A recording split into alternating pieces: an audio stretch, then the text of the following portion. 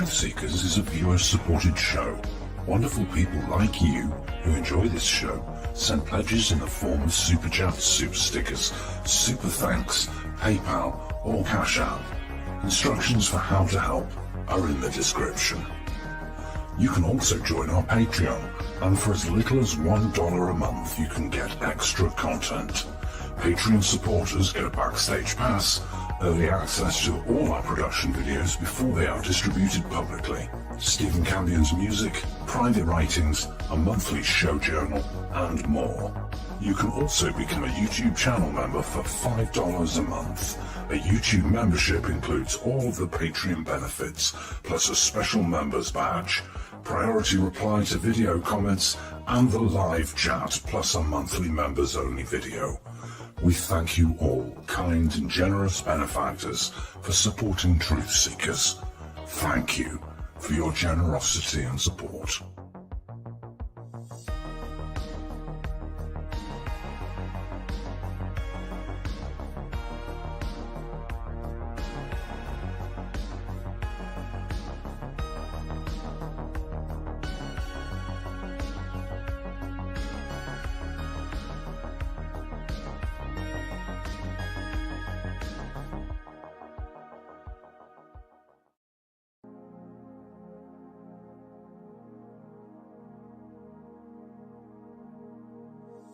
Truth Seekers is a viewer-supported show. Now there's a great way to support these broadcasts and show your support. Please be sure and check out our merchandise store. Links to our 2 merchandise online stores are in the links to this video or podcast. The Amazon storefront ships super quickly in the United States, Great Britain, and in many more places. Amazon may not ship to your country or location. If that's the case, hit our second merchandise link in the description and visit our Redbubble storefront. Merchandise from our Redbubble storefront ships worldwide, but may take longer than Amazon. We've got a great deal of super high quality merchandise for you to choose from, including t-shirts, phone cases, sweatshirts, and even pillows. The feedback from our products have been overwhelmingly great. Quality products and fast shipping. People all over the world are buying some merchandise and showing their support of the show. Praise the cash! Praise the cash! Praise the cash! We thank you all, kind and generous benefactors who are buying some merchandise and helping us to continue this journey.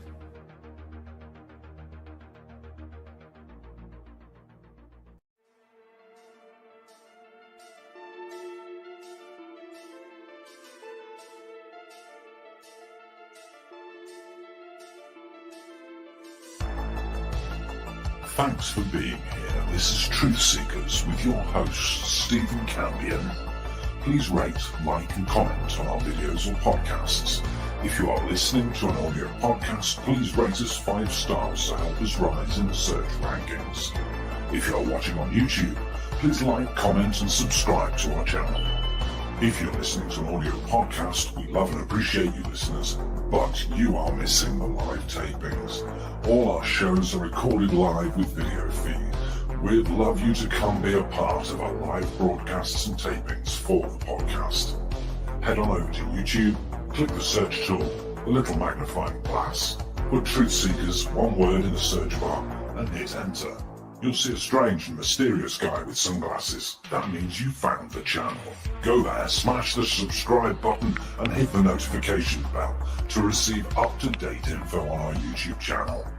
We welcome you to be a part of our live taping and our chat room during the live broadcasts. Seek the truth. Speak the truth. This is Truth Seekers. Truth Seekers.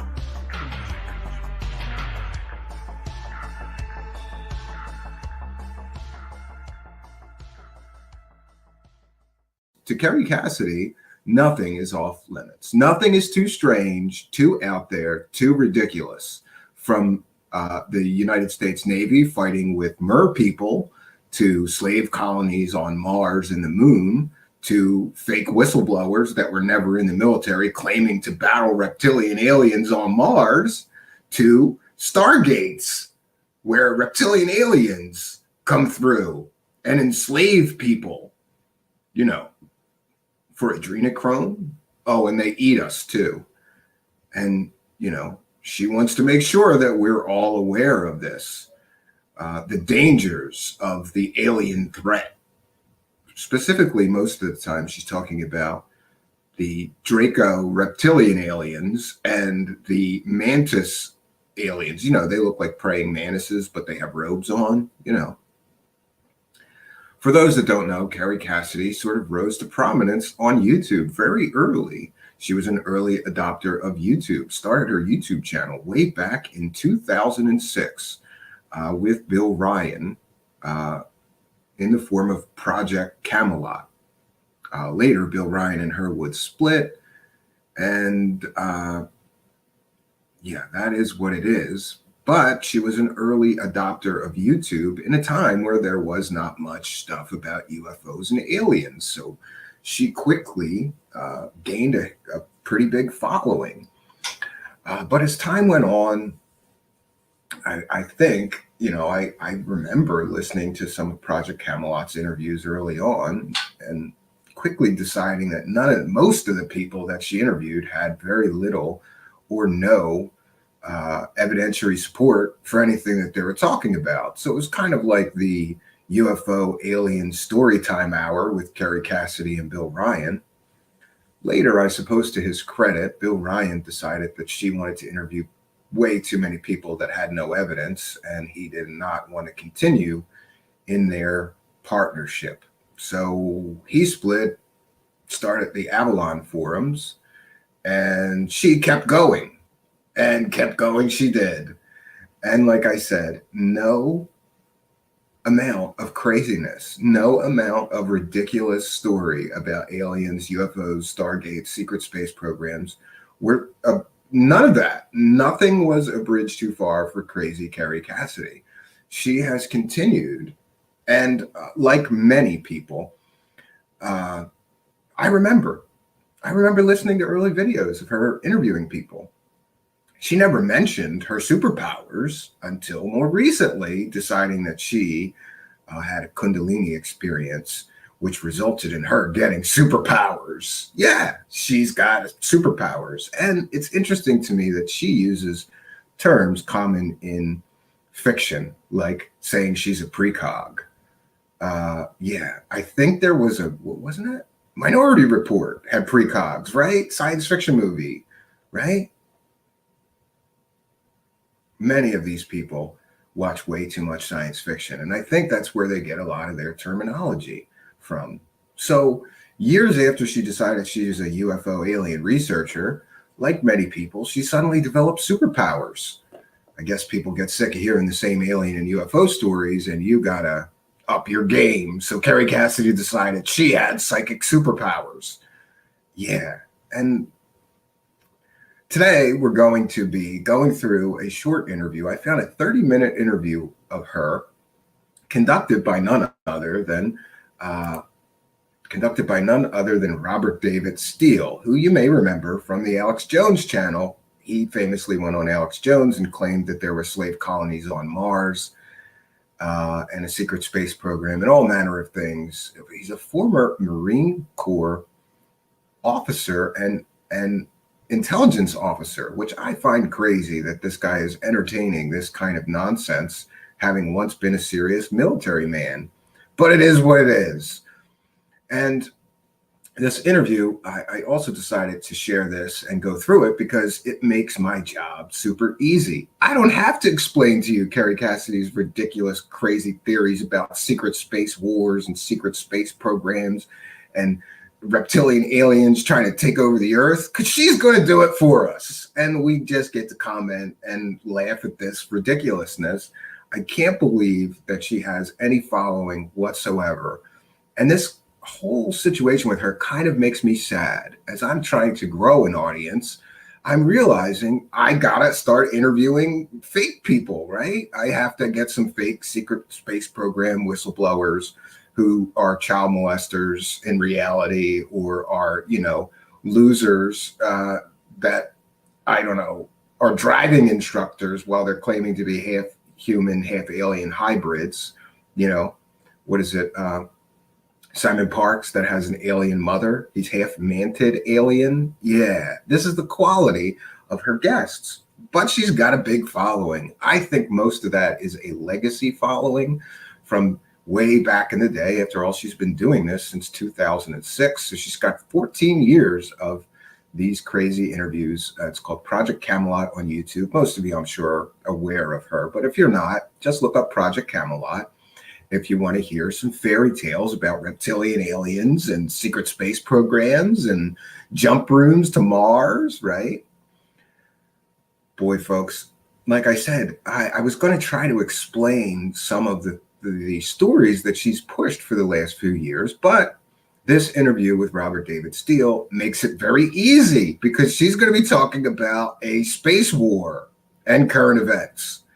Oh, friends, this Kerry Cassidy crazy train is it's just a thing to behold.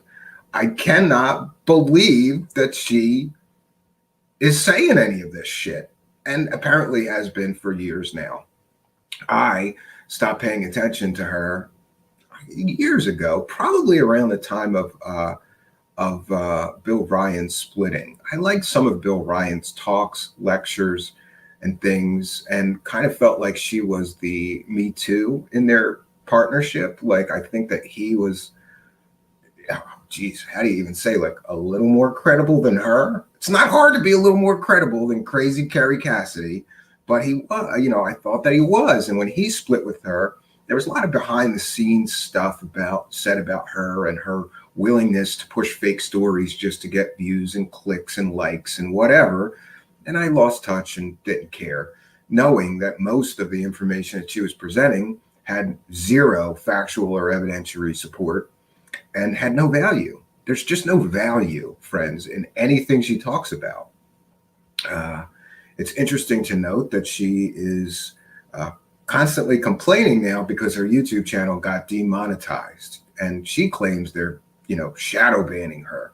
But the real truth is that she continually violates YouTube's terms of service by doing things like having fake doctors on saying that COVID is not a threat, and various other things that I think are a danger to the public. Is YouTube right in demonetizing her? Sure, because from their business standpoint, they need content that their advertisers will not mind, being an add-on.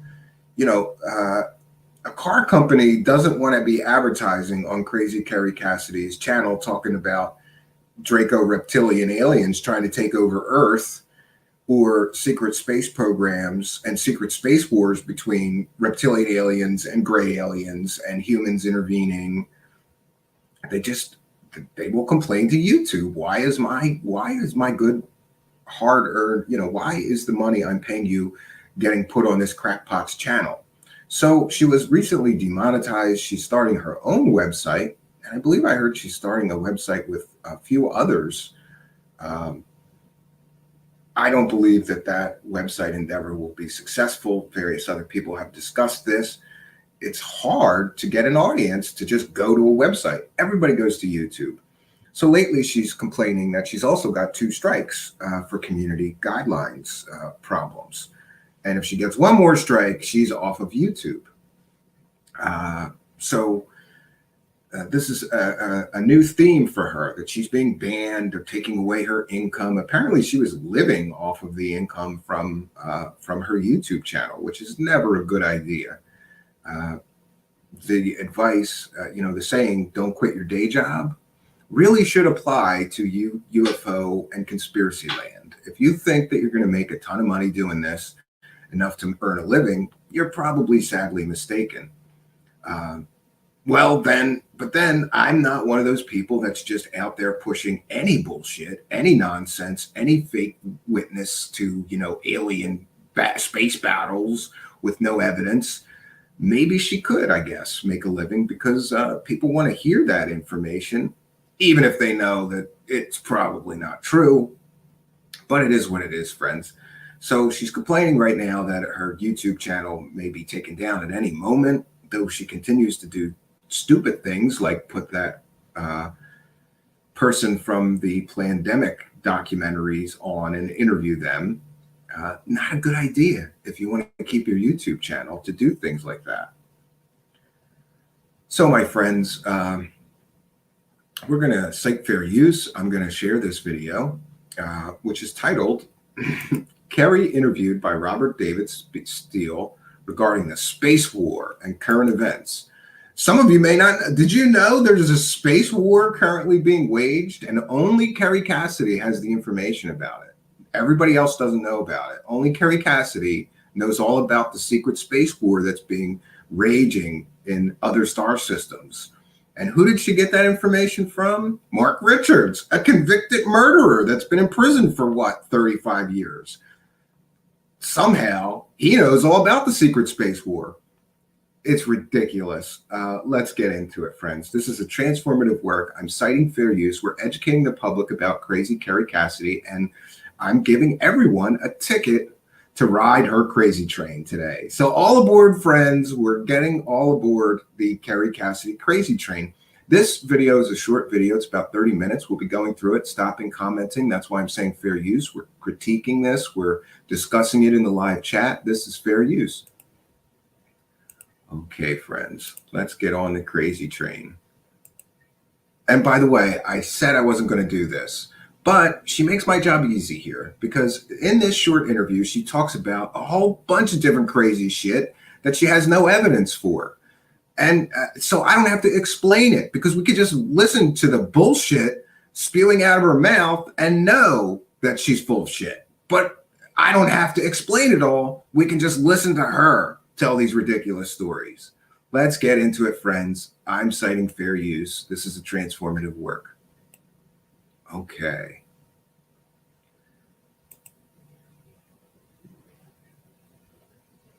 Interview by Robert David Steele, Space Wars and Current Events. And this is from November 10th.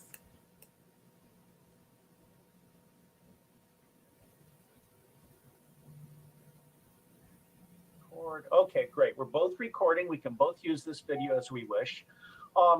Kerry, I have known you for a long time, and I've really respected all the work that you've done with Project Camelot. You gave people like David Wilcock his start. I consider you one of a dirty dozen, maybe even a handful. So it's her fault that David Wilcock is out there scamming people for money about fake stories. I guess he learned from the best. 5 top people in the secret space war arena. Now, recently you recommended to me a video talking about how the shuttle was actually shot down by an energy beam. And here's another one of her crazy conspiracy theories. The space shuttle was shot down by a directed energy weapon. It wasn't a, mechanical failure, or, it was shot down. And we agreed to talk now for a few minutes. Just give us an overview of what you think is going on in outer space right now and who's doing what. Okay, well, that's a tall order, but the bottom line, and my information, again, comes from my sources. It also comes from my own intuitive downloads, you might call them. Yes, her sources are very high quality people who claim to be government insiders, but then when you look into them, they turn out to be convicted child molesters, or let's say court-martialed child molesters. That's one of her sources. Who's her other source? Mark Richards, a man that was convicted of murder 35 years ago and has been in prison for 35 years, but still claims that before he was arrested, he was a member of the secret space program and he fought aliens and stuff. She has such high quality sources that we should trust. We should trust a man that's in jail for murder, right? And we should trust a man who is court-martialed for molesting children. These are the quality of her sources. What's her other source? Her superpowers. She's got superpowers, bro. She gets precognition downloads. Great. And it also comes from what we call triangulation. That is when 3 or more sources agree on something, then I take it seriously. And I just want to stop it here. This is ridiculous. Just because 3 of her fake sources tell the same bullshit story doesn't make that story any more believable. You have to vet your sources, Crazy Cassidy. You have to vet the sources.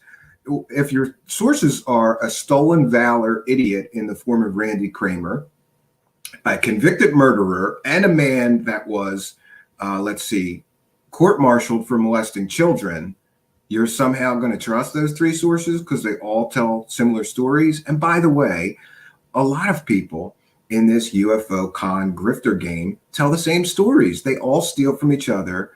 They borrow from each other. You know, they take 70% of one guy's story, add 30% of their own bullshit on top of it. This does not make your stories any more believable, Kerry Cassidy. Three sources that are completely and totally suspect and have no evidentiary support telling similar stories does not make the story credible. And if you believe it does, you're a fucking idiot, Kerry Cassidy. And do more research. So the door is always open. Things can be proven or disproven as we go along. But at the moment, my information is quite substantial. And I can say that according to Captain Mark Richards, we are fighting a war right now, strangely, in the Orion galaxy that is spilled over also onto Earth. Yeah, Captain Mark Richards is the man convicted of murder that she has been citing as a source for quite some time now. And that's ridiculous. First of all, if he's been in prison for 35 years, how the fuck would he know what's going on right now in the Orion star system? Are they calling him in prison? Are aliens calling Mark Richards in prison from the fucking Orion star system? That's quite a long distance call, Kerry Cassidy. And, you know, I don't know. I've known a few. I've had occasion that I had to contact somebody that was in prison. That's not easy to do. You know, you got to get through this and that. It's ridiculous. Who's calling Mark Richards from the Orion star system to let him know all about the alien space wars that are taking place? Who's doing that? Do we get to know who's? No, of course not. She just says this shit like it's factually correct. She's an idiot if she believes that some guy in prison is getting communications from another fucking star system. You're a fucking idiot, Kerry Cassidy. We've been fighting with various alien races now for many centuries. Maybe ever since humans came to the planet. So initially, this planet was considered to be belonging to the reptilians and the Draco, and they will continue to try to exercise their will over humans. And and specifically, the reptilians are called the marauders of the galaxy. A recurring theme with her is these reptilian bad guy aliens. And by the way, if we have been fighting with aliens for thousands of years, wouldn't there be some evidence of that? Of course there would, but not in Kerry Cassidy's crazy train world. There wouldn't be. There would just be, you know, child molesters and convicted murderers as proof. It's fucking ridiculous. So it's not just this planet and these humans, but it's actually planets and galaxies that the reptilians will go around and try to dominate and take over and also use as food sources. And for did you hear that? Food sources. They eat us. These reptilian aliens like to eat humans. We're a delicacy. I've heard her say that once before on another crazy video. Trading, because they use humans or humanoids as a trading source. So they trade with other races that do use us as slaves, and that includes, you know, sex slaves, but for food and also other nefarious uses. So she's saying that the aliens not only eat us, but they fuck us too. Kerry Cassidy right here is saying they take us, we become sex slaves, they fuck us, and they eat us. Great. This is some high quality information, Kerry Cassidy. We're also, by the way, used because of our ingenuity in building. And flexibility, and even the police. Yeah, why would a super advanced race of aliens need humans who were hundreds, thousands, maybe tens of thousands of years technologically less advanced than them? Why would they need us to build anything for them? Wouldn't they just use robots or something, you dumb bitch? Pleiadians, who are in most cases supposed to be our friends, and certainly we are descended from them in part, and they're descended also from Lyra as we are. But they also like to use us for the front lines in their war with the reptilians and Draco. So humans are fighters. Who's in charge for Earth? Now, I've heard that there's a multinational secret space force. and that China, Russia, and the United States are in alignment. Is that correct? It's supposed to be. However, there Yeah, are. and Robert David Steele, you're a fucking idiot too, because China, Russia, and the United States can't even agree on simple things like fucking trade agreements. But somehow we're going to build, interstellar spaceships together, and this is crazy. Are extenuating circumstances, and one of those circumstances is that China and North Korea are at the moment aligned with a sort of new guys on the block type of alien race. And I can't tell you who that is. I might have a conjecture on that. They've always been aligned with the Draco, and therefore, if we are in partnership with them in the secret space program, it may be keeping your enemies close, or your friends close and your enemies closer. Yeah, and here's another recurring theme. The enemies, our enemies here on Earth, are always aligned with the reptilian bad guy aliens. Doesn't matter if you're talking about Hitler and the Nazis, they were aligned with the reptilian aliens. Now China and Korea, our enemy, they're aligned with the reptilian aliens. You always got to put the reptilian aliens in with our villains, right? They're our villains, and they're aligned with reptilian aliens. But my understanding at the moment is that we're actually not on the same side as China. How's the United States doing? Well, in the war in the Orion galaxy right now, according to Mark Richards again, According to a convicted murderer with no evidentiary support whatsoever, that's been in prison for 35 years, he knows all about a secret space war happening in a whole nother star system. 100,000 humans are out there fighting as part of our secret space program. And we are, I think, doing a good job there. We have battles on many fronts, and we have Solar Warden that is protecting our particular galaxy. We are terraforming planets within our galaxy, like moons of Saturn and Jupiter. And here's another point. Kerry Cassidy, you're a fucking idiot, because there are amateur astronomers all over the Earth that have super powerful telescopes. If we were terraforming other planets in our solar system, somebody would find out. Somebody would know about it. And we are making deals with various races, including those from Aldebaran, who got involved quite early on, well, especially with the Nazis, as you may know, and they continue to be involved. They're involved also what appears to be a race of reptoids that has now been given at least part of Africa, if not all. And that comes, by the way, from, among other people, Gordon Duff.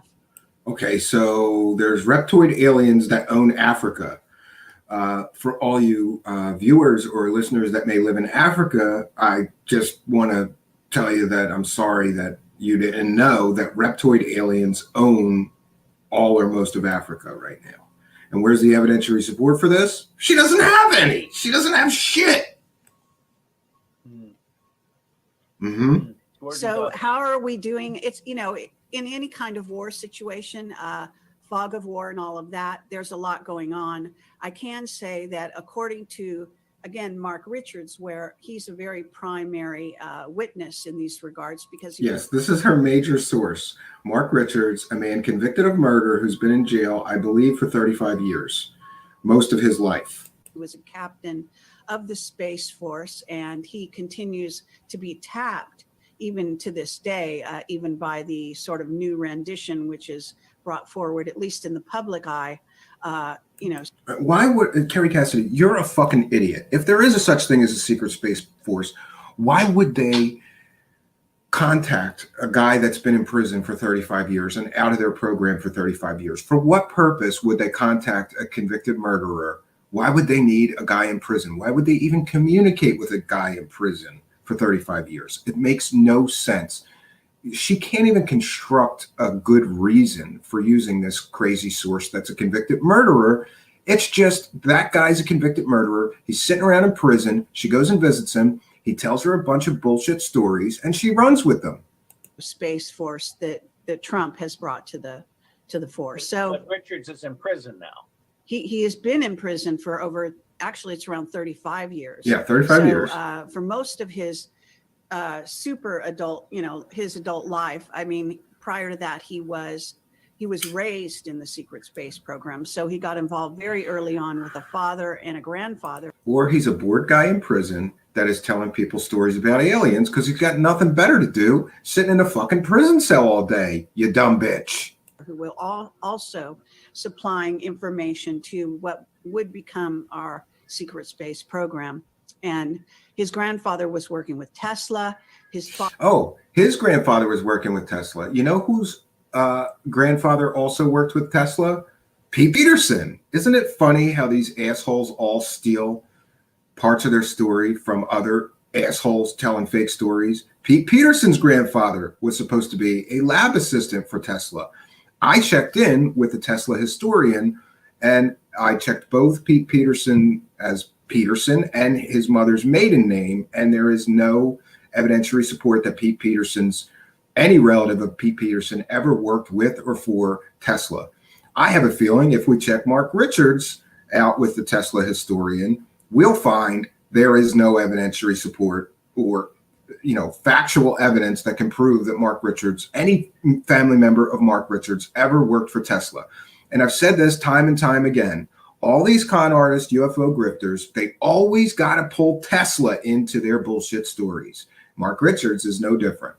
Father was a very well-respected Air Force. I forget what his rank was, but high-level Air Force. I can't. It was above captain, but I don't know. I forget the name. So are there two competing space programs? Is there a Navy space program and an Air Force space program? Okay, not to my knowledge. To my knowledge, there is what we have are a surface military and an underground secret space program. Now, there is a feed, a sort of a flow through between the two, as well as with our military industrial complex that involves high tech and goes to places like Kazakhstan, where we have a base and a major sort of super modern city and so on. So, but to get back to the different groups of military are aligned with various groups of aliens. Yes, and this is a continuing narrative with her, that we are aligned. I believe she said that we are aligned with the benevolent grays, because there's all different kinds of gray aliens. So we're aligned with the benevolent grays. China, our enemy, and North Korea, our enemy, are aligned with reptilian evil aliens. Yeah, okay. And certain of those aliens are, in theory, are enemies of each other. So there's overlap and there's also separation. And I can tell you that the Navy is said to be the head of the entire secret space program, specifically, Navy Intel and ONI. And I can say that the Air Force is more or less given that sort of over to the Navy, as I understand it. There's also the Army, and they were very involved and continue to be, I believe, with gray aliens, and those are many races of gray aliens. So it's hard to cut and dry everything, to make it simple. But understanding that there's an overall sort of leadership, from my understanding.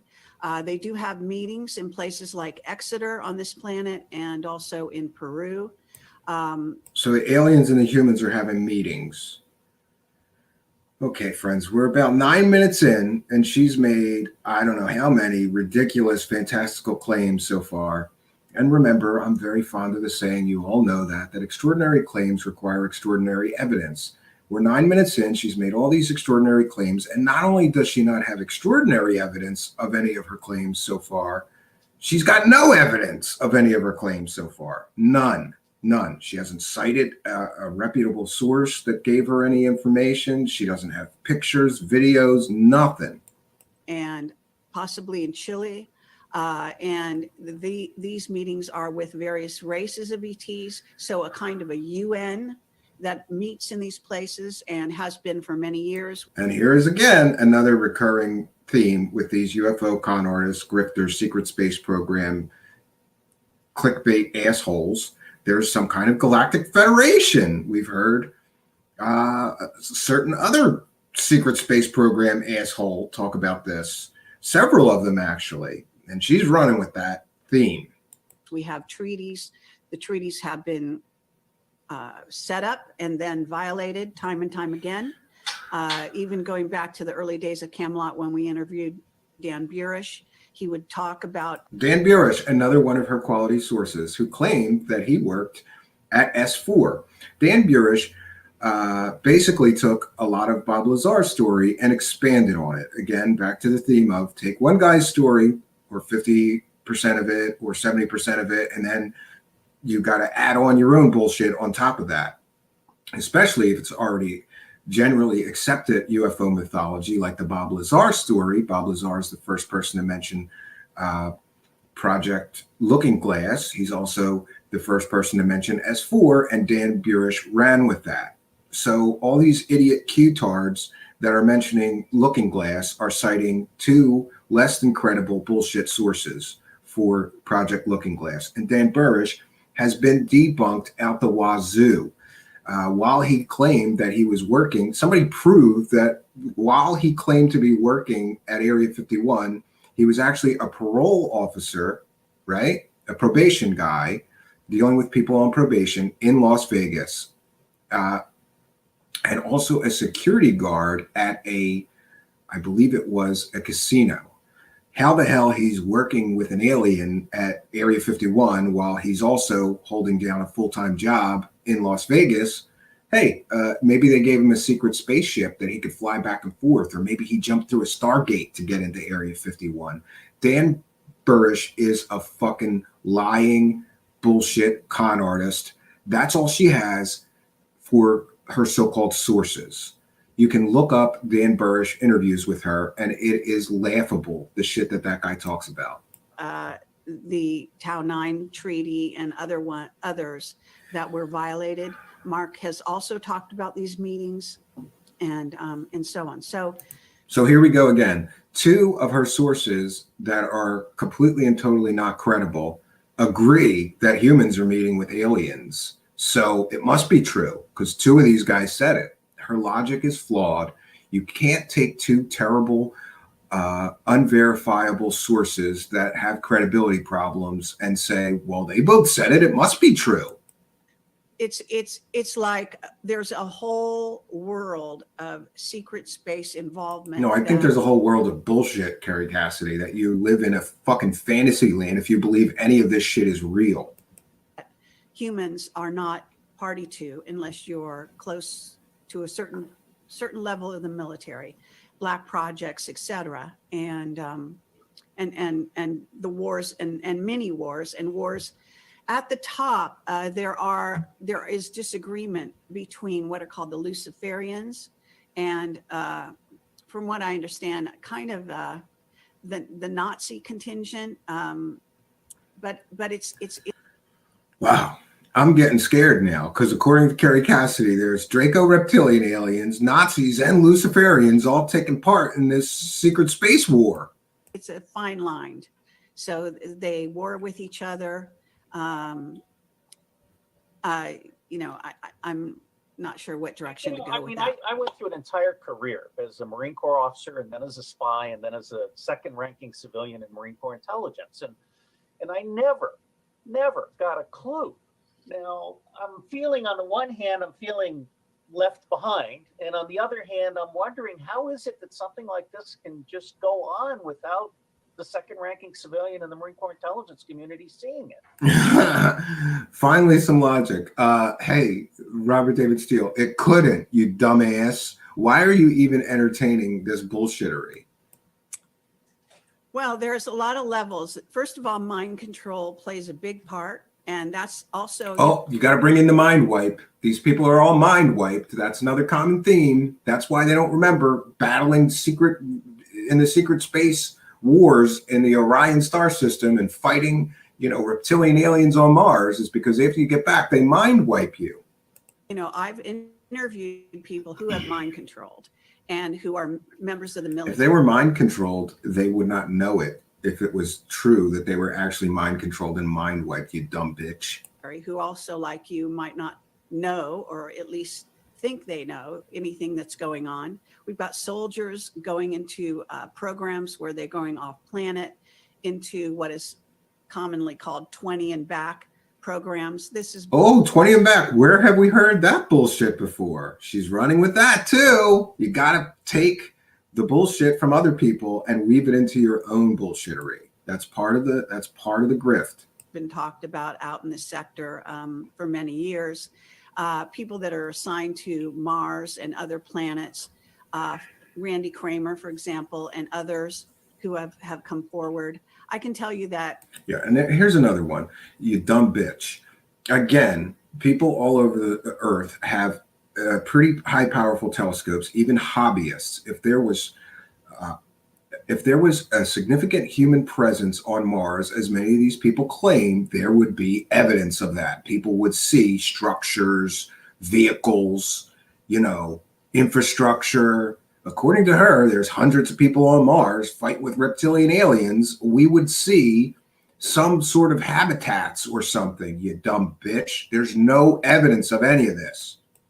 As recently as today, I talked to somebody who was a very high level military in the Air Force but she's not going to tell you his name because then you could check, right? She does this all the time. She mentions, I've heard her do this. We got to come up with a way to describe this. I don't know. I would call it like the Kerry Cassidy source in an instant maneuver. When she's challenged and confronted, suddenly she comes up with a brand new source she's never mentioned that she just talked to that's a high-ranking military official. She's doing it right now. We never get the name of the person. We don't get to see his bona fides. We don't get to see his military records to prove that he's a credible source. She just makes this shit up. Again, validated everything I'm telling you. So so a high-ranking military official whose name I won't give you validated everything that I'm telling you. This is her attempt at bolstering her bullshit claims. And I'm sorry, crazy Kerry Cassidy. You can't just say, I talked to a military insider that he agrees with me that this is all true. Give us his name. Let's talk to him. You never get there. You never get the name of the fucking sources that she's trying to claim, bolster her bullshittery claims here. Never. In terms of how you didn't know, one side, in essence, I think there's suspicions, okay? I think the higher up you go, even in the officers, there will be people that are suspicious. They will find out that there are sort of, in essence, what we have is a parallel track. Right. And I don't know if you remember the missile that went off the coast that was shot over, I think it was Catalina. This is a year or two ago, maybe more, actually more than 2 years probably. And that was shot out by one part of the military, whereas the other part of the military was completely naive about it. And it got reported as if it was a nefarious incident. Some people thought it was China. But what they don't understand is that in a sense, there are miniature battles going on between the levels of the service, but they don't clue people in. The Gulf oil spill, for example, had to do with the Falklands War, had to do with the AI and the black goo. All of the AI and the black goo. So the AI and the black goo right now, basically, here's her source for that. It's a fucking episode of the X-Files, you dumb bitch. That's a fictional television show.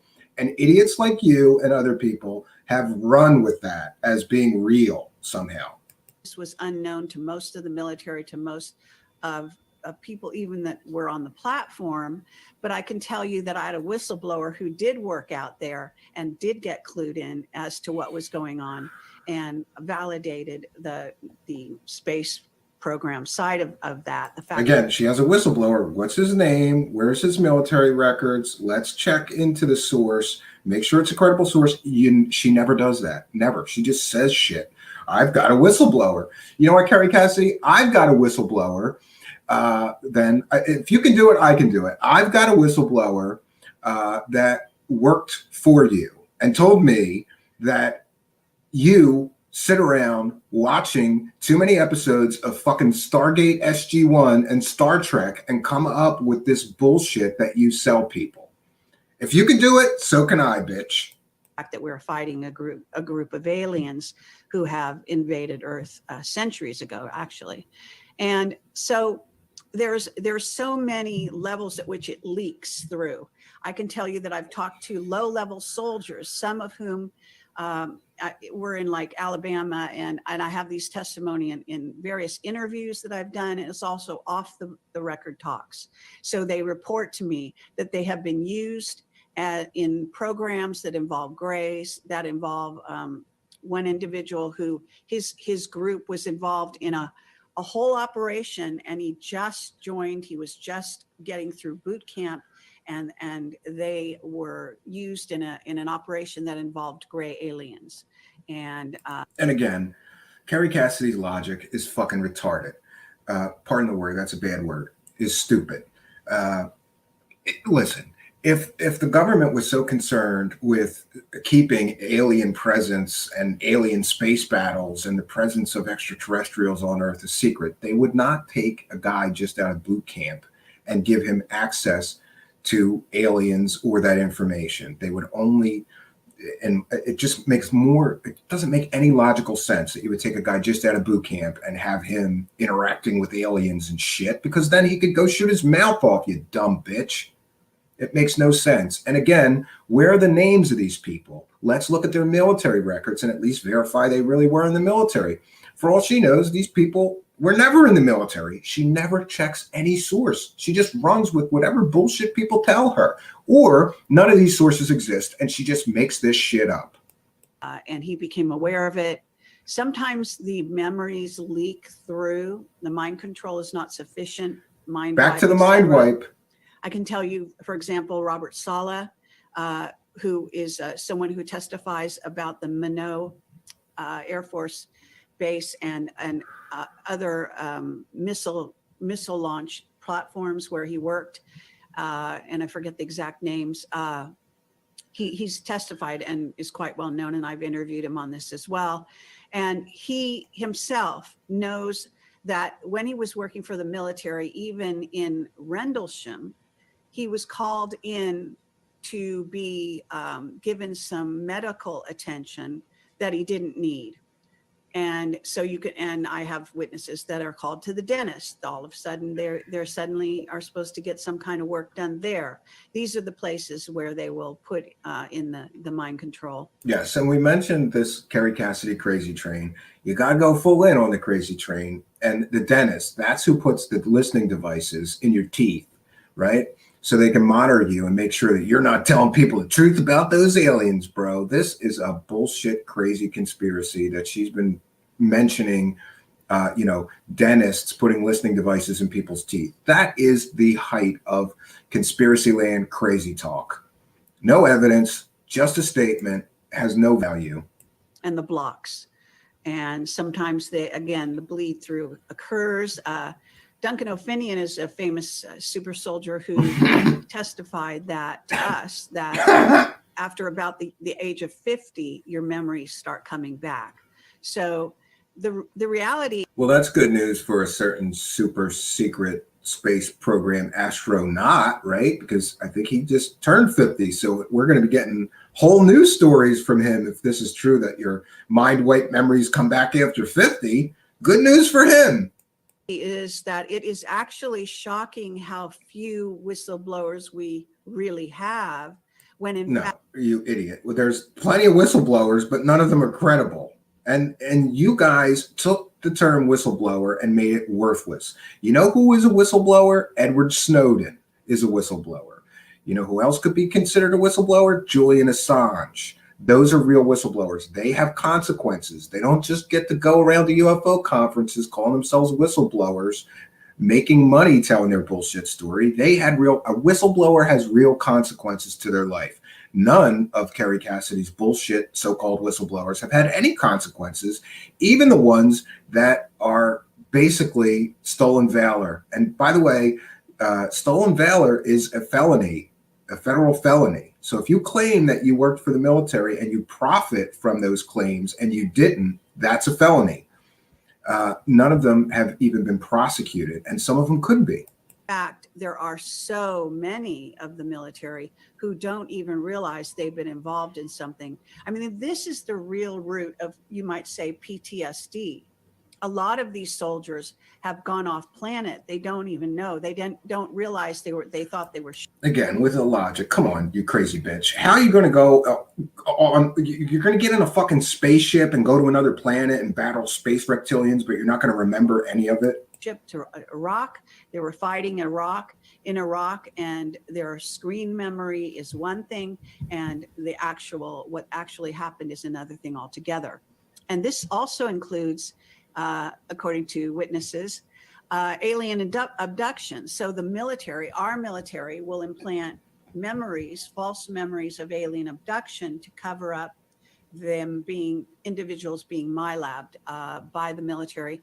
But oftentimes the strange thing, and this is sort of, I don't know, a hall of mirrors, because aliens will also be involved in that aspect. So it's a hall of mirrors. She's stealing that term from Linda Moulton Howe, whose famous statement, the UFO phenomenon is a hall of mirrors with the floor of quicksand. Again, they all steal from each other, borrow terms. It's crazy. When some person says that they've got a screen memory, they realize it was a screen memory, they've got another memory. You're familiar with the way mind control works, and there will be levels upon levels to basically make a sort of a fail safe. So that don't tap into what has really gone on with them. Oh yeah, it's screen memories. Should humanity be worried?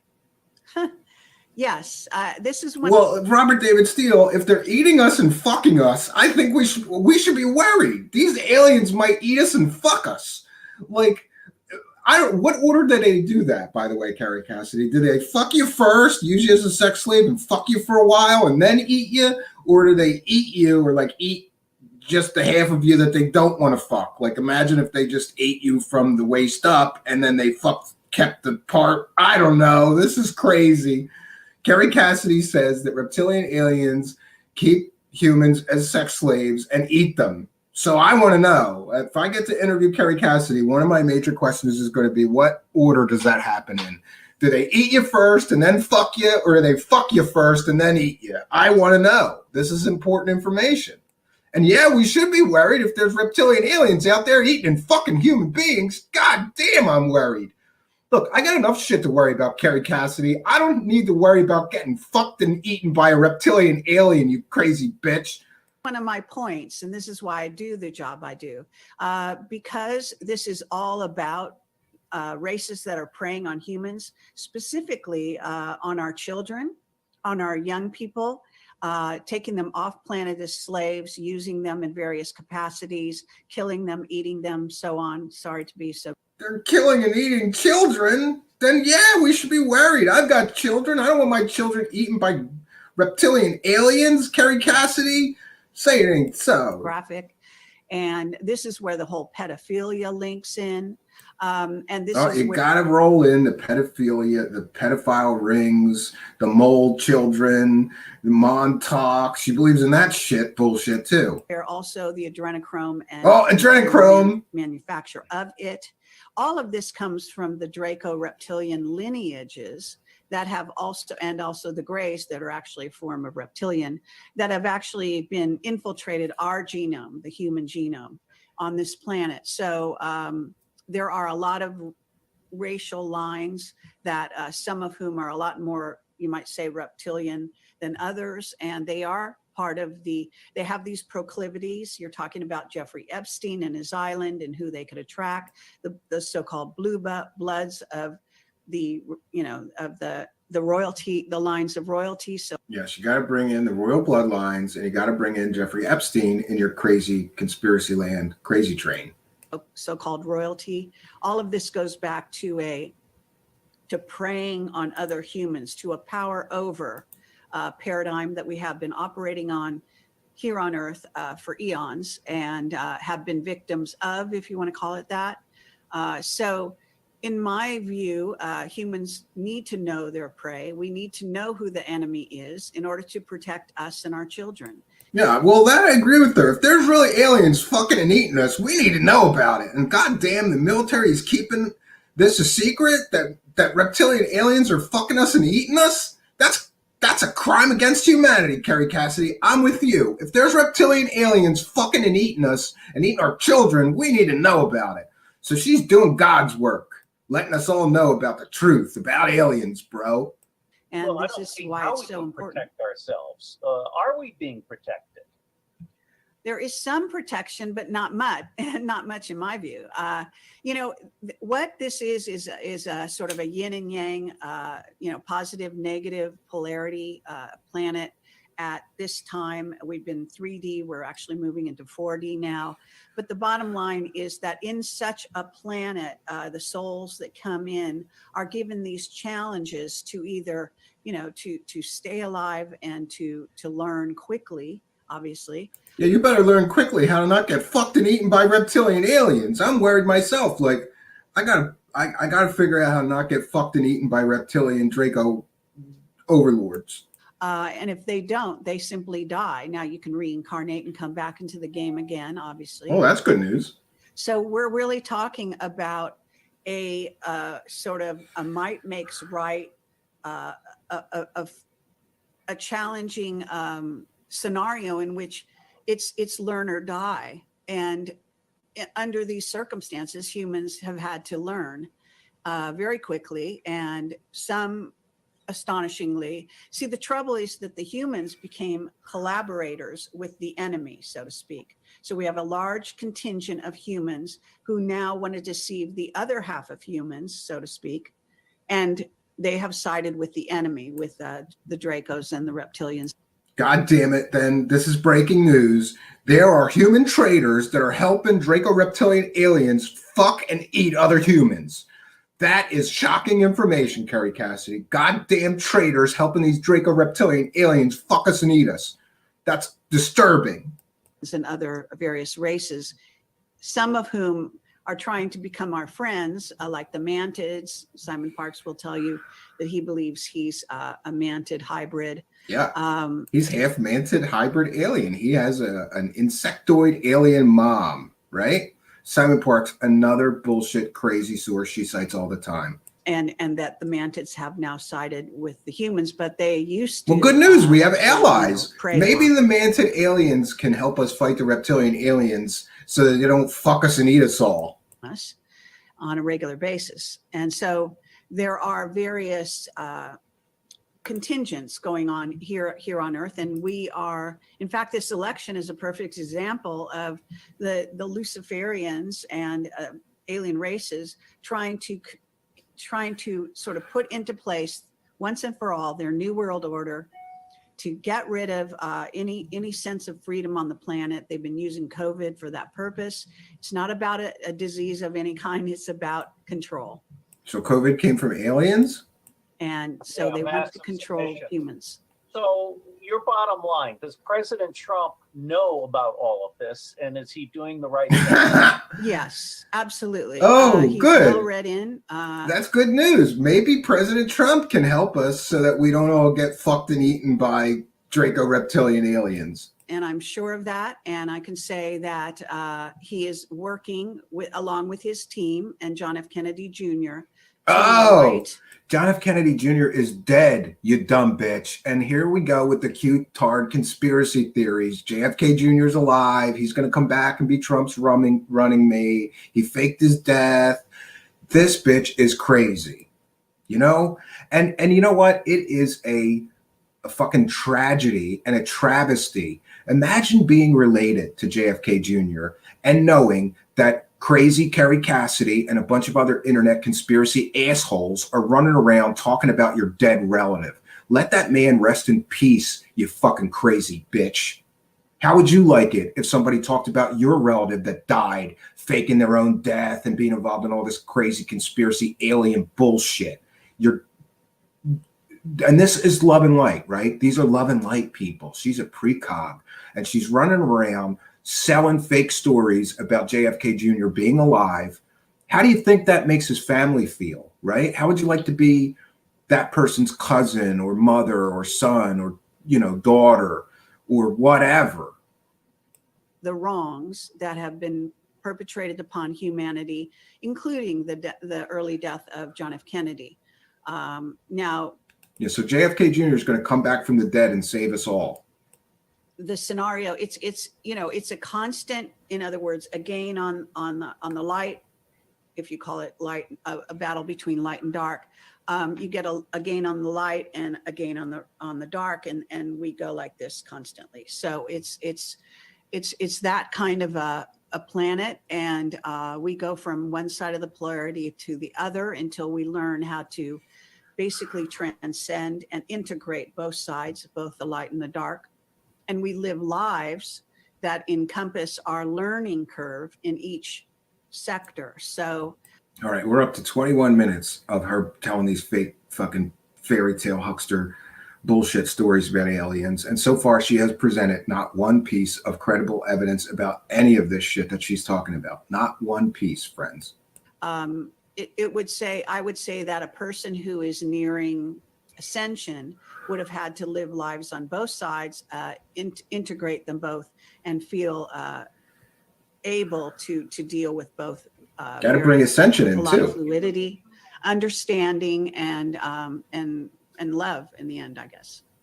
All right, you brought up. Well, there you have it. You know what can save us from evil Draco reptilian aliens fucking us and eating us? Love. Love can save us from the evil Draco reptilians fucking us and eating us. That's good news, friends. All we have to do is love them, I guess. Are we supposed to love them while they're fucking us? Are we supposed to love them while they're eating us? How does love stop Draco reptilian aliens from fucking us and eating us, Kerry Cassidy, you dumbass? John F. Kennedy Jr. I've done an analysis, and I've come to the conclusion that it's 80% likely that he and his wife are alive. Robert David Steele, you fucking asshole. Tell us about your analysis proving that JFK Jr. and his wife are 80% for sure alive. You're a fucking idiot, too. Talk to someone who claims they have actually met him recently. That is, and Lovely. he's alive. Mm-hmm. What can you add to our sense of whether Kennedy Jr. is alive or not? Well, I can say, and I have talked about this in other places, but I had, during this summer, I had a night in which, for some reason, I simply had nonstop dreams that didn't seem like dreams, that seemed stronger and more real than reality. And here is another Kerry Cassidy. Crazy Kerry Cassidy prover move. We're just going to call it the crazy Kerry Cassidy prover move. When somebody asks you for evidence, you just got to bring in your superpowers. She has precognitive dreams, right? And that's her proof that JFK Jr. is alive, because she dreamed about him being alive. You're a fucking idiot, Kerry Cassidy. You don't have any proof of anything. Your fucking bullshit psychic superpower dreams are not proof of anything, you dumb bitch. In which I was interacting with John F. Kennedy Jr. and talking with him, interacting with a group of people and him, interacting with Trump and him, nonstop all night long. So I would go to sleep for a short time, then I would wake up, I would recall what I was seeing, I would go to sleep again, wake up, and it went on all night like that. And in the process, when I woke up to this reality during those times, I would think that this reality was absolutely not reality, and I would go back into this other reality. What that told me, multiple timelines, and you got to bring in the multiple timelines. Recently reviewed the music of time, about frequencies and time and space travel. So I have a completely open mind on this, even though I myself have no direct knowledge. Let's end on what I hope will be a happy note. How do you see? Yeah, I hope they're going to end on a happy note too, because so far, all this is bad news. We're involved in a secret space war with, malevolent, evil, reptilian alien overlords that want to fuck us and eat us. That's bad news. Let's see if she can spin some good news and end on a good note. How the fuck do you end on a good note, Robert David Steele, after she's been talking about Draco reptilian aliens fucking us and eating us? See the next 2 months going in the United States of America. Okay, well, let me clarify, because I am a time traveler. I know all time travelers, but I'm very aware of different timelines. That she's a time traveler in addition to being a superhero with precognitive, super secret psychic powers, right? And I will tell you that this was not a different timeline, for what it's worth. You know, everyone's going to have their own point of view. But what I was seeing was the future and the now, maybe the eternal now, but nonetheless, it was this timeline that I was dealing with. I don't know how I know that. I just know that. So, but in terms of the future, this has been very interesting for me, because as a precog, I will get validation. So, bitch, I think you watched that fucking movie Minority Report too much, because she says precog a lot, you know, and they had precogs in the movie Minority Report, right? Is it Minority Report? Yeah. Where the psychics, you know, where they would arrest you for a murder you had not yet committed, because the precogs would alert that secret force to go arrest you because you're about to murder somebody. I get things that come into my mind like little film strips, and then they play out in front of my eyes later. And sometimes it can be years, and a lot of years. Like, I have a whole library of this stuff in my head. And sometimes it's something very brief, and I could have a dream tonight and it could happen tomorrow. And I've had even recent validations. So I kind of bottom line on now to February. All right. So what I'm trying to say is that it's been very foggy. In other words, nothing is really coming very clear other than small things. So what I'm seeing in the future is we're not wearing masks. Since Biden's agenda is that we wear masks all the time, and he's actually said this, which is completely absurd. I have to say that I don't think he's going to last. And I don't think Kamala is either, as far as being a president. So I don't think they have a long life, you know, as in that role. Now, I hope and I believe that President Trump has all the evidence that the election has been stolen. And here we go. She's a huge supporter of President Trump, and, you know, all the Q-tard fantasy stuff. And, you know, it's all set up, 4D chess. Trump knew they were going to try to steal the election. He marked the ballots, all of this nonsense bullshittery she folds in with her other conspiracy nonsense. Further evidence that has come behind the scenes to me that validates that. Okay, again, with the Kerry Cassidy prove remove. I've got other evidence that has come to me that validates what I'm saying, but she doesn't share any of that evidence because she doesn't have any fucking evidence of anything she talks about. It's a fantasy land, folks. Believe that they're going to make a very good case in the courts, and there's no reason why they shouldn't win, because it's the truth. The elections have always been stolen, but now they're going to demonstrate how. And this is just one way they've been stolen. There are a multitude of ways. I don't know if they're going to get into the Dominion software and all of that, but certainly we know that goes on. Whether Trump will be victorious in the courts is another matter, because the dark side never sleeps either. So people have to understand, you can rerun the election, you can review everything in the courts, but some of those judges can be bought, can be threatened, et cetera, et cetera. And how do you? Yes, because maybe they went to Jeffrey Epstein's pedophile island, and we've got dirt on them. So, you know, yeah, the evil cabal that's trying to steal the election can bribe the judges. It's ridiculous. Prevent this. There has to be things in place that Trump has foreseen in order to make sure that these things are going to be brought forward in a true and honest way. It's an uphill battle. I do believe there's every reason to believe that Trump is actually supposed to fulfill the next 4 years here on the planet, because everything they set in place during the first 4 years was to come to fruition the last 4 years. If he gets halted in the middle of that, it seems like a huge crime against humanity also. Yeah, or he just lost the election, you dumb bitch. Because understanding that Trump and his team are all about disclosure of the truth. They want to show people the truth about what's going on the planet. And that does include. Yeah, the man that won't even show us his tax returns wants to show all the American people the truth. I'm sorry, Kerry Cassidy, but your logic is, you don't have any logic. You're a fucking idiot. You're just a fucking idiot to believe any of this shit. Underground bases, the children that have been held. Oh, the mole people in underground bases, and the mole children. So on. And as save well as the mole children that need to be coming forward. If there was to be cut short, then he wouldn't be able to fulfill his promise and what he was actually incarnated to do, fully and completely. And that doesn't. Trump was incarnated to save the mole children that are being sex trafficked around the world. First I've heard that. Okay. I thought he was incarnated to, be a rich, spoiled kid that grew up to be a rich, spoiled adult. Doesn't seem right to me.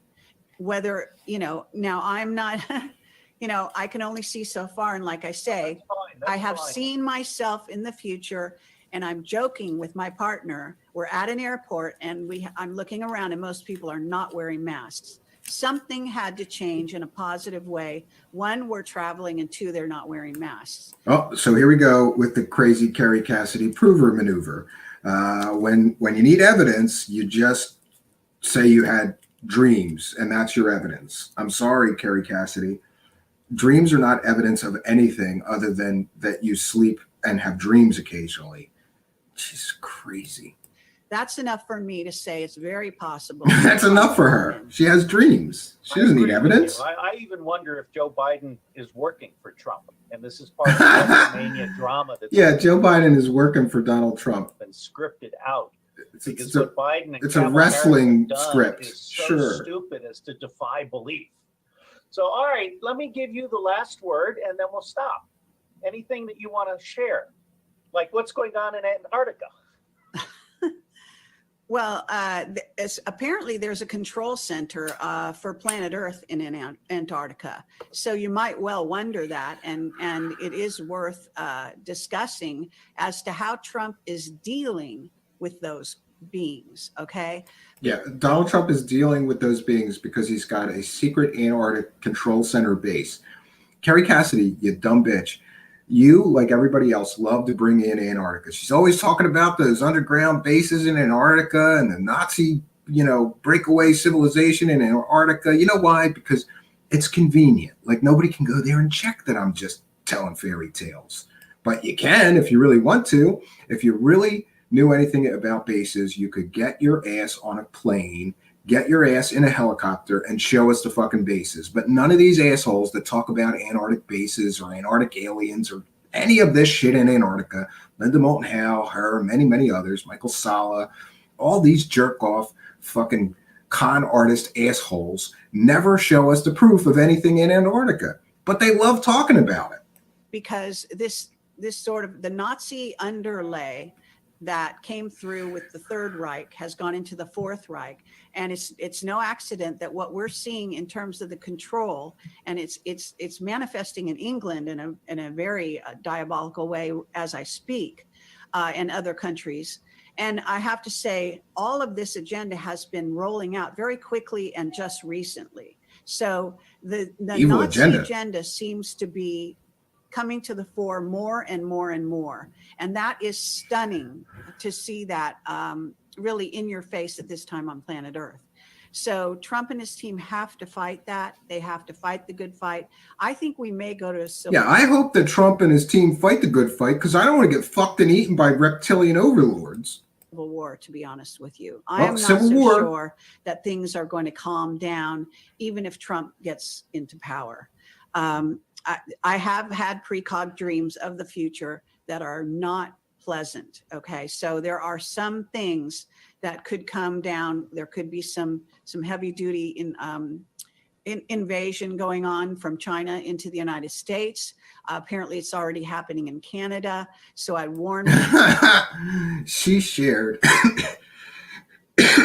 she shared a video that was from a fucking movie and claimed that China was invading parts of Canada. This crazy dumb bitch. People about that. I'm trying to warn people about that. I don't think Biden's working for for Trump. I think he's working for the Greys and for China.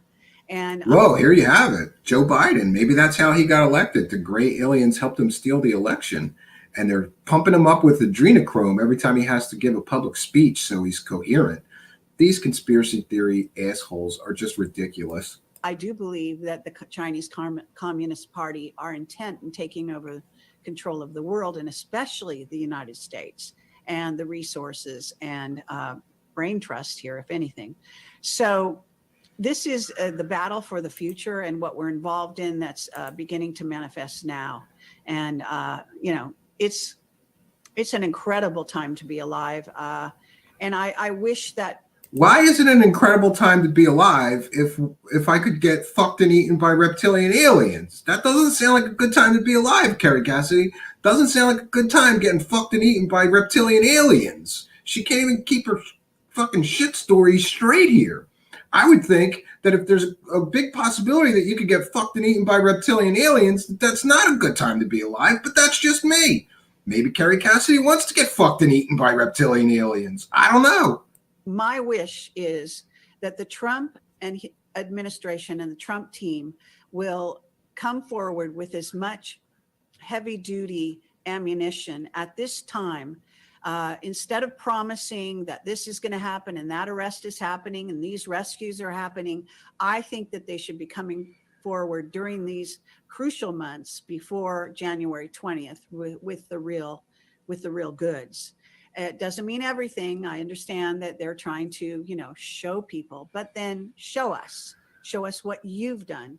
And if you want people to be enlightened and to see a different way. It doesn't mean you're going to change them, by the way. You can show somebody all night and all day, but if they don't want to see, whether it's Columbus or anything else, they're going to attribute it to whatever they want. So this is where we are. We're at a very interesting juncture. That's my parting words is, you know, that they come forward with some of the goods, because he has been fighting with one hand tied behind his back. He has Trump cards in hand, and I think he should bring his Trump cards. Trump has Trump cards. Yeah. Let's end on that. No, thank you, Kerry. I have a completely open mind, and I value your richly hard-earned perspective. Thank you. Thank you. And I got some very good news today, I have to say, and that makes me all the more hopeful about the future, because, you know, if individuals will come forward to tell the truth, we're going to be in a lot better shape. She got some good news today, along with the bad news she's sharing that you could be fucked and eaten by reptilian aliens. So this is our short ride. All aboard, friends. This was our short ride on the Kerry Cassidy fucking crazy train.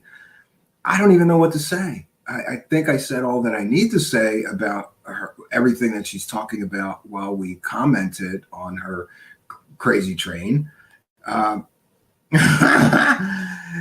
I'm very upset though, because I really don't want to get fucked and eaten by reptilian aliens. And again, in what order? In what order does that take place? Or do they just fuck some of us, eat others? Do they? I don't know.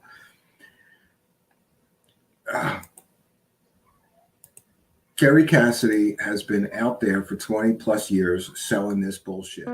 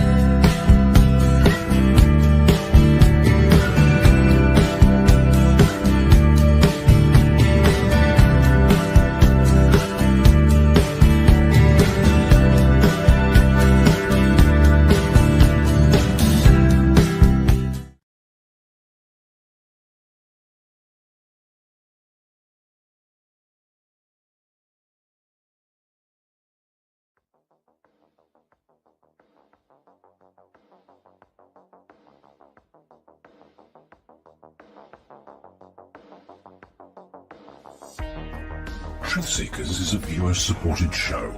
Wonderful people like you who enjoy this show send pledges in the form of super chats, super stickers, super thanks, PayPal, or Cash App. Instructions for how to help are in the description. You can also join our Patreon, and for as little as $1 a month you can get extra content. Patreon supporters get a backstage pass, early access to all our production videos before they are distributed publicly, Stephen Campion's music, private writings, a monthly show journal, and more. You can also become a YouTube channel member for $5 a month. A YouTube membership includes all of the Patreon benefits, plus a special members badge, priority reply to video comments, and the live chat, plus a monthly members only video. We thank you all, kind and generous benefactors, for supporting Truth Seekers. Thank you for your generosity and support.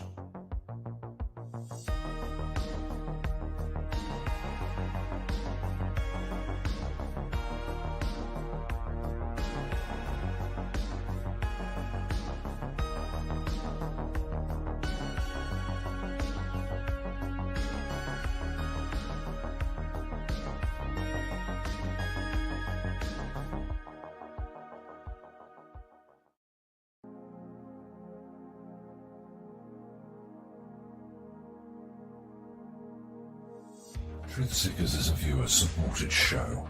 Now there's a great way to support these broadcasts and show your support. Please be sure and check out our merchandise store. Links to our 2 merchandise online stores are in the links to this video or podcast. The Amazon storefront ships super quickly in the United States, Great Britain, and in many more places. Amazon may not ship to your country or location. If that's the case, hit our second merchandise link in the description and visit our Redbubble storefront. Merchandise from our Redbubble storefront ships worldwide, but may take longer than Amazon. We've got a great deal of super high quality merchandise for you to choose from, including t-shirts, phone cases, sweatshirts, and even pillows. The feedback from our products have been overwhelmingly great. Quality products and fast shipping. People all over the world are buying some merchandise and showing their support of the show. Praise the cash! Praise the cash! Praise the cash! We thank you all, kind and generous benefactors who are buying some merchandise and helping us to continue this journey.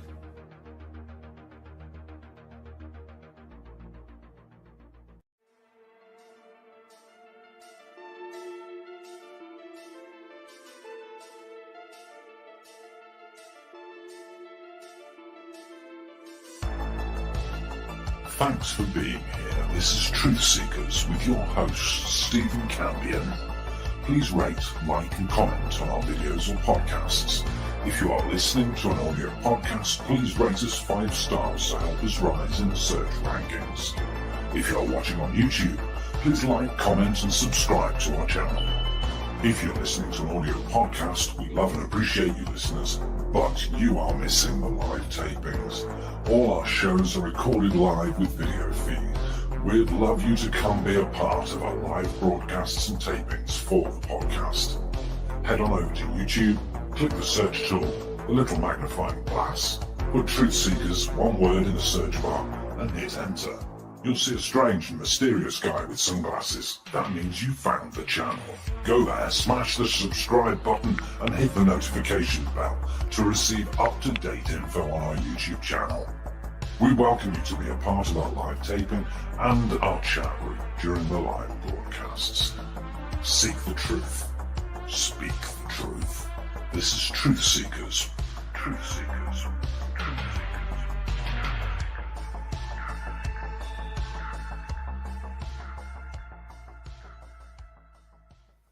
Greetings and salutations and welcome back. Today we're doing a double shot of shows because I'm kind of committed to doing a certain number of shows each week, and tomorrow may be unable to do a show. I'm hopeful though that I can still do that. Tomorrow I have some things to do, and then I have to get to the cabin and get all these materials, this roof material and all this other stuff. So earlier today, I offered everyone a ticket to get on the Kerry Cassidy crazy train. It's a fun ride, friends. Aliens, mer people, let me see, Draco reptilian aliens fucking people and eating people. Let's see what else. Stargates in Iraq that open up, and soldiers didn't know it, but the Iraq War wasn't about oil or Saddam Hussein. It was about those fucking reptilian aliens trying to fuck people and eat them. So we sent troops over there to fight them, and then we screen blanked their memories and mind wiped them, so they didn't know they were fighting reptilian aliens that like to fuck people. Yeah, and all manner of crazy bullshittery this woman is involved in. For those that don't know, she rose to prominence with something called Project Camelot, which was started in 2006 by her and Bill Ryan. Bill Ryan and her split. Bill Ryan now runs the Avalon forums, which is an interesting place because many of these so-called whistleblowers came out of Project Avalon. There's many of them that somehow got their start telling their bullshit stories. It's almost like a proving ground. Like if you want to be a secret space program bullshit insider, you go to Project Avalon, you mine the forum for good bullshit stories, you try out your bullshit stories on some of the users over there, and then you go public. It's happened multiple times so far at Project Avalon, but that's time for another story. Kerry Cassidy basically rose to prominence being an early adopter of YouTube. She was the first person that was really, her and Bill Ryan, that were really uploading content about UFOs and aliens and conspiracy world, secret space programs, faces on Mars, all that shit in 2006, some 14 years ago. Since then, her show has, her following has steadily declined. She has a huge subscriber base, but the numbers just don't reflect currently anywhere near the numbers that they used to get. Probably because she has just gone deeper and deeper into crazy land.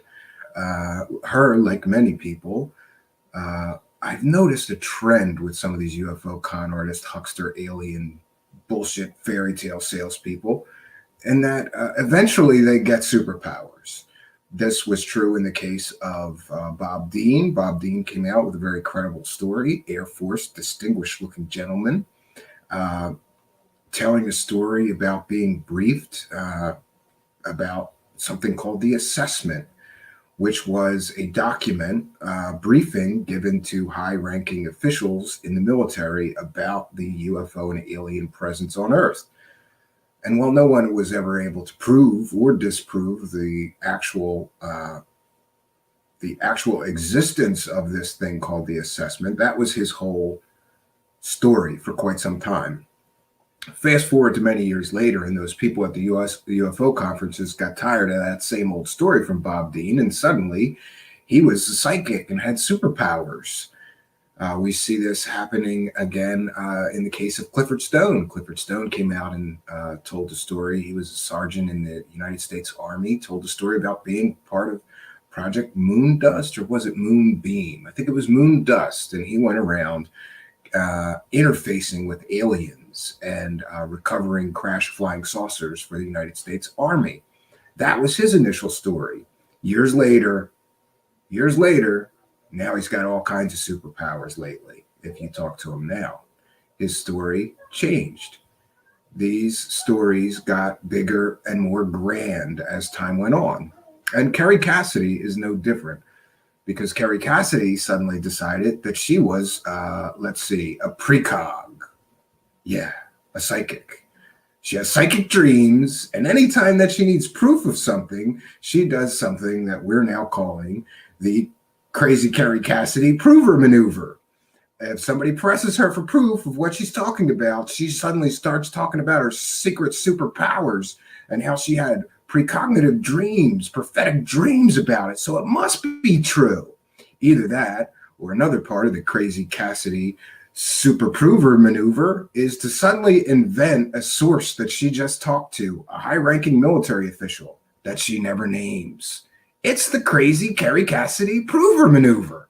Listen to her talk. You will hear her do crazy Kerry Cassidy prover maneuver time and time again every time she's pressed for proof of her bullshit stories. Folks, proof of her bullshit stories do not exist. So I found this really entertaining video. People, listen, people like drama amongst these UFO huckster fraudsters. Let me see.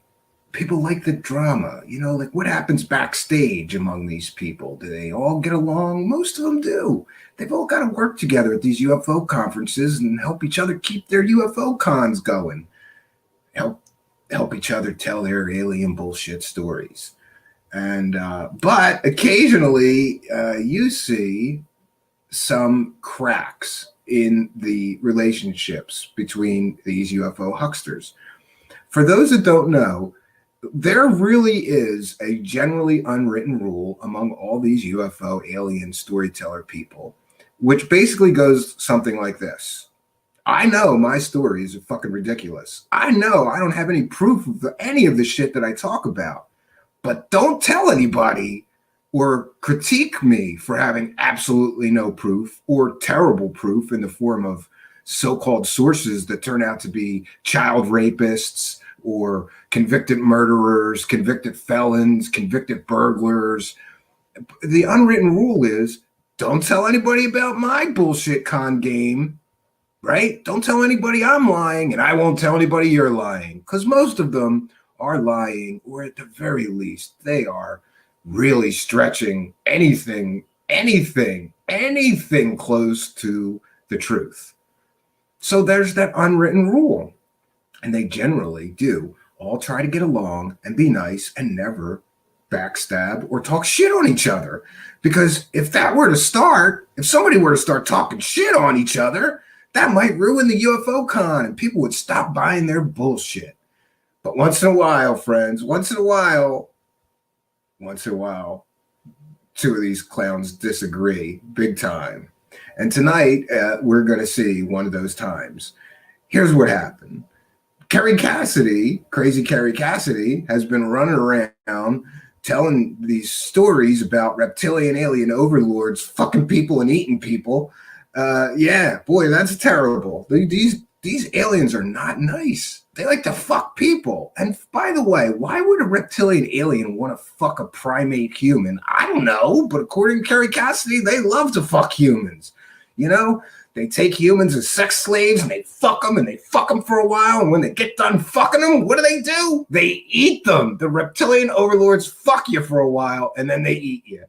So crazy Kerry Cassidy's running around telling these ridiculous stories about reptilian overlords, evil aliens that the Nazis were working with and that the Chinese government is in contact with, right? And Stephen Greer, Mr. Love and Light, meditate your way into alien contact. Yes, Stephen Greer sells an app where you too can contact aliens through meditation and bullshittery. But Stephen Greer's famous claim is that there are no malevolent or evil ETs. They're all good ETs. They're all our space brothers, and they don't want to hurt us. They want to help mankind ascend into a new age of enlightenment. So crazy Kerry Cassidy gets to interview Stephen Greer and has a real problem with him not acknowledging the existence of those Draco reptilian aliens that like to anally probe people and fuck people and eat them. And she's going to give him the business because, God damn it, Stephen Greer, how dare you tell people that there aren't reptilian aliens that like to fuck people and anally probe them and eat them? Okay?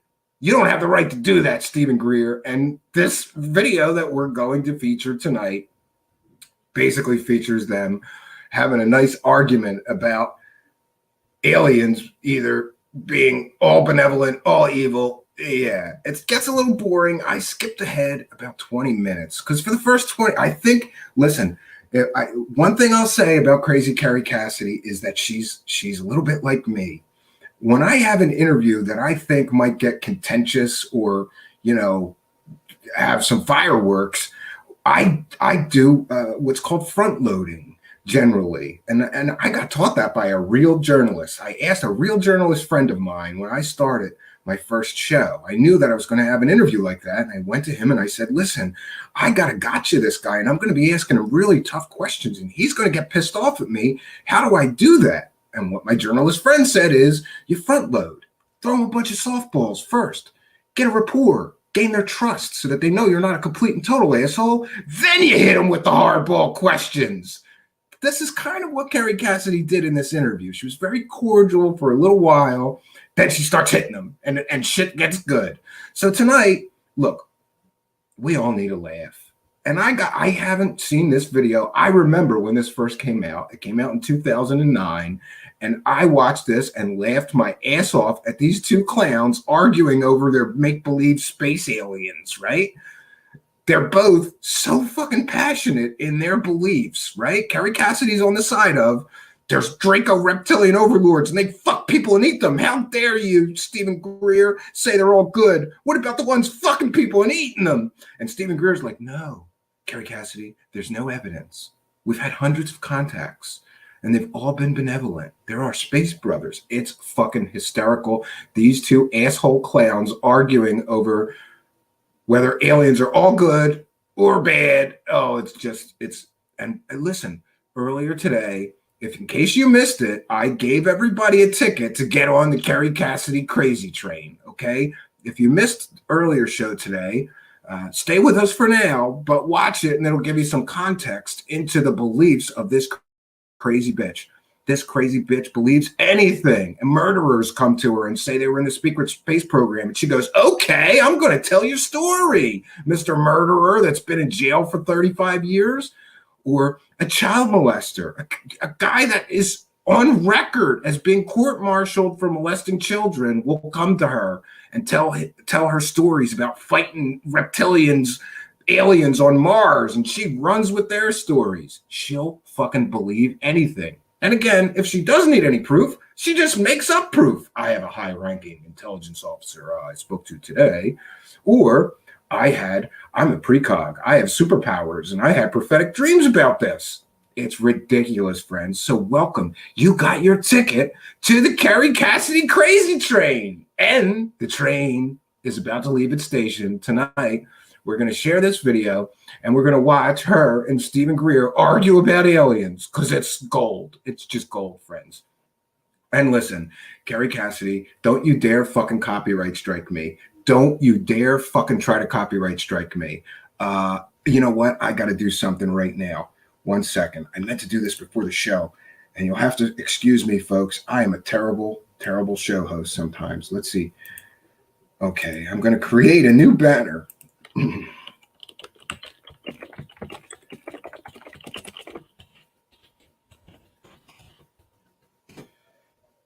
How come it doesn't like that?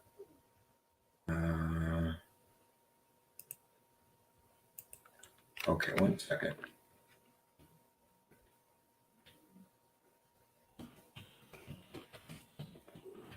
We are educating the public and critiquing the video share. Okay. Well, I think that'll be good enough for now. Transformative is not, I guess it's not found in the dictionary. Well, it wants it to be 2-word. I think it's fine. Okay. Okay. So, crazy Kerry Cassidy, don't you dare fucking copyright strike me. She owns the video. Well, her and Bill Ryan, and I'm okay with Bill Ryan. I think Bill Ryan would be okay with me sharing this. And Kerry Cassidy, you should be, because you share shit as fair use. So don't you dare fucking copyright strike me just because I'm going to make fun of you. I'm allowed to make fun of you because you say stupid shit. You say ridiculous, stupid shit. I'm allowed to share your video. While I'm going to stop it every once in a while, I'm going to comment on it. Okay. This is fair use. And just another thing. 1 second, friends. I got to do one more bit of business. And that is, again, I'm a terrible show host. I don't know what's going on, but YouTube used to give me the show link before YouTube would once give me, up until the last couple of days, YouTube would give me the show link before the show went live and I could post it on Twitter.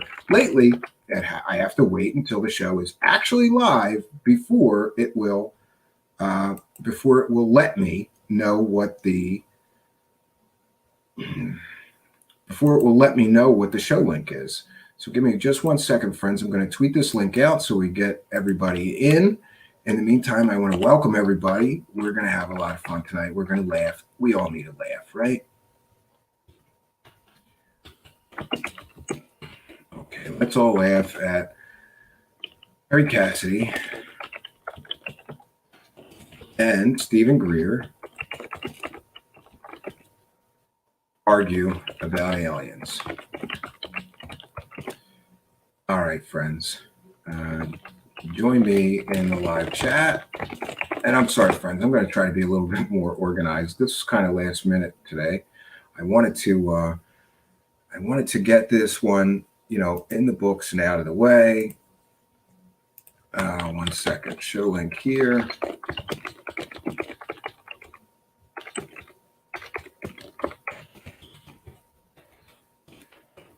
All right, friends. Yeah, and then we can move on with our presentation. I don't know how much of this we're going to be able to get through, though. It's a pretty long video, even cutting off 20 minutes. That leaves us with about 50 minutes. But I think they only argue for a good 30 or 40 of that. So maybe if they start being nice at the end again, we'll just drop out. So again, fair use. This is transformative work. We're educating the public about Kerry Cassidy and her ridiculous claims of aliens that like to fuck people and eat them. We're educating the public about Stephen Greer, who believes that they're all our space brothers and they don't want to fuck us or eat us. I believe Stephen Greer doesn't believe that aliens want to fuck us or eat us, but I could be wrong. I reached out to Mr. Stephen Greer for comment, asking him if he believes that any aliens want to fuck us or eat us, and he has not returned my calls or emails, friends. So we're going to share the screen and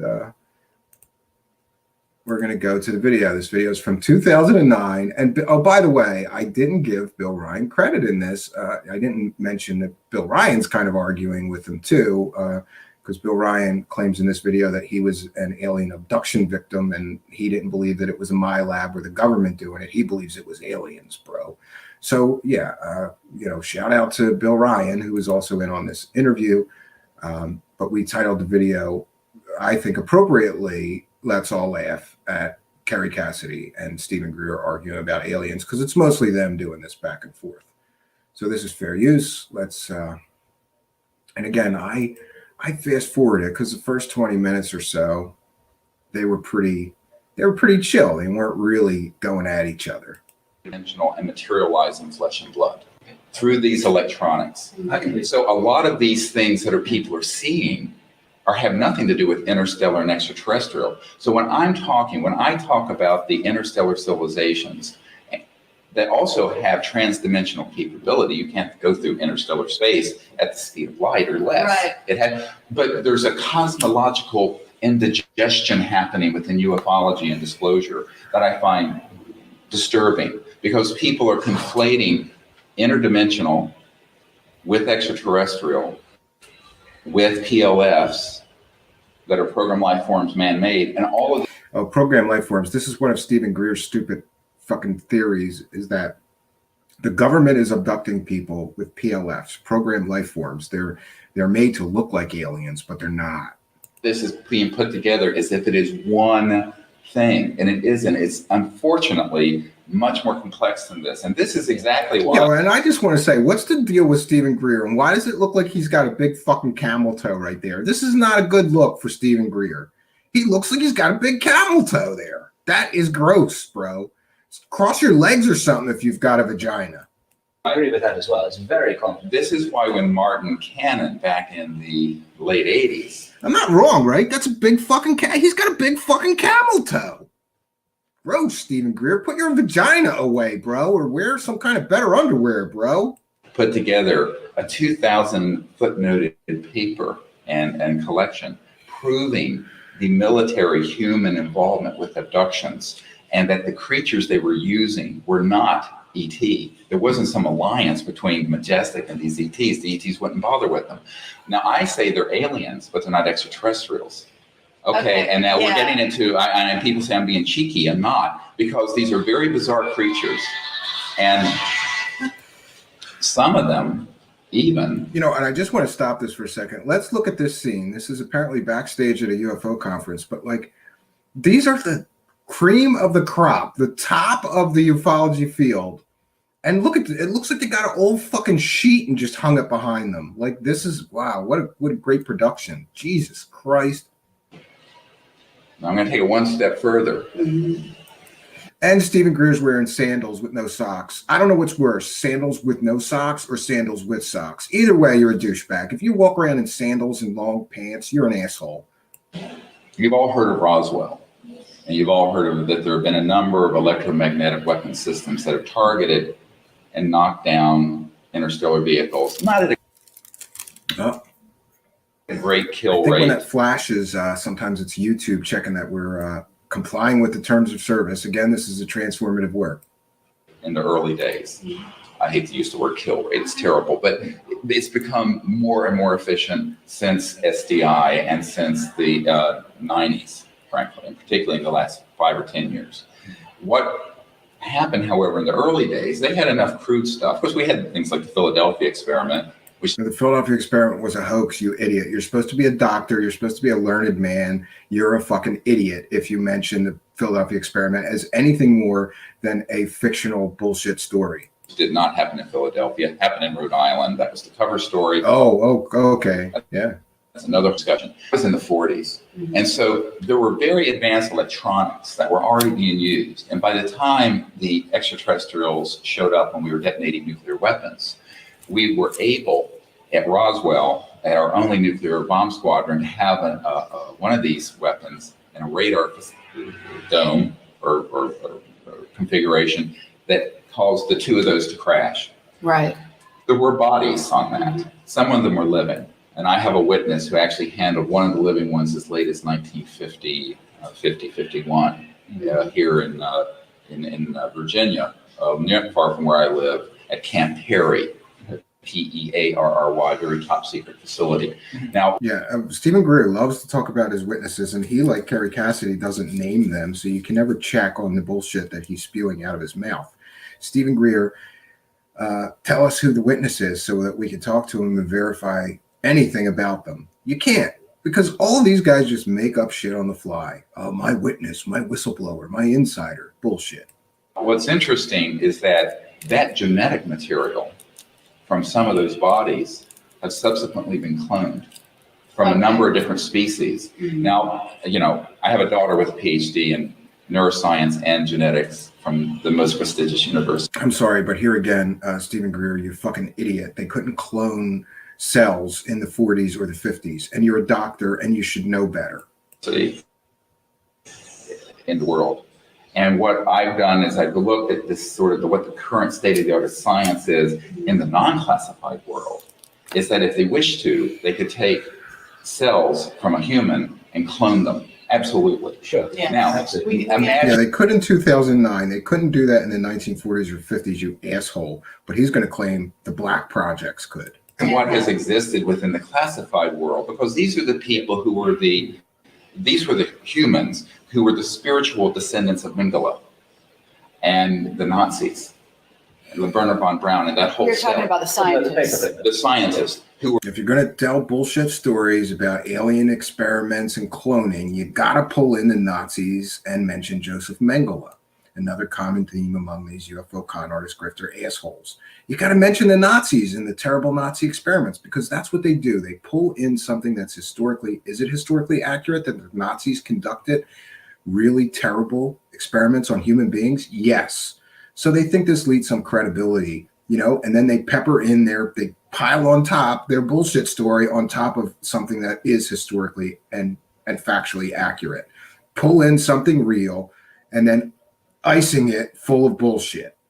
Were brought into these classified projects and who were at the foundation of the CIA and the early space program. And so the highly compartmented programs that deal with this issue have And this is the thing, everyone talks about the anti-gravity and this and that. What they forget are the enormous advances that have happened between the early 40s and now in genetics and bioengineering and neuroscience. Well, and actually, those have gone into application where they now have created these creatures that people think, oh, that's an extraterrestrial. I say it is not an extraterrestrial. So the whole thing is deliberately become confused so that. What's more far-fetched, that there's extraterrestrials visiting Earth, or that our United States government cloned and made extraterrestrial alien programmed life forms out of genetic material that crashed at Roswell? It's just so far-fetched. There's no proof or evidence of any of this shit. More bullshit. God, it's getting thick in here. People will make an assessment that there are the good aliens and the bad aliens. And if we step the cowboys and Indian mindset, they can then divide the human race into another war footing that will fulfill the majestic plan that was hatched in the 50s, that will take us, as Douglas MacArthur said. Yes, and you gotta fold in Majestic 12, which is based on unproven documents that have never been verified to be real about a secret government group of 12 people that deal with the alien presence on planet Earth. And it was leaked and never proven that those documents were real. In his last address to the Congress, to interplanetary war, and that which is the World War III they want.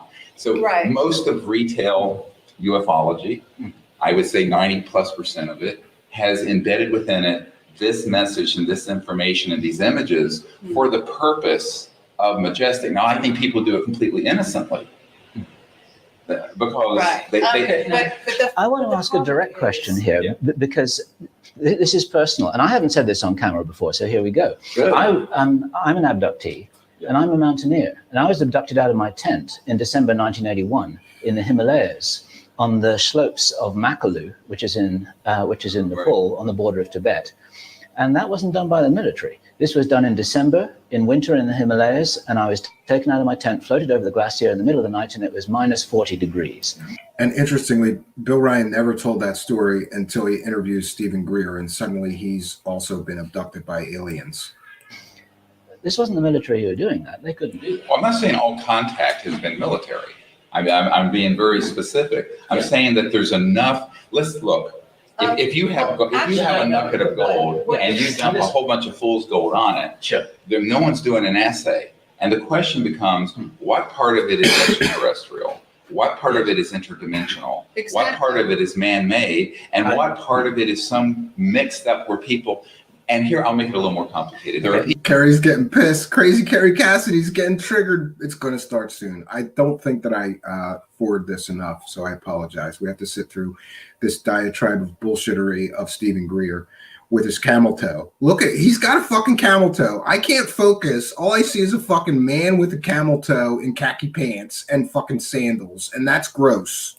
People who've had ET contact, and when these classified projects find out about it, they will then target them for an abduction so that their paradigm and their perception of this will become confused. Okay, but I'm confused. I think what happens here is that we are aware of this level that you're talking about. We're aware of all these different dimensions because we basically not dimensions, but dimensions of this argument because we have been exposed to these levels by different secret witnesses, okay?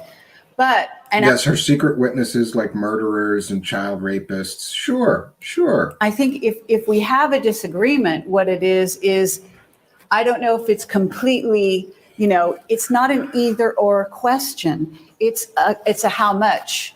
It's a percentage, as you say. It's going to be, is there sometime abductions that are ET related, that are real ET related? Okay, and handled by a certain group. Yes, Stephen Greer claims that all the abductions are being carried out by the United States military, and it's a psyop, and those aren't aliens abducting us, because aliens are our space brothers and good, and they wouldn't hurt humans or fuck them and eat them, right? The VTs. Is there a MyLab element to it, and is that maybe the largest portion? Highly probable. Okay, but is it exclusively that there are only good ETs? I think that when you extrapolate that that's where I have a problem, because Well, I think the problem that is that's with the philosophically caricature of a problem, the a limited way of looking at reality. No, I think the problem is a Manichaean view that has to divide entire species into good and bad. This is precisely I love when people use words like that. Manichaean. Can somebody tell me what Manichaean means? I got to look this up. Manichaean view. Hitler did when he would say, the Jews are bad and they're dirty and they're this. I think we have to be Well, I don't think it's careful. necessary to do that quite so much as it is in terms of the overall. I mean, we're talking universes. Okay, we're talking multiple species out there that go, beyond this solar system, certainly, and we're talking about life in general. But the point is, I don't think that we can sit here and make a statement like what I heard you say on stage yesterday, which was there are no bad ETs. No, I think you can say that there is no evidence that the planet has been invaded by hostile, is the word I used, civilizations. So far, that have an intent. that you have not. In other words, you can't prove a negative. This is axiomatic. Well, what I can say, we have a problem. You can't prove a negative. In other words, that's the point. But it is the point. You can't prove a negative, but what you can do is go with the evidence that you do have. And one of the sets of evidence we have for CSETI, which has gone around the world and made contact all over the world with thousands of people, we have never had a harmful event happen. We have never had. Well, there you have it. He's never been fucked or eaten by an ET. Therefore, there are no ETs that fucking eat people. I think that may be sound logic. Crazy Kerry Cassidy. How are you going to argue with that? At anything resembling anything that has frightened or harmed anyone on the contact team. On the other hand, we have had members of our team that have been targeted with these psychotronic related military type abduction events, including myself. Right. And so what I have to go with is the evidence that I have. And I also know that there's the stagecraft, to use an Institute for Strategic Studies document that I have, that talks about the stagecraft of abductions because of its psychological. Yeah, that is a great point, Mario Heat. I'm going to stop this and take some comments from the live chat. Mario Heat says, I love how they're arguing about which BS is more legit. Yeah, my bullshit story is much more plausible than your bullshit story. This is crazy. MMS degrades the DNA and, like meth, causes rapid aging. I didn't know that she had those issues. Then a blinding light came from above. Yeah. Oh, geez. Her and Bleach Boys say there must have had an argument. Which brand is better? So they split up. Yeah. Should you drink Clorox or generic bleach? I don't know. 6 cents. The look on Kerry. Yeah. Yeah. And they both look much worse than they did even 2 years ago, like meth. Wait, not fucked by an ET. How do you think he got that camel toe? Yeah. With that sexy camel toe, how could a reptilian alien not want to fuck him, right? This is crazy. I was watching. Oh, I didn't know. Is Wilcox streaming? Jesus Christ, I might have to cover that later tonight. The longest running LARP ever. Lizard versus avians. Yeah, there has been talk of ET crash retrievals that contain human body parts, and apparently that was what gave the government some kind of clue that there was evil aliens. Oh, and Jason Quitt is here, and he's a critic. You said this was going to be funny. I'm getting anxiety listening. All right, listen, I'll try to be funnier. Look, you want me to mention that during this entire video, Dr. Stephen Greer has a huge camel toe somehow? I've never seen a man, Jason Quitt, have a fucking huge camel toe ever in my life, okay? And I can't focus and concentrate every time the camera pans down because all I see is a big fucking vagina camel toe right in the middle of his fucking legs. And it's gross, Jason Quitt. I'll try to make it funnier. I don't know what to do. Yeah, it's okay. Paper bag. We'll talk through this. Yeah. Calm down, Jason. Quit.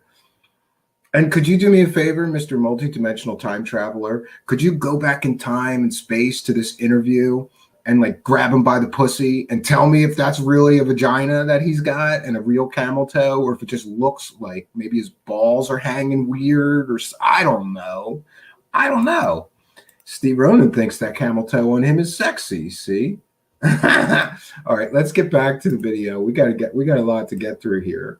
We're only 30 minutes in. It's an hour and 11-minute video, but I think they stop arguing after a while. Warfare value to the agenda of an us versus them Manichean worldview that would redound to the benefit of the military-industrial complex. So this is very circular. And I think that what I'm saying is one has to be very careful if you're going to be involved with disclosure and contact and saying, this group is bad, this group is good, we're good and we're bad, and we're slipping right back into the Israelis versus the Palestinians, the Jews versus the Christians, the Muslims versus the... Yeah, you have to be very careful when you start talking about reptilian aliens, anally probing people, fucking them and eating them. Kerry Cassidy, Stephen Greer's going to take you to task over your fucking irresponsible statements about reptilian aliens fucking people and eating them. Whatever. But this is not where we're going.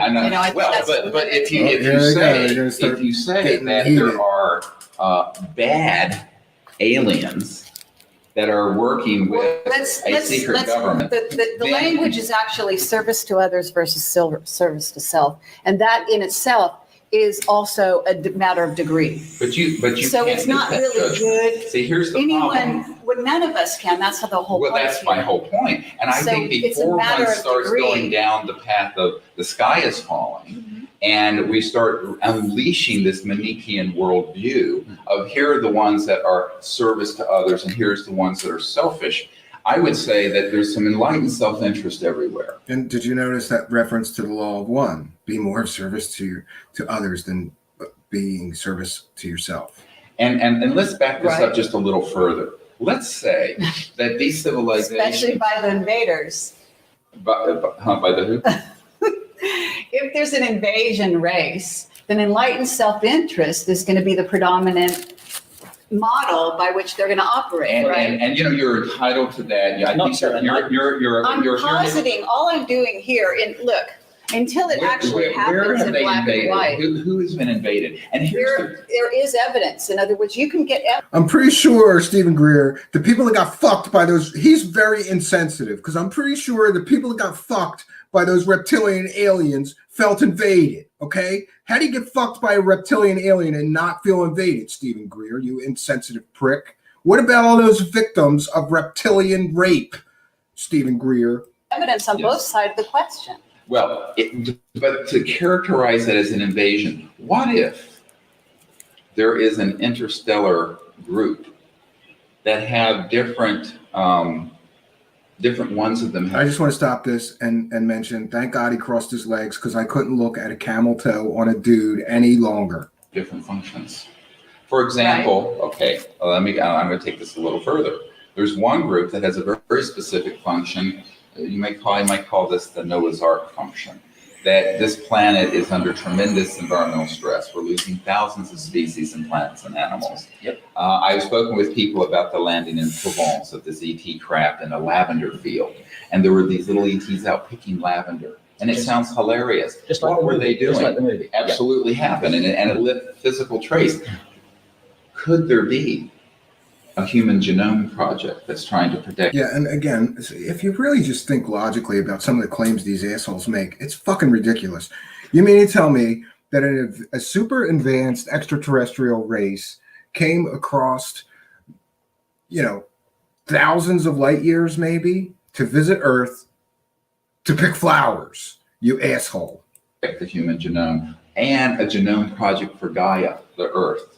There could be all kinds of things going on that are beyond our ability to say, that's happening by people who are selfish and invaders, and that's happening by people who are the good ones. Yes. And I think that sort of dichotomy and dualism that I read on your blog is the exact script that Majestic would want people to buy into to support interplanetary war. And I think that there is I think a paranoia over interplanetary war per se, and that scenario is laudable. Okay, in a certain way, we understand that you're coming from a heartfelt perspective when you talk about let's not get caught up in polarities. Okay, but what we don't want to do is analyze this scene, this scenario, and the realities that are out there, and say we've come to definitive statement where we can say there are only good ETs. Now, let me tell you why that's dangerous as well. And I love Kerry Cassidy. If somebody says something she doesn't like, she just totally interrupts them and interjects her own shit for long periods of time. I have seen a bunch of her interviews, and it's really funny how she injects herself in her own beliefs and doesn't care what the person thinks. She's just trying to force her opinion on them.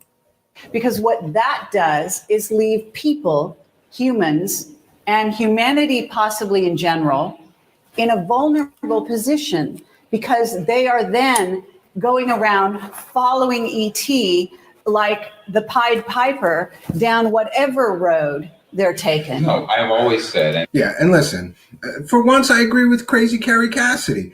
If there really are reptilian aliens out there that want to fuck me, I want to know about it. I don't want to go looking for ETs if they're going to fuck me, right? And unfortunately, you haven't read my books and things. But Actually, I have. Well, and I have made it very clear that there are two things that are equally dangerous: the deification of these visitors or the demonization of them.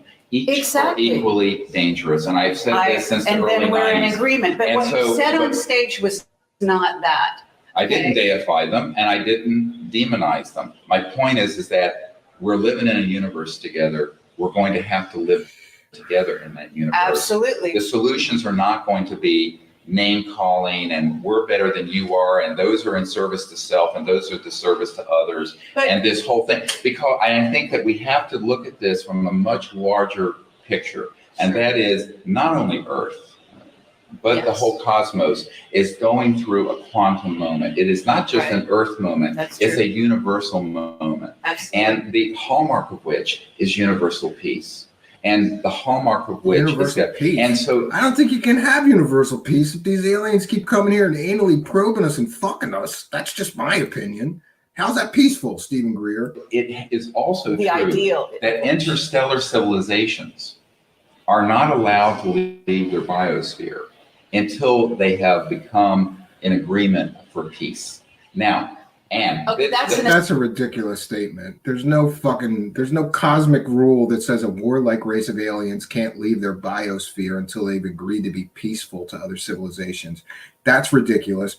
He's supposed to be a fucking doctor, and he's saying that. And I love how he says stuff like that, like it's just a factual statement, and he doesn't have to prove it or provide any basis for why that's a universal rule of the fucking universe. And who appointed him to decide what the universal rules of the fucking universe are, Stephen Greer? Assumption. This has been proven because No way. Nothing has been proven on this planet if these civilizations on that degree of sophistication. Well, if they there's were here, no way. if they were here and they were invading and they were hostile, they would not have waited for us to have the kind of weapons we have today. I'm pretty sure if they're fucking us, they're hostile. Raping people is hostility, I would think, Stephen Greer. Getting fucked by a big reptilian overlord is probably a hostile act. So I'm going to side with Kerry Cassidy. If they're fucking us and raping us and eating us, that's a hostile act. How dare you, Stephen Greer? It would have absolutely shut this civilization On the down. contrary, I mean, there's actually, 1945. we have to actually get into a whole sociopolitical look at what it is to be an ET spacefaring culture in search of planetoids or planets. We're in search of humans to fuck and rape and eat, right, Kerry Cassidy?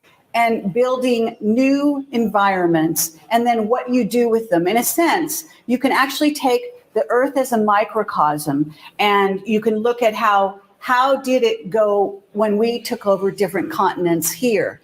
And what was the model? And then we get to space. No, this is a huge problem. You're engaging in an anthropocentric projection onto Anthropocentric? projection. I love his big word salad. So As above, so And you know, when people use words like that or these other little known words, it's always like, I'm smarter than you. He's probably got one of those things on his desk that gives him like a new fucking word every day, like a calendar. I used to have one. below. Well, in other so in your words- belief, but I think that you're completely incorrect. All I'm in this. saying is we're part of the universe and that you can't eliminate, and there's no definitive decision on this part. Do you You're think- do you you're think- making do you think our absolute statements. Do you think our classified projects have traveled interstellar yet? Absolutely. Yeah, they have not. Okay, now, okay. We've got evidence that they have. Well, I'd love to see you prove it because, but We don't have evidence, My bullshit is better than your bullshit. And here he's going to say, but we don't in have evidence. 2001, you said that we have superluminal capability. yes. What do we do? Go capability. to Pluto with superluminal capability? It takes 5 seconds. No, because they're not allowed to use it. Now, here's something that there is a quarantine on this planet until we become peaceful. Oh, the prison Earth hypothesis. I've heard so many different asshole ufology fucking alien people talk about this. We're stuck on this planet. The aliens won't let us leave our Earth. That's why we don't go into interstellar space. Bullshit. And this is why if you listen. There's a philosophy if that you there's look a at- quarantine.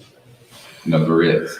And if you look at even what Neil But Armstrong why? said. Because an ET after- told you? I mean, really, let's get down to Well, it. let's get back. They're all in let's talk about what communication Neil with different Armstrong races. was heard saying. It's in Timothy Good's book, Above Top Secret. You can read it. Yep.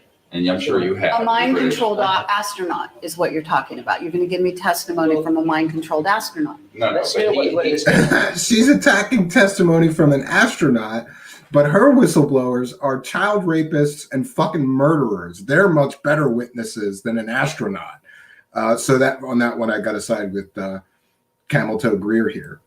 He said that when we were basically warned off the moon, and that's why we didn't continue. And I to go. believe these And- warnings exist. and- There has and- been evidence that we're warned off Mars because certain craft have never made it there, have been shot down, have been disappeared, have had technical problems that haven't Well, been and explained by one NASA. can put a xenophobic spin on that, or one can say perhaps there's a wiser cosmic order that says that until a civilization reaches a certain amount of stability for the civilization and peace, they are not allowed to travel amongst the stars, that the entry ticket is peace. How are they going to enforce that? Are they just going to stop us at Pluto? You know, is there some fucking spaceships sitting out at the edge of our solar system that are going to stop us from leaving? It's ridiculous. And I think that is the situation. Okay, I understand that's your philosophy. And that, no, it's not my philosophy. It's what the evidence. This is not how I started out.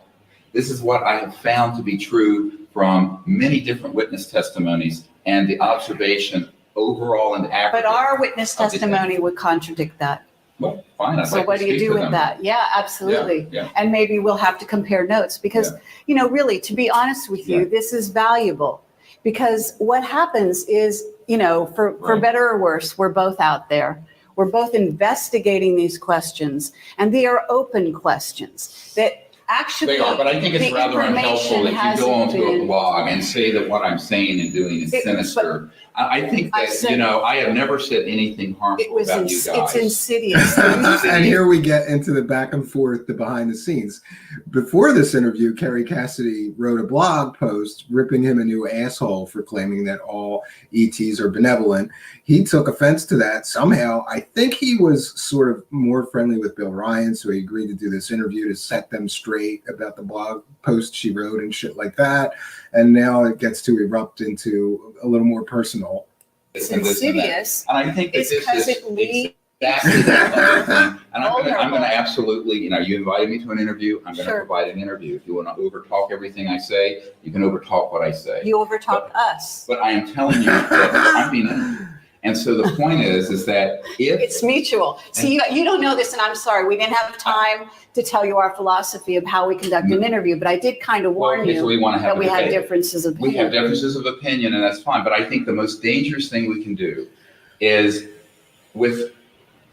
say everyone has partial information, Right. to start making sweeping judgments that are negative And you can say, well, it's not versus him making sweeping statements like all ETs are benevolent. So he's a fucking hypocrite. negative. We're just saying that they're in service to self versus service to others, and couch it however you wish. But if we go down that path, we're already creating a new cosmological us versus them, which is the absolute recapitulation of the mistake on Earth for the last 10,000 years. I think we can do better than that. I think we have to learn to look at these things. And let's say that everything that your philosophy and how you're viewing this is correct. That's how it happens. If it's 100% That's how we get correct, out of Earth I would prison. still say the path of wisdom is education, Absolutely. elucidation, engagement peacefully, Absolutely. higher states of consciousness. Yep. All of this. Yep. I don't think it consists in characterizations, name calling, what have you. Now that goes on the diplomatic front and between nations on the earth. And I think we have to be very careful not to engage in that sort of anthropocentric projection of the current state of duality of the human condition on these visitors. I think it may be much more difficult to make those kinds of assessments. But if we go down that path, what we'll be doing is that we'll be dragging the baggage of the old era into this pivotal time. Yes, we have to all be love and light and peace, and then we can all embrace our space brothers and take our place at the Galactic Round Table. You know, that Galactic Federation that all these assholes talk about? Yeah, that. Embryonic time where we're trying to transition to a new civilization, the hallmark of which will be universal peace. I don't think we're going to be going into a period of time of competing planetary systems having wars. And I think that this is, although that is the Scientological view and it's many of the eschatologists' view, I think that actually we're going to go through a quantum transformation that's you always got, if you're one of these UFO fraudster hucksters, you always got to throw the term quantum in. We're going to go through a quantum transformative time frame. What the fuck does that even mean? It's just word salad. Global and interplanetary that will make this quite clear in the coming years, if not months. I think that time is getting very short. Yeah, we're going to get disclosure in the coming months. This isn't 2009, you asshole, Stephen Greer. Where the fuck is disclosure? He's been profiting from this disclosure profit for what, 20 years now? He's been collecting fucking money after money. By the way, those that don't know it, Stephen Greer is the most successful UFO con artist in history. He's collected millions and millions of dollars from this bullshittery that he's been huckstering and selling for 20 years. He's never provided definitive real proof of any fucking thing that he talks about. And by the way, he once claimed that he briefed Woolsey, a CIA director, and that CIA director said, no, I attended some dinner where he was sitting at the table. I wasn't briefed. He just made this shit up. And he refutes that because the men in black must have gotten to him and, you know, shut him up about the briefing he gave him. He's been caught time and time again, just lying through his fucking teeth. For how much more time we're going to have before there's this large transformation. And I think the other thing is to say, I would say to people, if there is a civilization that is here for their own purely selfish interests and have not a shred of altruism or concern for humanity or Earth, those are the beings I would want to meet with first. And I have said this for years, because you need a diplomatic initiative to North Korea and Iran and China more than you do to Great Britain. Quantum sounds cool. Absolutely. And so this But is you can't be in denial of the there's no potentiality. denial here. I'm not some sort of Pollyanna fool.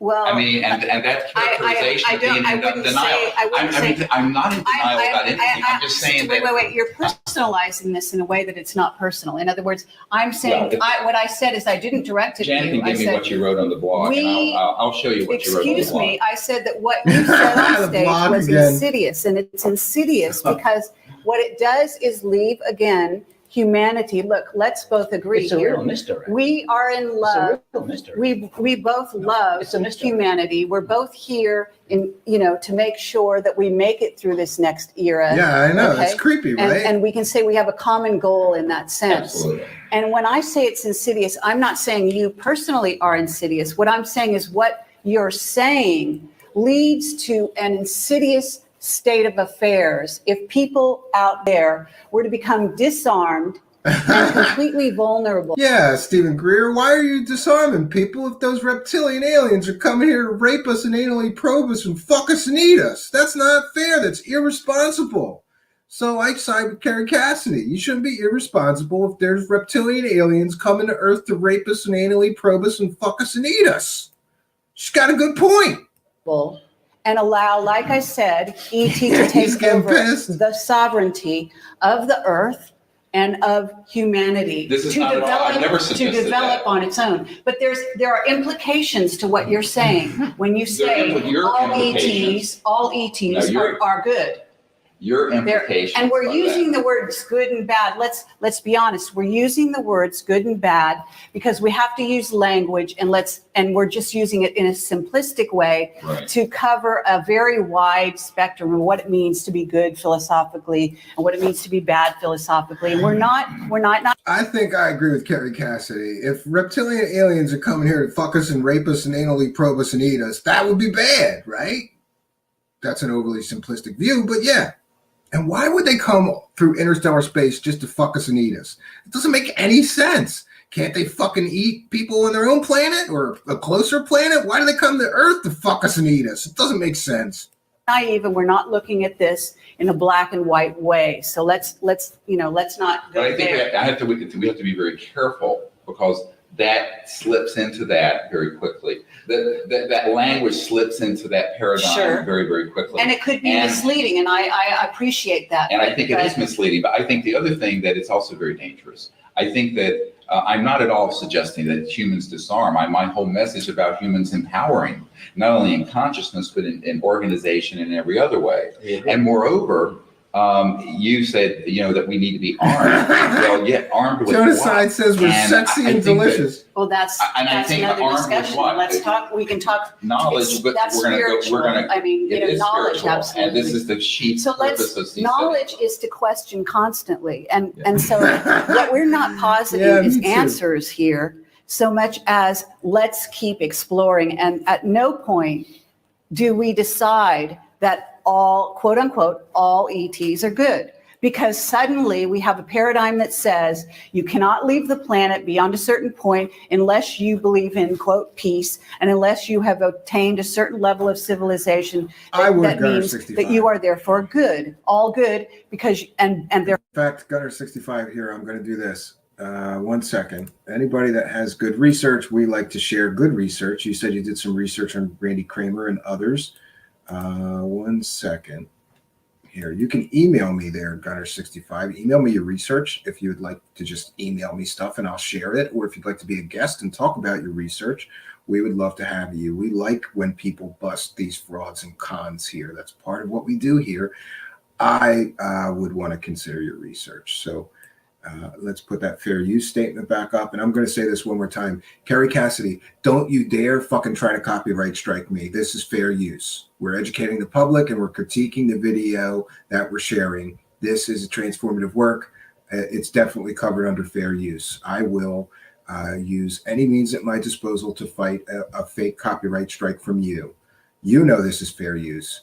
I've heard that she gets a little, uppity and copyright strikes people. Don't try it with me, honey. Don't try it with me.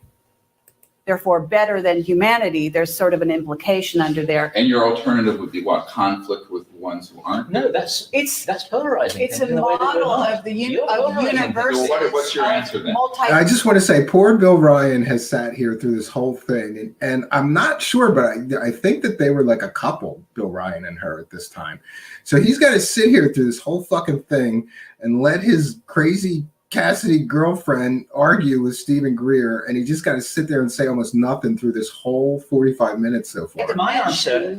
Okay. What's your answer to these ones that are in service? It's complex. It's more complex. The ones that you see. No. There are no limits. Okay. My response to this is to agree with you that it's a very complex situation, and there may be alien agendas which we are not able to understand, just like the farmer can't understand what the farmer is doing or what the veterinary surgeon is doing, if you approach a wild animal because you want to give him some food, the wild animal is going to run away because he doesn't trust the human. Fine, I just made it right as the show was live. live. We may be very presumptuous in our ability to understand, but my point is that it's dangerous, and I'm not even saying it's a deliberate misdirect, but Stop I do talking, believe I touch you now. personally, I believe it is a misdirect to lead people to believe, with the authority position that you have in the UFO community, that if anybody feels that that anything other than all ETs are friendly, then they're somehow working on the side of the Illuminati. That's a polarization that is not true, and we don't agree with that at all. We think that there's a big maybe category where for sure some ETs are friendly. I've met some of them personally. I don't even think that my abduction was ill-intended. That's good, Gunner65. Please do me a favor, though, and either DM me on Twitter, find me on Facebook, and PM me. It's just Stephen Cambion on Facebook, at Stephen Cambion on Twitter, or email me at truthseekershow. I will put that up again. Email me at truthseekershow. 1 second. Email me at truthseekershow@gmail.com and send me a link of where I can find that. I'd love to have it. I'd love to see it. Somebody has asked me to do a Randy Kramer debunk. I have some of my own material. Maybe you could send me yours and we could do a show just on Randy Kramer and debunking the bullshit, the bullshittery of Randy Kramer. Back to our fair use statement and back to our video. And I think Bill Ryan actually makes a pretty good point here. And he does so much better than Kerry Cassidy. Look, I understand these people are so passionate. And it is funny that they're arguing over whose bullshit is better. But if you ask me, it is a stupid and irresponsible statement. Let's go out on a limb here and say that there's other extraterrestrial races out there. It's stupid to just say they're all good. They're all benevolent. It's just, what are the odds, right? I mean, look at us. What if they're anything like us? They're going to be warlike. They're not going to be all benevolent. Not all of them. That you can't make absolute statements like that about anyone or anything. You know, it's like even the races here on Earth. That's like saying, you know, Asians are peaceful, or you know, Latin people are peaceful, Caucasians are warlike, or you know, whatever, like Russians are warlike, whatever. You can't make absolute statements. People are all different, but to just say that all aliens are benevolent is stupid. And it's assuming facts, not in evidence. He doesn't have any evidence to prove that. He's got his own bullshit theories. I think that this was a program in some way for something which I'm doing now. You may have had a parallel experience, but I don't know what's happening. I'm willing to roll with that way because I don't think they intended any harm to me, but they sure as hell weren't military. That wasn't a MyLab operation. No, but my point is, though, here's what I said. But we don't know my point these is that there's no things. evidence that these visitors are hostile. Give me 20 seconds. Yeah, but we don't know. There is Hang on. We don't know, but neither do you. And you shouldn't say that you know when you don't. That's my point. Yeah, Well, I mean, actually, let's get to the place where, you know, the fact is. I'm saying Now they're going to gang up on him. Come on, you asshole. You can't say this shit. It's irresponsible. And look at his fucking sandals. God damn it. Who's walking around at a UFO conference wearing fucking sandals and no socks? That's gross. The only thing grosser than that is wearing sandals with socks. But at least he's hiding his fucking big vagina and camel toe, so I'm not distracted anymore. Thank you, Mr. Dr. Stephen Greer. It's responsible because he doesn't know and you're presuming to know. Exactly. And you're capitalizing on your authority position in the UFO community, and that's irresponsible because you're leading people who are feeding off of You're the fraud. No, you're the fraud. Not irresponsible. I'm trying to do this very responsibly because I know what's at stake if people are led into the path of panic and polarity and duality. But we're not doing that. And we're absolutely the opposite is direction, sure. saying don't worry about a damn thing. No, And that's I'm not not saying don't bad. worry. I'm saying take because Why not just let me enlighten tell you. awareness? Can I answer any of this? Do it. Go on. It's a 2-1-1. I think you're answering it. I think you've been answering it, but go ahead. No, because you haven't heard my answer yet. My answer is what I consistently say is that there's no evidence that they are hostile and that we have to be No, Stephen Greer, there's no evidence that they exist, at least no credible evidence. armed position in a Star Wars SDI position, and that dealing with it in that way is the last thing that we should be doing. I agree with that. Okay. Okay, And so you're so assuming whether or that not you we're cannot, making you can't, let me finish. Wait a minute.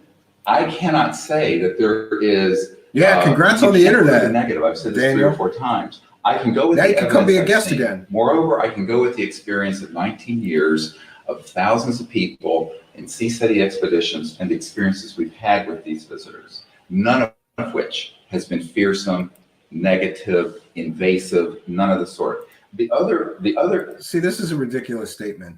He's saying that he's had all of these experiences and none of them have been invasive or, or malevolent at any sort. This is like the people coming to the new age or coming to the new world, right? That would be like Columbus coming to America and the first natives that he discovered were friendly. So him saying everyone on this new continent is friendly. That's a presumptive, stupid statement to make. You've only had a certain number of encounters. How do you know there isn't ones that are?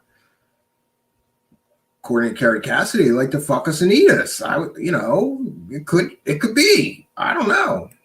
Point that I have to make is that if it were true that there were civilizations that had self-interest and were going around the cosmos colonizing and invading different worlds or planetoids or what have you, then I would say that those are the civilizations we need to find a way to engage. And it isn't going to be down the barrel of a laser weapon or an electromagnetic pulse weapon. True. And so I think you're making a jump. I mean, I have to say, so you're I haven't making a finished jump. my answer yet. She won't let him finish. Shut the fuck up, Stephen Greer. Listen to me. To Star Wars from us just saying there may be ETs with some self-interest guiding their Well, but let's take a step back from humanity for a moment and look at this through the eyes.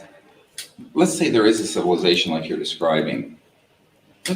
I mean, just, So what civilization are we describing? The ones that you think are not in service to others. We think they may have agendas. agendas that are not necessarily in our interest. That's not a polarized position. Right. Okay, and so, but let's say that's the case. And it Let's say doesn't mean that we want to shoot them in the head either. Okay, That's but I'm sorry, but if a reptilian alien tries to fuck me, I'm shooting him in the head. I'm just going to put that out there. If a reptilian overlord comes here from Draco Reptilia land and tries to fuck me, I'm going to shoot him in his head. let's say that's true. I don't think it is true, but maybe I'm wrong. It's possible. I mean, I don't pretend to know everything, but maybe I'm wrong. But let's say that's true. What might have instigated that? Now, let's go back 100 years. We're in horse and buggies and rifles and things. And my grandmother, born in the late 1800s, post-Reconstruction South, saw her son design the lunar module, put the first man on the moon. And now her grandson doing what I'm doing. And we've gone from... Yeah, he famously has said that his grandfather worked on the Apollo moon missions, but I have not been able... I looked, and I know somebody who works for NASA. We have not been able to find any credible evidence. So if Mr. Greer is watching, I'd like to see evidence that your grandfather worked. I'm not saying that he's lying. I'm saying that I could not. Maybe I'm a terrible researcher. I could not find any evidence of his grandfather working on the Apollo moon missions. Horse and buggies to the capacity for interstellar travel and anti-grav and dematerialization and trans-dimensional technologies from gunpowder and the early stages of the Industrial Revolution. At the same time, we've gone from rifles and machine guns to thermonuclear weapons. And is it a coincidence that the sort of Pandora's box that opened when we started detonating thermonuclear weapons was because it was having an effect beyond just the Earth transdimensionally? And is it possible? Yeah, and this is a recurring theme. And I even talked to Stan Freeman about this while he was still alive. He and I talked from time to time, and Stan Freeman believed that the detonation of the nuclear bomb is what caused all these UFOs to start visiting us. You know, the kids found the matches. Stephen Greer runs with that theme. Many of these guys run with that theme, that's why we started seeing UFOs in the sky. There's no credible proof of that. And if you really look into UFO history, people have been seeing UFOs in the sky for thousands of years. There's no credible evidence that the detonation of a nuclear weapon is what triggered their visits here. But they all run with that bullshit line. that the trajectory they saw our civilization going on, these ones that you think may not have our best interests in heart, may have seen us going on a trajectory that if it continued on that trajectory would lead to us going into their neighborhood with weapons of mass destruction, with our unchecked simian tendency towards war making and what have you. And so I'm trying to say, let's look at this for just a moment through another perspective that's non-human, if we can. It's very difficult. We are the audience. Look, I met with Robert Salas. He watched the craft fly over, okay, in Montana, the missile silos, and turn them off.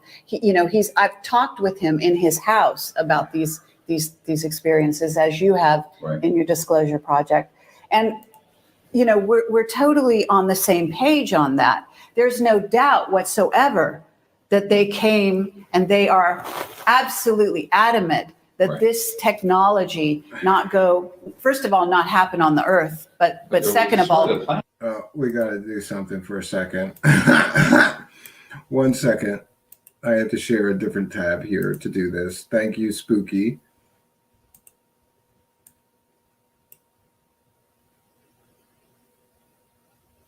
Why don't I see it? Oh, there we go.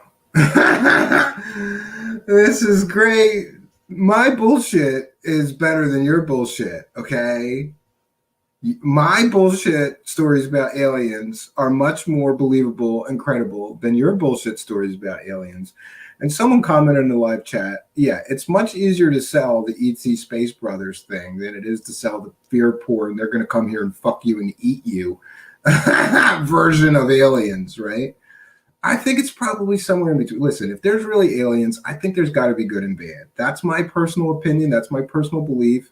You may have a different opinion, but for anybody to say they're all evil or they're all benevolent and are space brothers and good and love us is stupid. It's just not logical. It's not credible. It doesn't make any sense.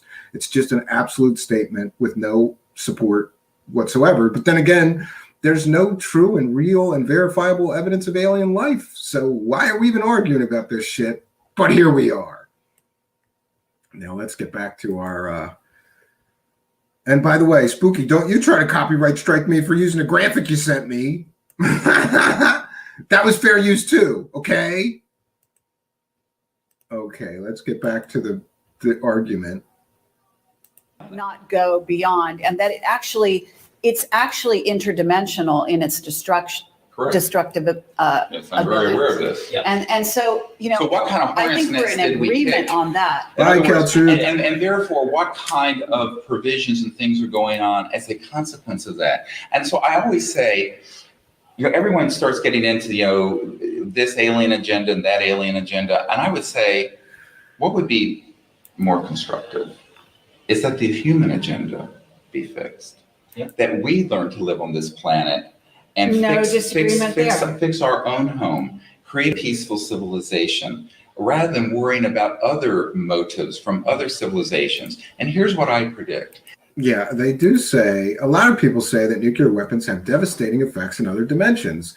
But, as they traveled to other dimensions, do they have a statement from the people living in the other dimensions? Do they have any proof that nuclear weapons even affect the other dimensions? No, but they all run with that bullshit narrative.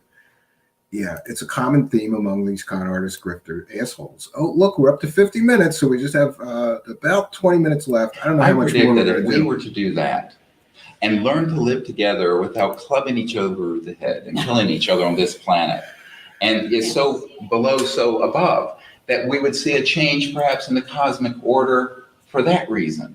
So rather than engaging in debates and speculation about the agenda, perhaps harmful aliens and this and that, I would say, why don't we create a civilization of abundance and of peace and of enlightenment? I want her to be my life and coach. Go into space with that intent and see what the response to the cosmos will be then. Well, it may be the response that we're getting now is a directly proportional response, karmically and otherwise, to what we have been doing to each other. We are attracting. In the last 100 years, we have killed 160 million of our own fellow humans. And I think that if you reflect on that And I was seeing an interview with Robert McNamara towards the end of his life, where he was reflecting on the terrible mistakes he made in Vietnam and the other wars of the 20th century. And what I think is that there needs to be a sort of let's look at ourselves. And I think that many times. Let's not do that to the exclusion. It's not an either or question. In other words, what I hear you saying is let's be a little more sort of earth-centered in our view of reality and not worry about the agendas of those other beings out there. And let's concentrate on building our nest and making it a good, healthy place and playing nice with each other. And no, it's not either. I'm saying let's do that. That's why we're doing the Orion Project. We have absolutely no disagreement with that. That's why we're also doing the contact diplomatic effort. And we invite all these, we always invite all these civilizations. But actually, yeah, and I think that OrionProject.org was him collecting tons of money to create a free energy device. And after collecting, I think, hundreds of thousands of dollars, at the very least, he collected at least $100,000. He produced nothing. $100,000 in donations, produced nothing for his free energy donators. You're assuming that there's no intervention going on. And I think this is getting to the root of the question. In other words, do you know about screen memories? Because you must know about them if you've been as deep as you have. Well, yeah, the psychotronic programs that have been in existence for many years. Because you obviously have a positive view of all your interactions. And, not to get personal on this level, but to... Yeah, not to get personal, but how does Stephen Greer know that he hasn't been fucked by a reptilian alien or anally probed or fucked in his big fat vagina camel toe that he showed earlier? He could have got fucked, and then they implanted screen memories that they just sat around a campfire with them and sang Kumbaya. That was his alien contact. How does he know he wasn't anally probed? He could have screen memories. Good point, Kerry Cassidy. I'd give her a point for that. Say that if I meet a being who thinks they've only had positive interactions with certain, ETs or animals or whoever they are, then I might look at that person and I might question. This is my issue. I might question whether or not that person really knows what they're having, because they might be screen memoried and they might actually be having some negative interaction in there and not know it. Now, obviously, so you're back to the positive and the negative and the polarity. But we live in a 3D level, and we are moving see, this to is the the whole 4D. point. Is that Actually, it goes beyond that. So don't interrupt me, because I want to finish. I don't think it's that simple. Absolutely, and we agree on that. It is very complex. Right. We are multidimensional beings. We live on lots of different levels. We are spiritual beings first, and humans second. Okay. We actually are just inhabiting these human bodies at the moment, in my view. Okay. And I have had a number of samadhi experiences myself, so I totally know where you're coming from. She has had a samadhi experience along with her Kundalini awakening and getting her superpowers. With that, I don't remember. I think this is before she got her superpowers. So she can't pull out I have psychic powers, and that's how I know that reptilian aliens are fucking people and eating them. And I appreciate that. But that doesn't change the fact that it is extremely complex, this picture of what's going on here. None of us have all the answers.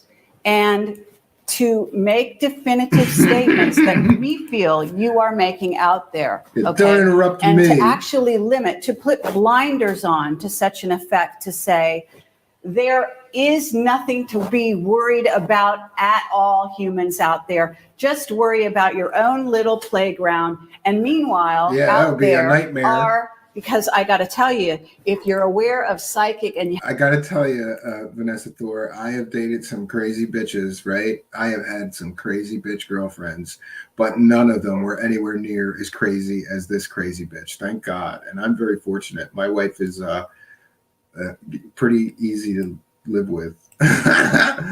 Let's get back to this bullshit fest. You have psychic perception, there are there are entities that do not have bodies that are negatively oriented. Now, negative again becomes a judgment. And how do you want to call But those negative? aren't extraterrestrial. I could say. Now I you're could say- confusing the whole cosmological. I'm not confused. On the contrary, Okay. I'm using an And example. I've never denied that there were those kind of entities. Okay, fine, but I'm saying if you But want. those aren't I'm extraterrestrial. using, I know Physical that, but I'm Some of this may be extrapolating, let's definitional. let's extrapolate from there. I'm simply focusing right now on what you might term a negative entity, that it doesn't have a body. Does anybody else think they ought to just stop this and jello wrestle for the win or mud wrestle each other? I would like to see that. And look at him with his tongue out. Maybe he wants to bang her. Look. And I'm saying, or you could even say fire. Now, fire is an entity. It's you know, a non. It doesn't have a body, and yet it. No, you dumb bitch. It's an energy form and a form of matter. It's not an entity, you asshole. It has a power. It has it can create itself. So, in a sense, you could say it's negatively oriented if it burns your house, but on the other hand, it could keep you warm. So by the same token, we could find entities that are in physical bodies, again, spirits having a physical experience, which could be an ET, it could be us. It's so multidimensional. Don't you see what I'm saying? In other words, absolutely. if they are spirits as we are spirits, Sure. then they can be moved by the positive polarity as they could be pulled by the negative polarity. And it could look from the dimension of being in this 3D world that we're inhabiting called Earth, in this human body, in this experience, and how they impact us could in fact be ultimately negative to our growth cycle. And that is in fact.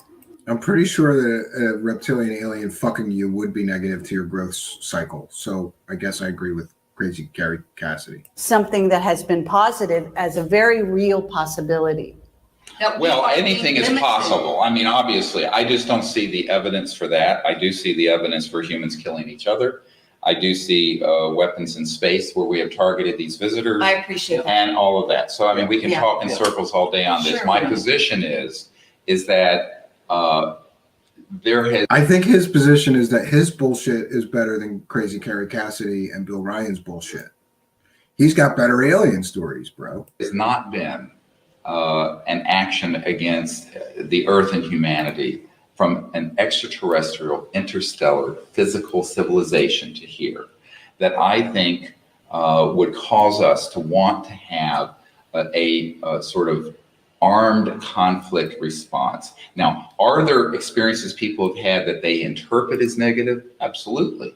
And I'm going to tell you something, if you don't want to hear this, but in a major trauma case, if a child comes in and there's no time for anesthesia, and I have to put a chest tube in the chest wall of that child, I must look like the most horrible monster and devil that ever lived. My motive is to save that child. My motive is to help that child. But to anyone seeing it who would just walk in from another planet or off the street, they go, what is that monstrous doctor? What are they doing? What's he doing to that And what kid? my motive is that I've got 5 minutes or less to save that child's life. And so all I'm saying is that the sort of It's like licking his lips and it and is a looking matter at of perspective. And I think that's why I prefer to be cautiously optimistic, put out a positive view on how we should be interacting with this thing. It is not irresponsible. I am not insidious. And I think that these sort of characterizations are highly offensive, as I have never attacked you folks publicly. I found I was attacked on your blog today. It was unfortunate. But my perspective, I want to be very clear. No, your philosophy was attacked. You were not attacked. Yeah, well, whatever. Actually, you were complimented. But I just have to say that is why we're... Yeah, so she posts a blog post about him busting his balls right before she asked him for an interview. Great job, Crazy Cassidy. We're wanting to be cautious because it is so easy for humans. I mean, look what happened after 9/11. I mean, it is so easy for humans to take shreds of information and then go on a war footing or go on a conflict footing. We agree. And Spooky this with is just the taser, yeah. inherent It's interesting danger. that you're This is so- the inherent danger of some of the okay. things that you're saying. Yeah, I Is that understand. it can shove humanity. Okay, and there's Yeah. one thing that, to have a private conversation about speculating about the motives and the agendas of the aliens. But when you start talking to the people of the planet about this, and you start putting out Talk to and aliens. positing that there are these, and use your word, and the polarity, negative and this and that, this would throw the planet into, and it would also throw the planet completely into the camp of Majestic, who for years has been trying to, and has also taken presidents aside like Reagan, and tried to convince them of exactly the argument you're making so that he would spend hundreds of billions of dollars on SDI. And I think this gets into serious policy issues. Yeah. Okay, and I You're think I making the jump. have responsibilities here that you're not aware of. So to say I'm I have responsibilities to teach people about aliens, bro. irresponsible, you don't know what my responsibilities are. And therefore, no, you do not. I want And so what I'm saying here is that I want to ask a question, which is I want to take this back. Now, just wait a second. Let's cool down. And I want to just make an analogy. Now, an analogy that I sometimes use, and it usually results in nods of agreement, is that we're like fishermen on a South Sea island in the middle of the Pacific Ocean, having believed for generations that we're the only people in the whole world. And we're sitting around a campfire cooking our fish. And we're trying to figure out that big metal ship on the horizon. What do they want with us? That metal bird that keeps on circling around our island. What are they doing? And is it real? And did you see it? And all this kind of stuff. And we're trying to figure out the intentions, assuming that we believe in their existence, of these other beings that we're suddenly starting to realize might exist in our universe on this little tropical island. Now, the problem is that if we really do look at this as a human situation, which is quite real, really, what experience do we have as South Sea Island fishermen to figure out maybe they want to cut our trees down, maybe they want to save us because the sea level is rising, and Maybe they want to fuck us and eat us, right? Like Crazy Cassidy says. Maybe they want to fuck us and eat us. want to take us to another island, maybe they want our minerals, or maybe they want to convert us to Christianity, maybe they want to eat us, kill us, or maybe they want to make friends. And He didn't mention how fucking. do we know? And the danger is, and this is a question now, the danger is that I'm here around this campfire with you guys, and I hear you saying those other men in those big ships and those metal birds must be friendly. And I'm saying, wait a minute, we need to be a little bit careful here, because actually, even though we do get into fights on this little island every now and then, how do we know we can trust them? Maybe we can, maybe we can't. What's your experience? That's an attempt to characterize by analogy how complex this is. That's why I said that it was irresponsible, as I would do if I was around that campfire, as an elder of this community, saying, they've got to be friendly, we've got to trust them, we've got to trust them, we've got to trust them. This is what the Spanish said to the conquistadors. Yes, but your metaphor is, again, an anthropocentric projection onto something that I think is non-applicable. And I think that in addition to that, I keep coming back to this, not only my personal experience, but the experience of hundreds of people, thousands of people that we have had involved with our diplomatic contact programs have not had any of these sort of experiences. Yes, they're having diplomatic contact with aliens. They're not getting fucked and eaten, so they think aliens are good guys. That would lend us to believe that there are civilizations that are hostile to the earth and to humanity. On the other hand, I have had many sources describe to me the program life forms, the military involvement with hoaxing abductions, a false flag operation to create an alien threat that we can unite against. So I have to go on the knowledge and the experience I have. And it isn't just observing something at afar, because we've actually had contact and we've actually have more information than something just floating up above the island. So the analogy breaks down very quickly. And even if there was this potential for one or more of these planetary civilizations to be of concern to us, my answer would still be the same. There needs to be engagement. There needs to be a diplomatic détente. There needs to be a rapprochement. There needs to be A rapprochement? What? enlightened approach to this. He must have ran out of big English words to try to confuse people with, because now he's just using foreign words to try to look smart. Where we really move out of a sort of a duality that leads to conflict on Earth. I think that regardless of what your assessment of the agenda, the path of wisdom and safety is that. Because we don't disagree with that, okay? I agree fully. Let's talk about And it needs where to be we in the public agree. domain.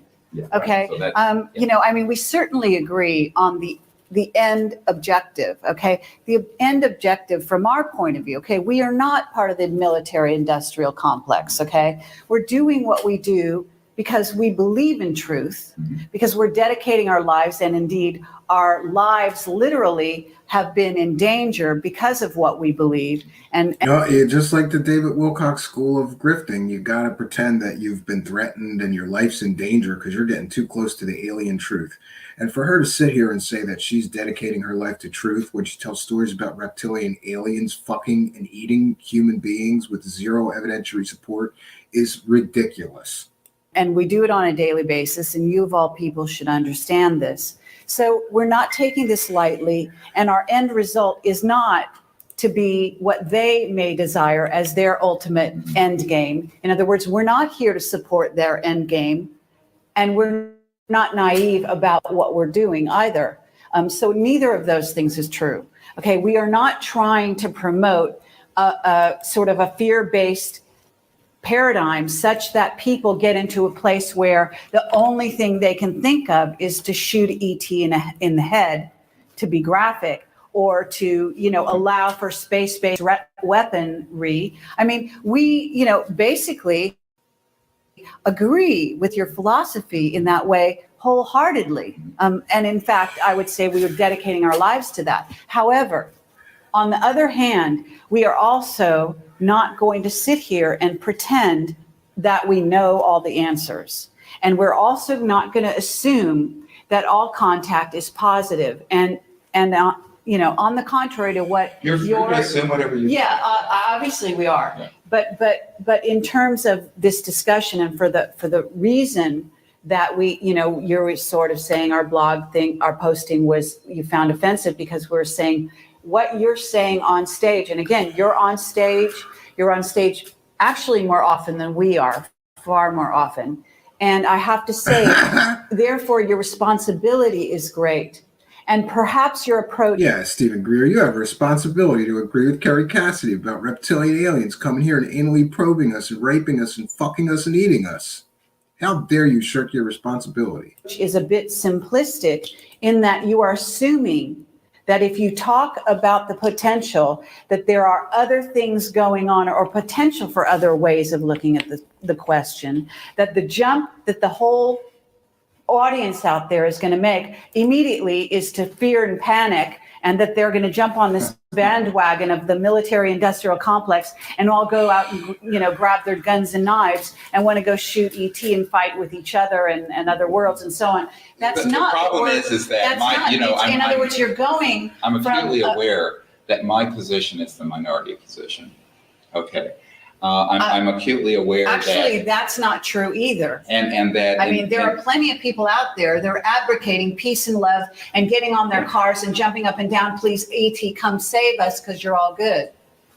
No, I would actually, I would challenge you to look at Hollywood, the UFO community, the books and videos that are out on this subject. They are overwhelmingly negative and terrifying. And I think that this is one of the problems, is that I think that one of the problems is that we have to look at this with a long view. And the long view, as I see it, and this is all. The long view is it's a long con game, and we got to keep this con game going for decades. So we can't start talking about aliens raping people. We'll scare away the customers, crazy Kerry Cassidy. All I can do is go by my own moral compass and what I think is right. I don't think I'm irresponsible. I don't think I'm simplistic and all these sort of characterizations. I think that I have a responsibility to help articulate a path forward And he has a responsibility to collect as much fucking money from stupid people that believe his bullshit as possible.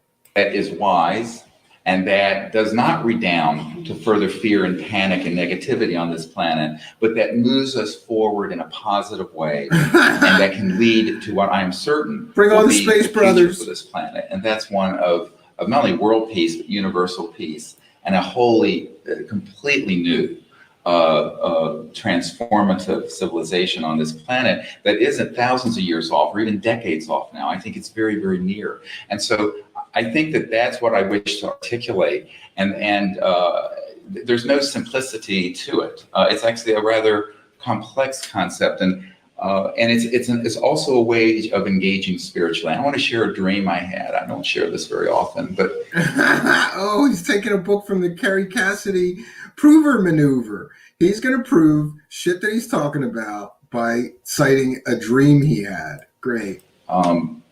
Back when my friend Sherry and I and another member of my team all got metastatic cancer at the same month, and we were all going to die. She died. But she was still alive.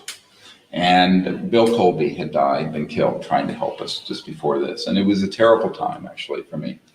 And I had a dream. And of course, I'm human. I was angry. I was mad as hell at what was happening to us. And I had a dream. I think I was in England doing some crop circle work. And in the dream, there were these giant lions were stalking me.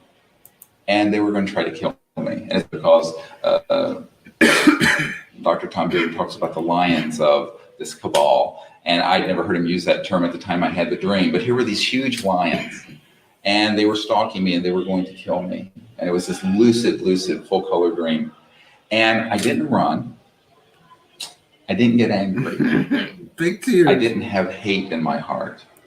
I opened my heart and went to a place of universal love and consciousness. And I engaged each lion in their eyes. And we were doing this, following each other around. And eventually they became so engaged with that energy that even though they had huge claws and fangs, they actually flipped over on their back. And I was petting them like this, like they were big pussycats.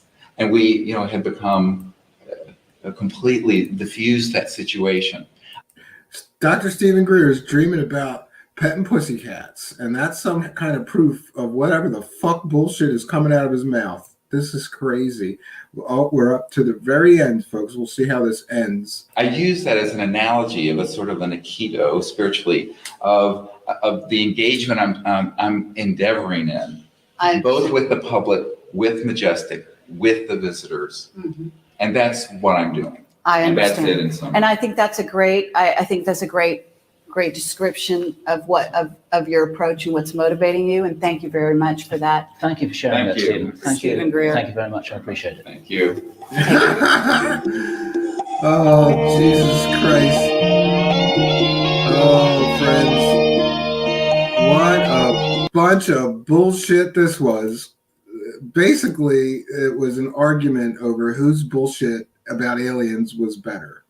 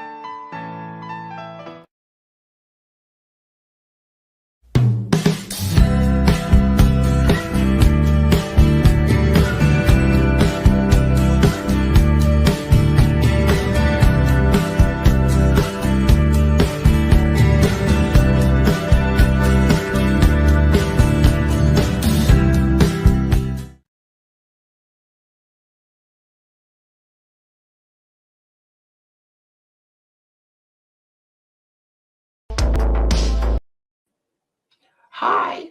Well, welcome everyone to Truth Seekers. I'm your guest host tonight. I'm Carrie Cassidy from Project Scam-A-Lot. And in the past, Steve Cambion and I have had many disagreements about the things that I talk about. And he talked a lot of shit on me. And I threatened to sue him. And I told him that he had to let me guest host to defend myself against these slanderous accusations that he has been making against me and Project Scam-A-Lot. First of all, yeah, it's true. Reptilian aliens really do want to fuck us and eat us, okay? I have proof, okay?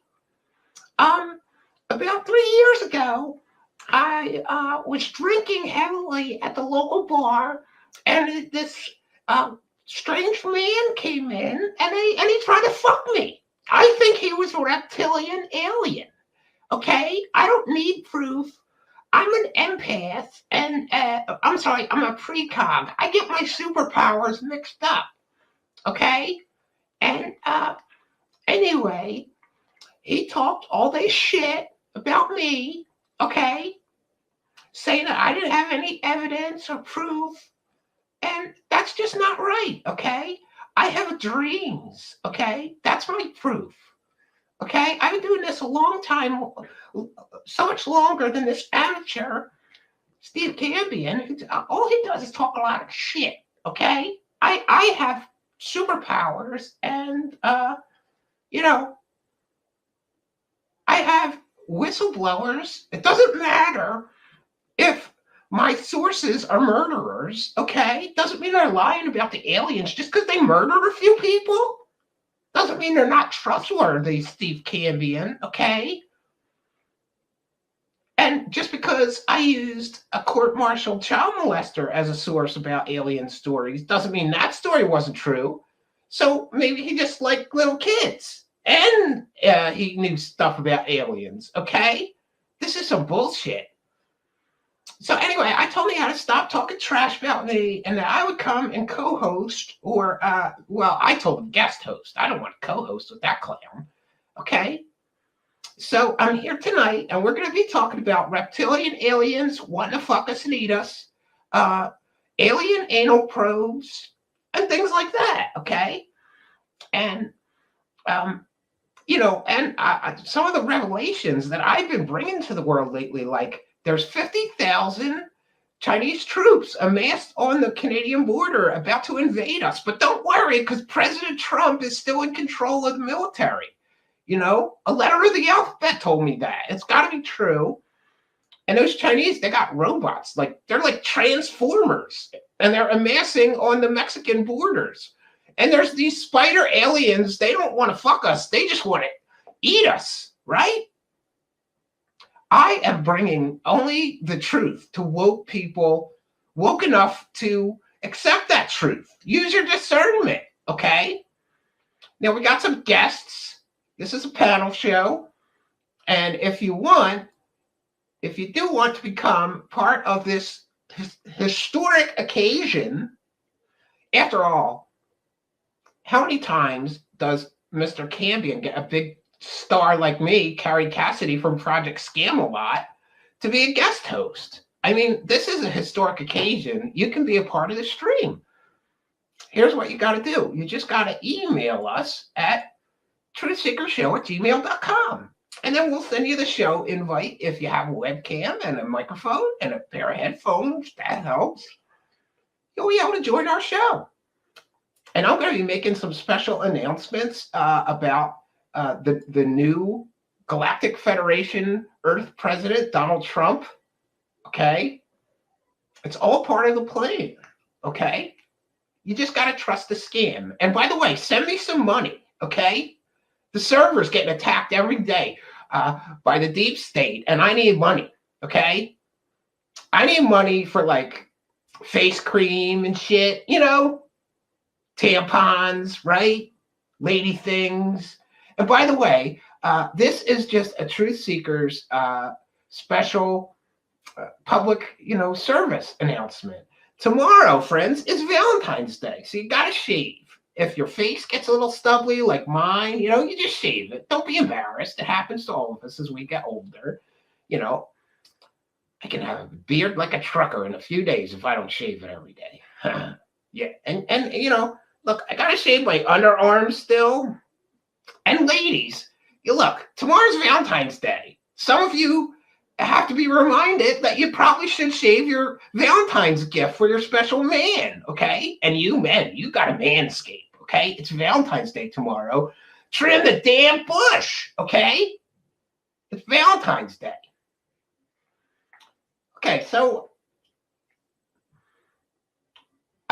listen, Pragmatic, I don't care about your stupid girlfriend, okay? This is a historic occasion, okay? No tuck dance. Oh, come on. That's what I was doing for the second half, V. I was going to do the tuck dance and go, I would do me. Would you do me? I would do me. So sexy. Yeah. Okay. How do you know? Okay. Maybe I still menstruate, but you're probably right. Yeah. Okay. But I still got my titties. They're doing pretty good here. Yeah. Okay, listen. Let's bring in our panel guests. We have Dr. Camel Toe is here, and Jonaside is here. So far, those are the only people that showed up to our historic panel show hosted by me. Oh, there we go. Oh, I like it, Dr. Camel Toe. It's getting me kind of hot. Oh, getting kind of hot and horny. Just look at that beautiful camel toe. It's amazing. Hey, I gotta change the background. There we go. Jonas Hyde. Yo. What do you think of this loser, Steve Campion, always trashing me about the reptilians that want to fuck us and eat us? Don't you think that's true? Well, Kerry, we are sexy and delicious. Yeah, exactly. Look at my titties. I'm trying not to. I'm a married man. I don't care. She might. Baby? I don't care. Well, you don't deal with it. Never mind. She can have you back when I'm done ravaging you. Well, see, here's the thing. When we speak about the CE5 protocols, we need to understand that when aliens tell us that they want to fuck us and eat us, they don't necessarily mean they want to fuck us and eat us. They just mean that we would probably be a good supplement to their diet. Now, when I was out there at ESETI Ranch following my ESETI protocols, by the way, you should download my app that gets you nothing and will get you anywhere because you never do it right. You have to be as good as me. See, what you don't understand is the Atacama little mummy was actually an alien. I have superpowers, okay? But you see, but you don't have proof. I have like that movie. You see, but you don't have proof of what you're saying. I have all the proof. Oh, I have proof. No, but I predicted that Donald Trump would win by a landslide. Okay, and see, he did. I was in the. And then I predicted that Joe Biden would never step foot in the White House. Okay. I was in the basement on the. And he's on a set. It's a Hollywood set. That's not the White House. I was right, Dr. Camel-Toe. Go ahead. 2 weeks ago, I was in the basement of the Pentagon, and they were telling us all these things about the new technologies that are coming. And one of my insiders told me, listen, Dr. Camel-Toe, you should probably apply your protocols to look for alien life somewhere else. And I told him, I have already done that. In fact, we've been in contact with many of these races over a long period of time. I have evidence, you don't. I'm afraid that you are, listen, remember we had a famous discussion once, and I won that debate, okay, Dr. Camel-Toe? The Camel-Toe won the debate. Listen, he said that all aliens, okay, good guys would not be fucking us and eating us, okay? They want to fuck us, and they want to eat us. That's not a good alien, Dr. Camel-Toe. No, I have spoken to my sources, and there's no evidence of them fucking us and eating us. They just want to get to know us. That's why we need to follow the ESETI protocol. So who's right? Okay. I have sources that say they do want to fuck us and they definitely eat us. Okay. And I have dreams. Okay. I have a They new must be true. documentary coming up, Countdown to Disclosure. 20 minutes of nonsense that will get you to have your own contact with extra-dimensional beings. Sounds good. Yeah. It's Wow. full of evidence and proof. What you're saying, Cassidy, when's the last time you made a documentary? Listen, I'm a big star. Hold on. Look who's here. It's David Wilcock, but he's got a mustache and a beard. He looks so much more believable and more cool. like cool. Yeah. Good job, Mr. Wilcock. Thank you. My inside sources gave them to me. Inside sources. I have insiders too, but most of those guys are child molesters or murderers. Well, Wait, when you I used was one at of the those child basement of molesters the too, David Pentagon, Wilcock. I did sorry, not see either, David Wilcock. Yeah, I heard that you got friends in the basement of the Pentagon that are checking out those alien files, Dr. Carroll. Elizabeth, get the right file. Oh no, Elizabeth. I'm sorry, Elizabeth is getting the right file. Okay, Dave Wilcock. Hey, people bust my balls because all my predictions were wrong about the election and Donald Trump, and you got it even worse wrong than me, David Wilcock. You're a terrible psychic. Steve Killian says you're the world's worst psychic. He just said I didn't have no superpowers. He didn't call me the world's worst psychic like you. Ha I'm sorry, who are you? I'm Kerry Cassidy. You started your career with me, dumbass. I'm from Project Scam-A-Lot, I don't okay? know her. I've never met her. Project Scam-A-Lot is famous, okay? It's famous. We scam a Not lot. as famous as me. Well, you got fake views, though, bro. Well, I have been touring got around the fake world tits with though, too bro. many intelligence insiders from South Africa, South China, South Mexico, South United States, South UK. Everyone in the South just wants to contact aliens with the CE5 protocol. I am more famous because I have friends in interdimensional spaces. I don't think that's true, okay? Well, watch my latest documentary, Countdown to Disclosure. I think I'm wearing pants, regular pants in that documentary. I don't remember. It doesn't matter. It's not about me wearing my tight polo shirt and my shorts. Oh, they're spooky. Hey, you know what? You talked a lot of shit about me, too. You're muted. I'm totally muted. Wilcock, I had to scare him off. He's gone. We're all safe now. We're okay. If you see him. How do you like my breasts? I did a good job. Okay. I don't think it's appropriate for you to This is distract such a the nice people with your dress. breath.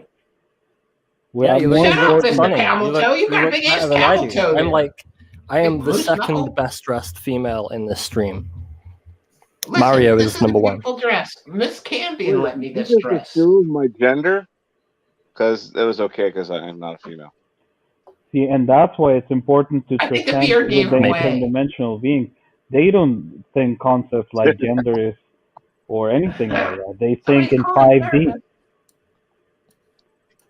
5D? Shut up. Stupid. 5D? No, thank you. When you follow the CEI protocols, you will understand how important it is for you to. Is it CE 5-inch protocols? I like the moose knuckle. I bet you like that moose knuckle. Yeah, my vajayjay's all messed up, but I still got a good mouth. Yeah. Yeah. It's all Okay, old and Kerry. worn out. There's dust in it. It's terrible. What did you do with Steven? Is he like tied up in the basement with his family? No, or? he apologized and said that I could be the guest. Did I tell you that 2 weeks ago I was in the basement of the Pentagon with like around 50 intelligence insiders? I know, Sure. I found it on a post-it note on the Sure fridge. you were.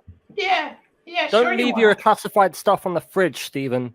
Yeah, okay. I didn't. See, but that is the problem. We shouldn't be classifying these things. The audience deserves to know the truth. That's why you should pay $500 for my course where I take you somewhere in the mountains for you to not only And you look at show my us very drones, tight right? polos and my shorts, but actually follow the CE5 protocols and come in contact with aliens. See 5-inch, baby. Yeah, it's about time you've been here. I don't like it when the live chat's a sausage party, so I'm always happy to see that lovely females coming here.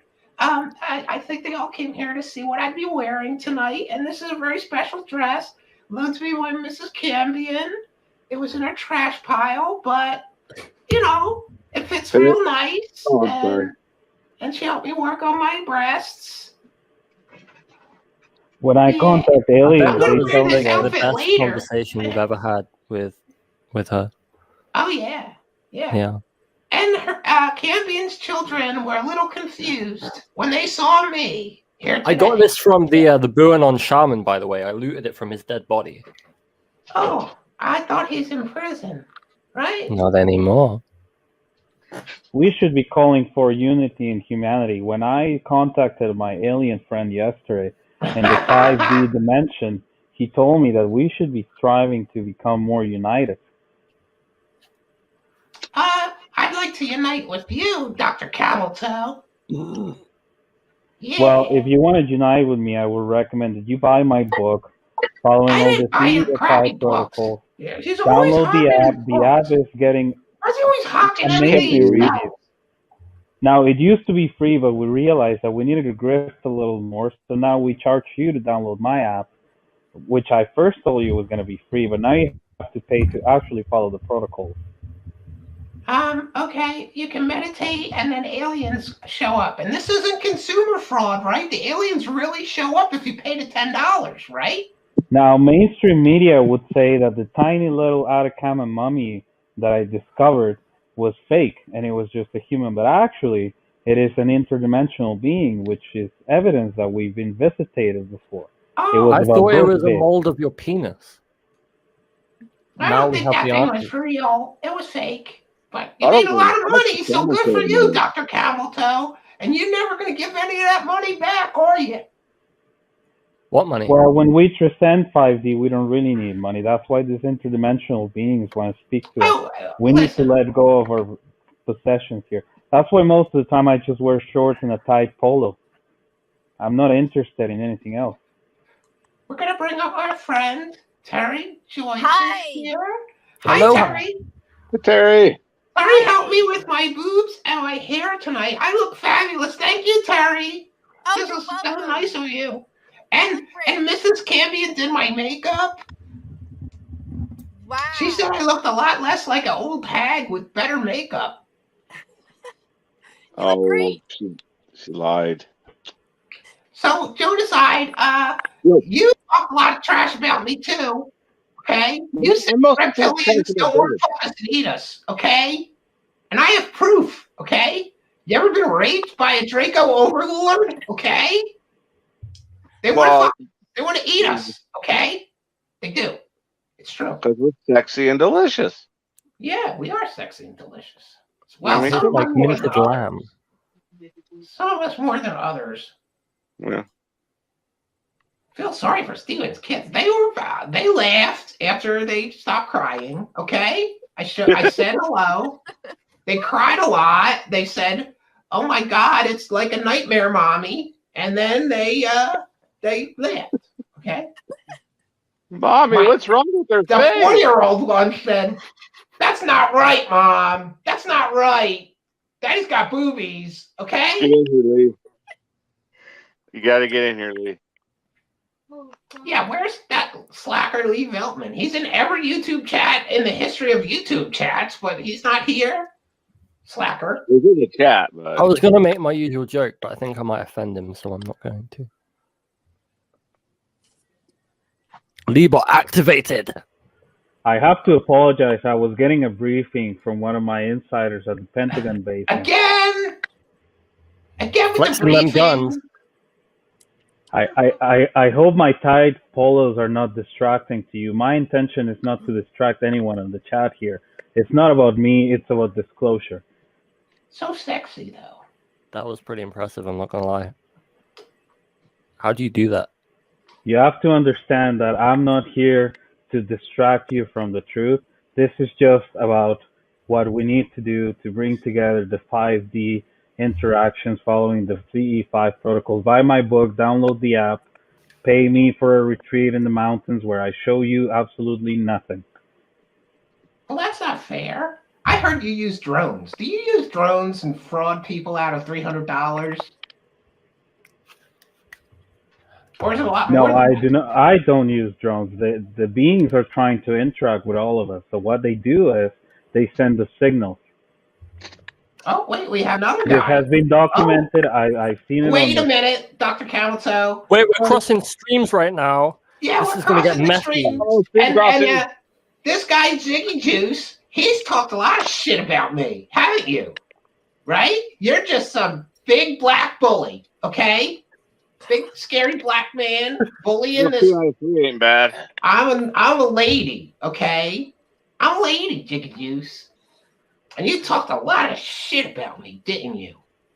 I don't think that was funny at one bit, okay? I talk shit about you? No, it wasn't Yeah. me. Wasn't me. It was you and that smoker guy, the other guy, the white Wasn't one. me. Wasn't me. Smoke King. Yeah, that's his name. Wasn't me. King of Wasn't me. guy. Wasn't me. Oh, Well, you no. have to understand I that when you didn't drink escape Jiggy Jiggy's Juice, sound effects machine on my own show. Kerry's water broke. I think Terry Joyce. Yes, Kerry. You should tell us the story about how Carrot Top and some other dude tried to tag team you, because we lost that from our other show. Oh, really? Oh, okay. Yeah. Yeah, once upon a time, Carrot Top and some other dude tried to tag team Terry Joyce in a hotel room. Okay? Yeah. So rude of Carrot Top. what is important here is to not forget about getting in contact with the interdimensional One at a beings. time, please. It's okay. Go ahead, I'm Terry. sorry, this is not about I me. drank a little bit too much at Christmas, and I kind of spilled the beans to my family. Just like, you know how you have like a Christmas conversation. Oh, by the way, Carrot Top, blank, blank, blank, blank, blank. And of course, you know, my family has a sense of humor, I guess, you know, so Jeez, they must. You know, we're all laughing or whatever, but my mom really hated it. And one time my mom, you know, called me up and she says, Terry, I had this dream about Carrot Top. And I said, really? And she goes, yes. And she goes, and I went right up to him and I said, what you did to my daughter, I think is just absolutely disgusting. And stop tweezing your eyebrows. And that was her dream. But yeah,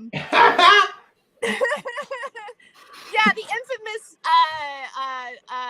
Carrot Top story. Yeah, I went out and I met him at the Improv. There was like some people at the Improv that were hanging out. There was a guy that was staying with my brother and I. My brother and I were roommates. He was a comedian. He was good friends with Carrot Top.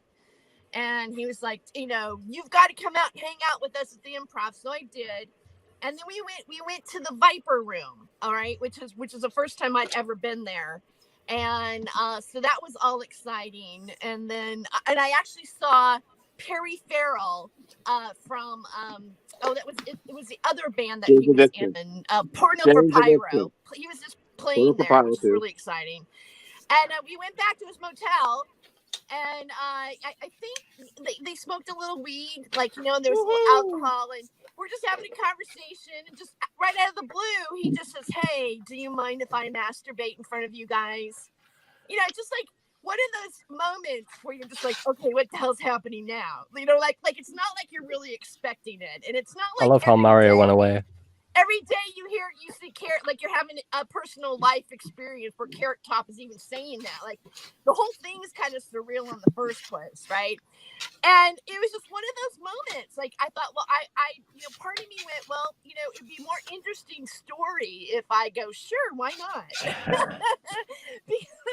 Because like, when would you ever see Carrot Top whip it out, right? You know, and because I'm weird like that. But after it was going down, right? And I'm like, and also I didn't want to be rude, right? It's like, well, do you mind if I masturbate from you? I'm like, well, you took us out and everything, so I guess like maybe it's okay, you know. You should have at least like pulled your titties out or something. Give him some help while he masturbates in front of And you. did the carpet match the drapes? Yes, it does. Yeah, it does. And this was like he was on. This was when he just was what's that?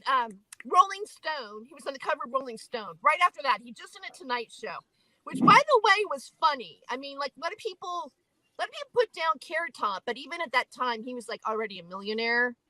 And you know, for a prop comic, he's funny. He is clever. He's not just stupid about it. Somebody wants to know if Carrot Top uses props on you. Oh yeah, no, you know, I never did Carrot Top. Actually, I turned him down. Like as it happened, and I realized that they wanted to have a threesome. My friend and I just kind of backed off because I really didn't want to do that. And you know, I said I gotta go because you know. Because the other guy I knew really well. You should have did it. Like, how many people get to get tag teamed by Carrot Top and a friend? Come on, that would have been a better story if you let him tag team you, do the double D. I met another woman that it happened to. Two in the pink, one in the stink. Randomly. She goes, you know, Carrot Top, you know, hit on me one time at a gay bar, and I was like, oh yeah, he hit on me too. So you know. It's kind of like smoking pot with Tommy Chong. Like a lot of people have that story. I have one, right? But then like there's also the Carrot Top wanting to do something kinky with you story. I think it's like more common than you would know. Yeah. So you didn't bang him, even after he said just me. Yeah. Okay, so you're going to the next level. Yeah, I ran out of the room. And I was like hit in the elevator, and he had no pants on, guys. Okay, t-shirt only, you know, full on, whatever. It was angry, and he looked at me and goes, "Hey, what about you and me? What about just you and me?" And I was like, "No, that's okay. I won't tell the Hollywood Reporter." And then I just went into the elevator and went down. And I went out with him. You went down? I went out with him again. You know, he tried it again, you know, by himself, but I still didn't want to do it. You know, because I work in that world, and you know, like once you start doing that, you know, you sort of dilute your own credibility. You don't want to be a lady with a reputation for banging all the comics. Well, I couldn't. How am I going to tell my mom, or not my mom, but you know, tell people like, oh yeah, you know, who did you do that was famous? And I go, well, you know, Carrot Top. No, I just. It could be like, hey, grandkid, let me tell you the time that I got double teamed by Carrot Top. They're in that story now. That's a shame. Two in the pink, one in the stink. I guess I shouldn't really be saying it. I mean, no offense. The world's so demented now. I'm sure it's not going to hurt him if I said that Carrot Top, you know, wanted to double team me. Like that's going to ruin his reputation. You know what I mean? Like it's Hollywood, right? Whatever. I want to know, Kerry Cassidy, who have you been gangbanged by? Yeah. Who hasn't she been gangbanged? It's probably a smaller list of who hasn't gangbanged Terry Joyce. Yeah. Oh, me. Well, when we were in the Pentagon basement, I'm pretty sure I saw Kerry Cassidy being surrounded by a bunch of extraterrestrial dimensional beings, some of them with their clothes off. So my guess is after the CE5 protocol worked, Kerry Cassidy got into some sort of connection with them. Yeah, but did they take her? Did they take her to the Viper room? Like, did they just like gangbang her, or did they kind of like grease her up a little bit? You know, like Kerry, did they woo you? Listen, I'm going to be an older woman. I need a lot of greasing up. I need a lot of lubrication. Okay, things don't work down there very good anymore. Extra lube, aisle 6. I use Crisco, a whole bucket of it. Just put it down there, rub it all in, gets everything moving. And it smells like French fries. I don't even know what to say to that. Okay, next topic, please. We're done talking about Terry Joyce getting gangbanged and Terry Joyce getting double teamed by Carrot Top and his friend. Okay. All right, Kerry, let me ask you something. Have you ever done a threesome with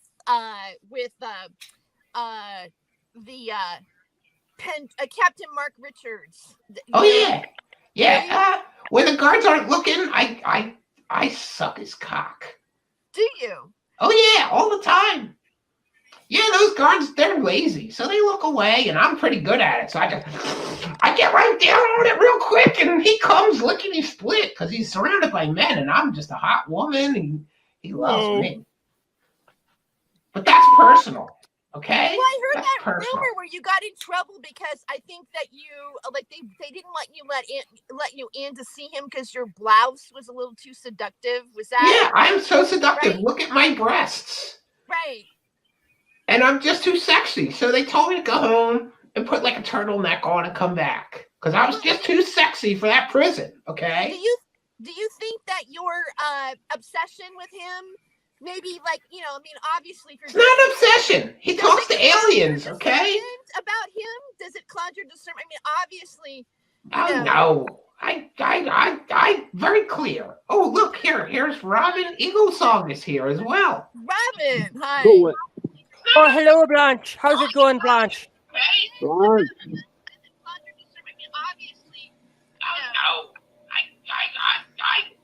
She's got an echo. What the fuck is going on right now? Yeah, she's like a minute behind somehow or something. Oh, yes, it is. Blanche is here. Okay, am I the one who has the echo? Yes, of course. Yeah. It is you, Cool Whip. Hold on. I put echo cancellation, but it ain't helping. Maybe that. I don't know. There we go. I think it's gone.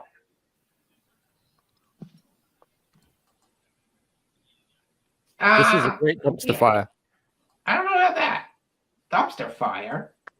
Nightmare fuel. This pragmatic guy, he can suck my left titty. Okay? In the live chat, talking smack. Milky.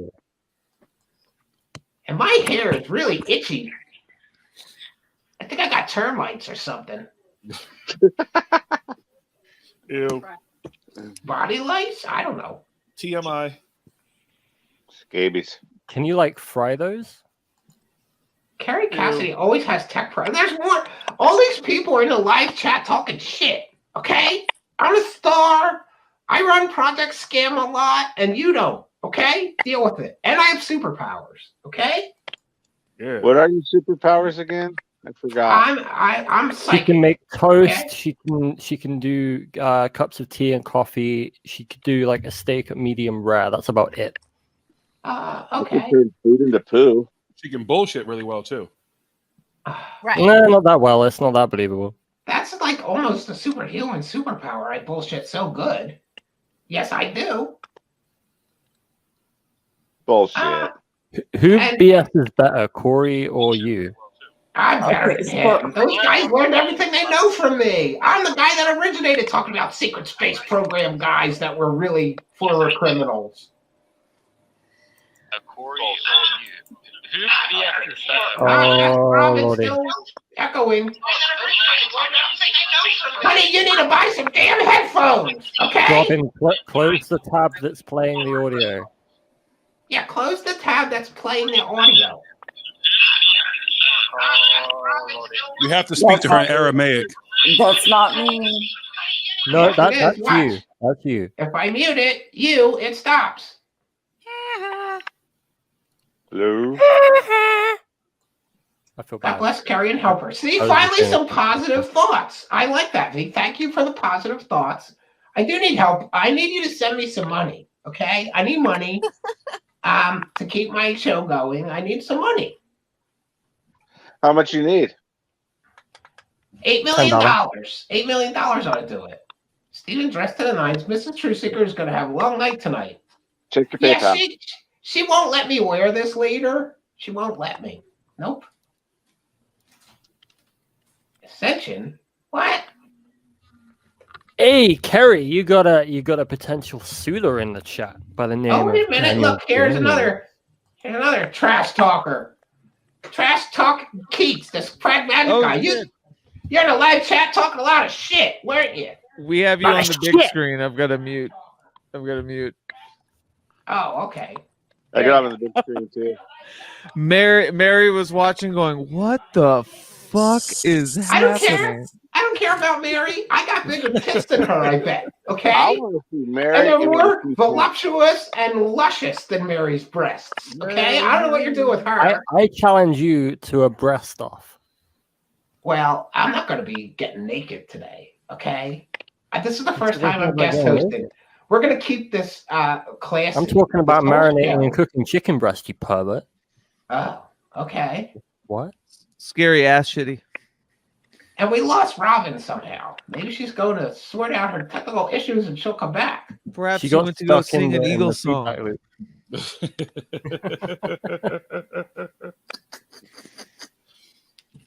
What's up, Pete? Hey, Hey, buddy. so Steven sent me a picture of this in Twitter. And he's like, "Yeah, I'm going live." It's beautiful, okay? I'm an artist, okay? I'm Yeah. an artist. Oh, so you Okay. just called yourself out. You just called yourself out. Only Steven would say that. No, Right. I'm an artist too. Fuck Steve Campion right in his eyes, okay? Fuck him. Whoa. Carrie, can I ask you a question? You can ask me anything you want, honey. Okay, so why do you use lions or like leopards in some of your Jaguars. beginning of your videos? Because they got big balls and big dicks. And I like big balls and big dicks. So that's why I use them. That's they fair. have bigger dicks. That Yeah. checks out. That checks out. I might start using gorillas. You ever seen a package on an average gorilla? It's huge, man. They got big cocks. Whoa. Not that I support or endorse bestiality between humans and gorillas, but there's But some you do luscious between humans penises and on gorillas. those things when you go to the zoo. Yeah. What did I walk into? More people talking shit. Kerry Cassidy, just keep your spider babies away from me, and everything is cool.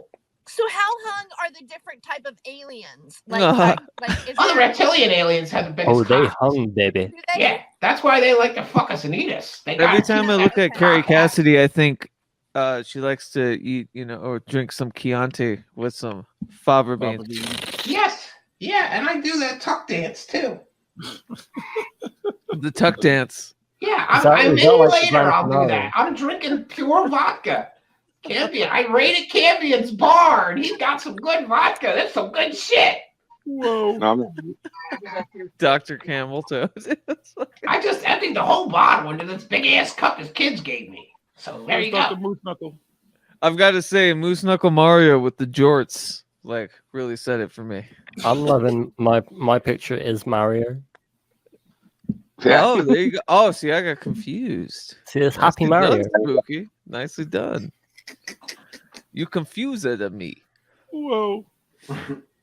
Why- That's my well, plan, eh? Says the Lord's Prayer while crying himself to sleep. Hey, I'm just here for the comments. This is not a nightmare, Yeah. okay?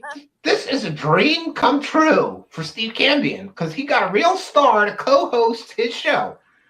Oh, He's never we going to did get somebody the caliber of me, Crazy Kerry Cassidy from Project Scamelot, to guest host again. Okay, it's a God, special every event. time- it looks like a flesh suit you're wearing. I gotta say, It is it's very quite unnerving. I can Like, tell you I about it felt off like the air. inadequate because you look so good. I can't tell you how quickly this look came together for me. It was just meant to be, I guess. You woke up that pretty.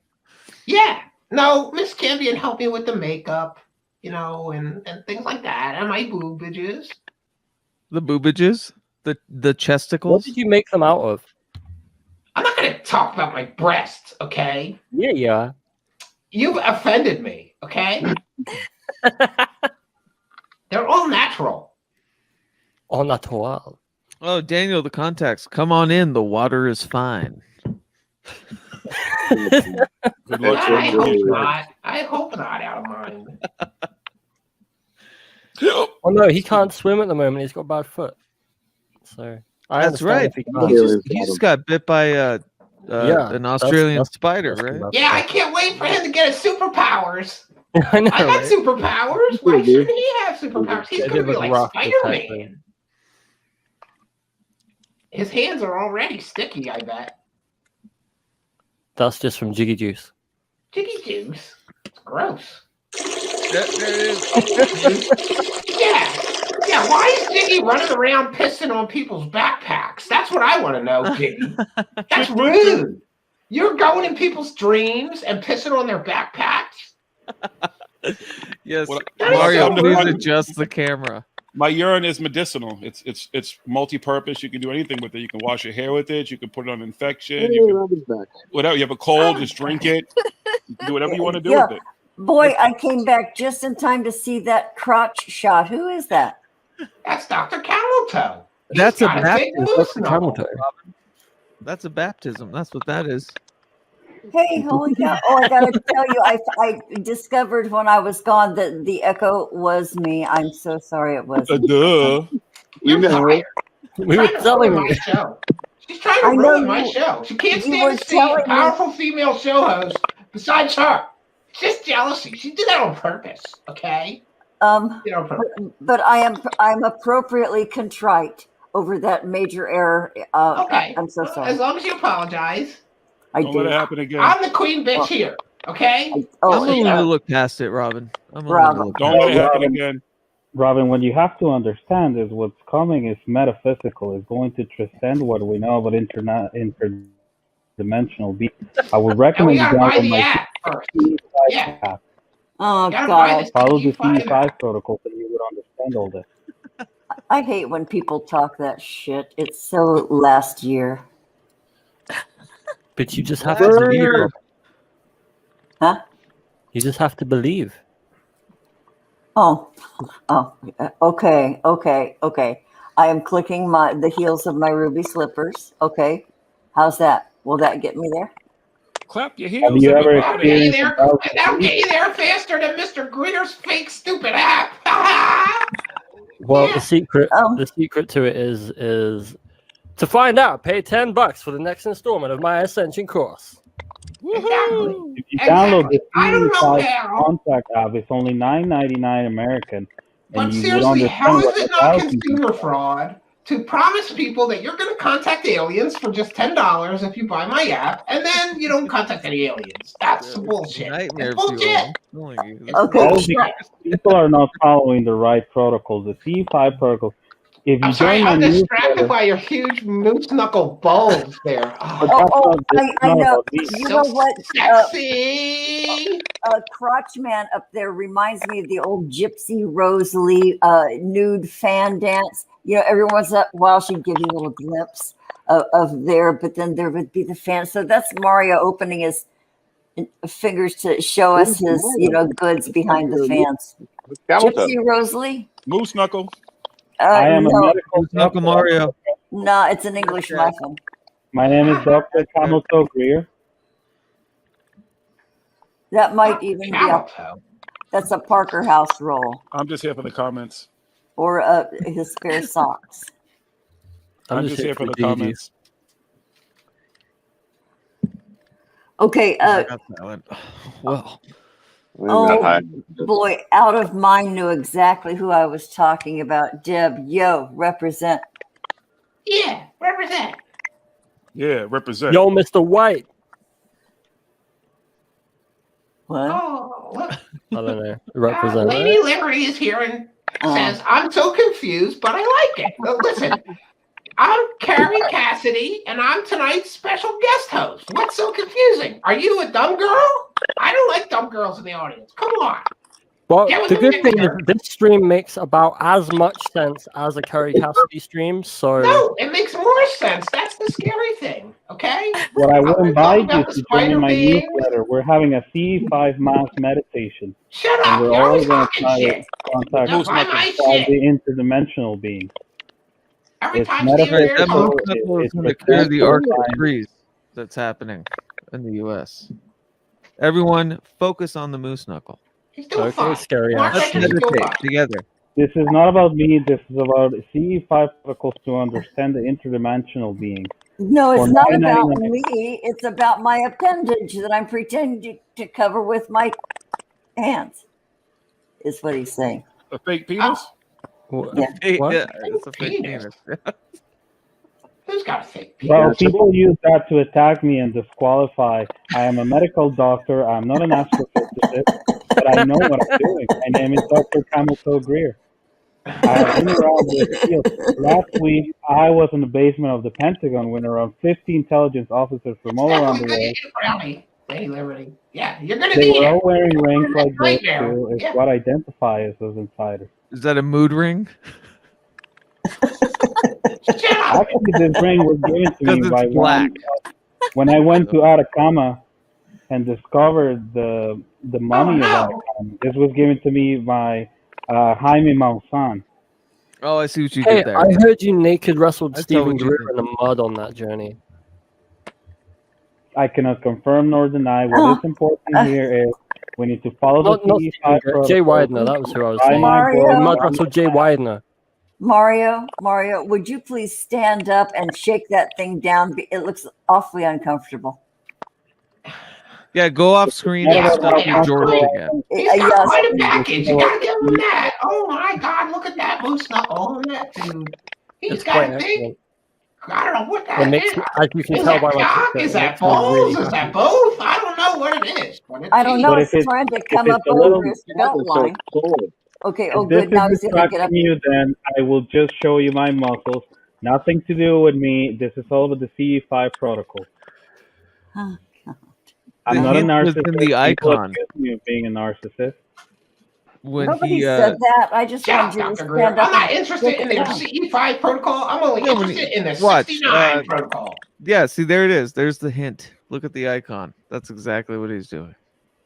See, I had to get my iPad so you get a better quick. Oh, I know. No kidding. You don't want to miss this. What was that noise? Yeah, well, Somebody's typing. It's like suddenly we're in a subway station.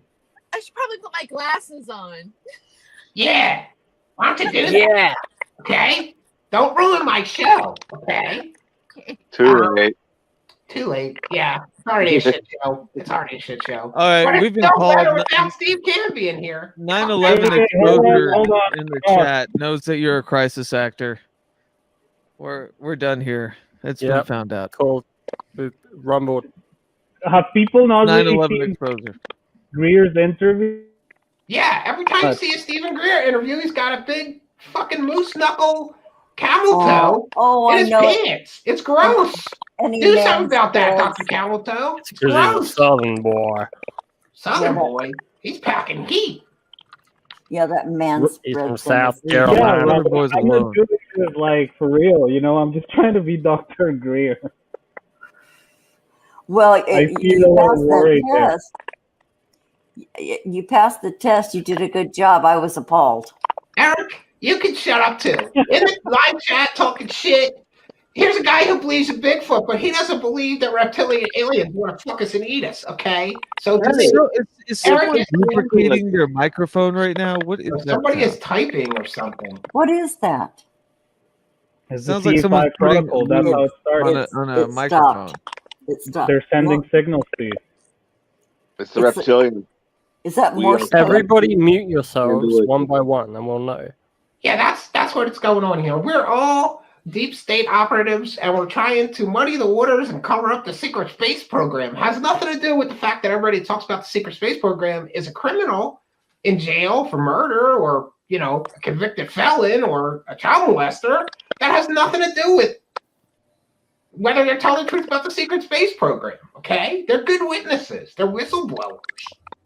Did you know that Walter Bosley was behind Roswell? I think I he heard was. I heard it from Steve Cambion. It's true. Yeah, maybe they are. They don't do it. Someone on the stream sounds like Linda Moulton Howe. Nah. Who is making that noise? That's you, Moose Knuckle. Yeah, that's you. I'm not touching anything. No, Are you Moose using Knuckle is muted. earphones with a microphone in it? Is I that a have picture had- of Jiggy behind Jiggy? Yeah, of course. You Jiggy have to juice. have two of him because one's not enough. Okay. Who holds up the world? It's Jiggy's all the way down. Okay, I'm muting, and we'll see if it's me. Oh shit, it probably is. Okay, I'm muting. The scent. Totally you. It was totally you. It was totally you. Distracting. No, it's still going. Stuff I'm listening to. I'm getting a briefing. You guys see who's in the picture with me? Yes, I coach. That's Clearly Coach Boston. Cassidy. My good friend Billy. Clearly Boston.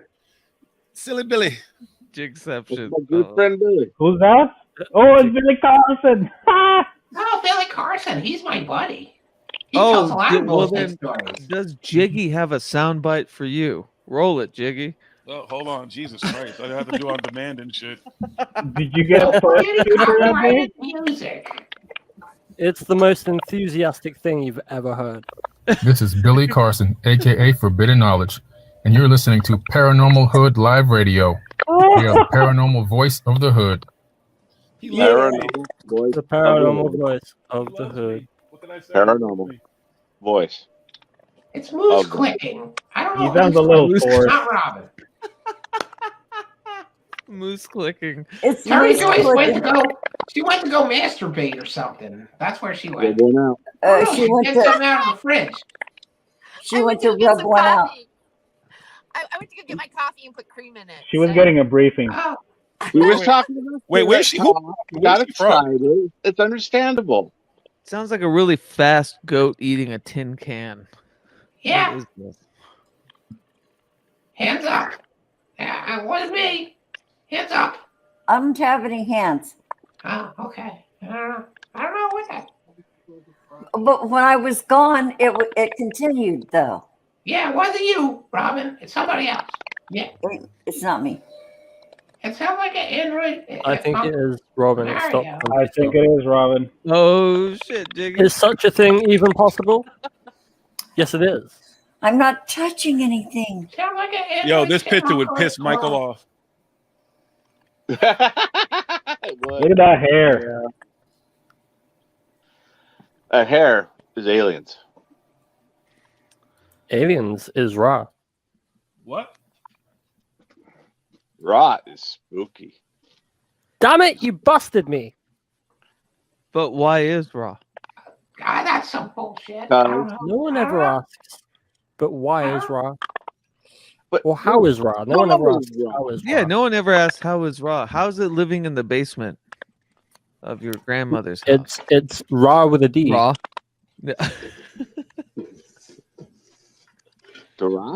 Draw? Raw's like, hey man, thanks so much Rad. for asking. I really appreciate it. Man, no one ever asked me. You know, I'm just a sun god. I don't even know. I don't know what I'm doing with my life. No one ever asks how I Who can identify the guy behind me right now? Okay, that wasn't me. That's I Travis was gone. That's Travis Walton. Travis Walton. That's Travis abduction. That's fire in the sky. I'm the one that took him. Go on. I told you. Watch the documentary about my life. It's a movie. It's really a documentary. It's called The Brother from Another Planet. I saw that 80s movie about a black Yeah, alien. I was figuring you for more of a space is the place kind of. Nope. Sun Rosh. Earth Girls are easy. That's the movie. Jeff Goldblum, Jim Carrey, David Yes. Wayans. David Wayans. Nia Davis. Kerry, what's your opinion on Kamala Harris? Me? Oh, listen, Oh, she is an abomination, okay? She's mixed race. And not to be racist, but that means that she's the spawn of Satan, okay? If you're mixed races, you're the spawn of Satan, okay? There, I said it, okay? Hey, Kerry Cassidy, do you have a robe in the house? Because I want you to put it on to see if you really do look like the Sith Lord. I do, actually. I got a robe right here. Just put a hood or a robe on. I really think No, you I don't remind me of the got a Sith Lord. hood. I don't think I have a hood, but I got this. Execute order In case it gets cold in here, I think I Kill this satanic concoction. Yeah, that's what it is. She's a satanic concoction. That's what I think about her. Come on. Carmela, whatever the hell her name is. Carmel girl. Carrie, how Carrie, did you come up with the name Super Soldier? Like, what made you call, the military, psychic, CIA, remote viewing guys? Like, what made you come up with Super Soldier? Well, Isn't that I got it out of Captain America comic books. Wow. Because he was the first super soldier. You're not wrong. Actually, Captain America. he was. Yeah, it was the first weapon in the weapon program. There you go. Kerry Cassidy is real. Actually, everyone. actually, you're actually incorrect. Oops. Marvel has actually gone back and fixed that. The first Captain America is actually African American. Yeah, it's Isaiah Bradley, right? Or something to that. Or Isaiah Washington, something to that. Yeah. I have the comic book. I have it somewhere. They retconned that and made a black dude the first one? Well, Kerry Cassidy, what they said was during that time period, in actuality, they would have tested any kind of serum on the black soldiers before they would have given them to anybody else. So they actually went back and created a three comic book series about it to actually, they said, to rectify that. And the Hulk was a version of the super serum. Yeah, but that had gamma rays, not Vita rays. See, that's where right. Hulk fucked You're up. correct. He Oh used my God, gamma Kerry rays. Cassidy is speaking so much truth right now. Yeah, I know a lot actually about believe it. comics. That's where I get my material from, like super soldiers and superpowers.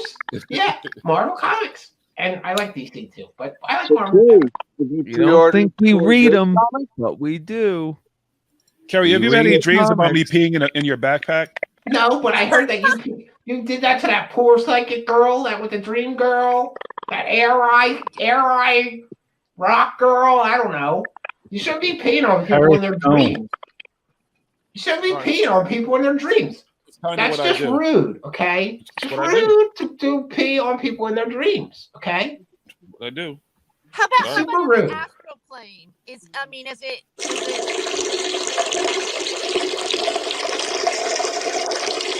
Sorry. Go ahead. OP. Yeah, I was on the astral plane yesterday, okay? And I was flying to another dimension to get new intel to share with my viewers. Well, really, I just ate a whole bag of mushrooms. But still, it's intel, okay? Hey, can I get some of those? Sure, I'll send you some. I'll just sign up for my members-only website first. Oh, I have to use the coupon code Cassidy. Clown porn. Yeah. How often do you dream about John F. Kennedy Jr.? Every day. He's a handsome fellow, isn't he? He's got a nice package, too. Do you think he's alive still? Of course he is. He's going to be the new vice president with Trump when they take office back in March, okay? It's happening in March. March 4th. Still the same March 4th? Yeah, they're right. Biden took the presidency and he did it by fraud. So they're going to go back in and Trump's going to move back into the White House and throw all Joe Biden's shit in the trash. Okay. And JFK Jr. is going to be the new vice president because Pence is a traitor. He should have stopped it. And he didn't. Because he's a coward. So we don't like Pence no more. Yeah. No, wait. How does Simon Parks come into play with all of this? Like, Well, does he have any new intel on? Yeah, he was banging an alien insectoid girl last night, and she told him that President Trump will be the president soon too. So, you gotta believe him. Okay, doesn't matter if he's just a driving instructor who talks to aliens and bangs alien chicks. He knows all about geopolitics now, and the United States. You got the back channel. I'm interrupting. I'm sorry, Kerry, but I'm thinking about how, Simon Parks, didn't he get in some trouble with some women, right? And they lied. They all lied. It wasn't him. It was his alien daddy that hurt those women, not him. And as soon as he found out, he said, I'm not going to talk to my alien daddy anymore. And that's good enough for me. Interview his alien dad? Not yet. He won't produce that because that would mean he'd need proof. And they don't have proof. Come on. Galactic rape is still rape. Yeah. Daniel Actual James rapist, wants to don't know, rape. do you have an OnlyFans account? What? The context wants to know if Kerry Cassidy has an OnlyFans account. I'm going to start one soon because I got demonetized on YouTube. So if you want to see my naked breasts, you can sign up for my new OnlyFans. I'm going to make a lot of posts like this, arching my back, sticking my titties out. You're going to love it. It's going to be great. What do you think about Sean Stone? Kerry? He's a loser. He's a loser. Really? I like that guy. I don't like him. I saw him do a show with Wasn't he banging that psychic girl? What's her name? That other girl that he busted his balls on? What's that girl's name? Sarah Adams. He was banging her. Do you know for sure? That's what I heard. I don't know. A lot of people say that. People say. People say that it must be true. Oh, and I got a message for Keats. You're a lazy musician, and you're fired. Okay? Fair enough. Stephen Fair Campion enough. gave Keats some big fat beats about 3 weeks ago, and he was supposed to do the music, and there's nothing. There's not 3 one weeks note. ago. No, that's a lot. There's not one note of music done, Keats. Not one. He's not a rapper. I know Jonathan's going to join in. Jonathan's going to join in, talk about a country song that he sent me the lyrics for, and like, you know what? Just pile it on. Just pile it on, everyone. I already piled Come it at on. me. I'm Come good. at me. There's a reason you're at the bottom of the stream. Yeah. Kerry, Oh, what do you think of one of your biggest critics? That's just me and Mario Spooky. What's that? Mars Spooky. What's your opinion on I say one of it your with biggest love. No, I critics, CW Chanter? Oh, he's a bitch. He's a little bitch. I don't care how big his beard is. He's still a little bitch. And he likes to talk a lot of trash about me, but nobody watches him, okay? And his no new music is wrong because I can bust the no new music bullshit that he spews in 2 words, okay? Karen metal. That's new music. It's never Karen existed before. There's no nostalgia loop. Karen metal is brand new. They take Karens yelling and screaming, and then they put it to metal. That's new music. It's new music. CW Chatter is wrong, okay? No new music. What about Karen metal? Okay, what about K-pop? Play an example.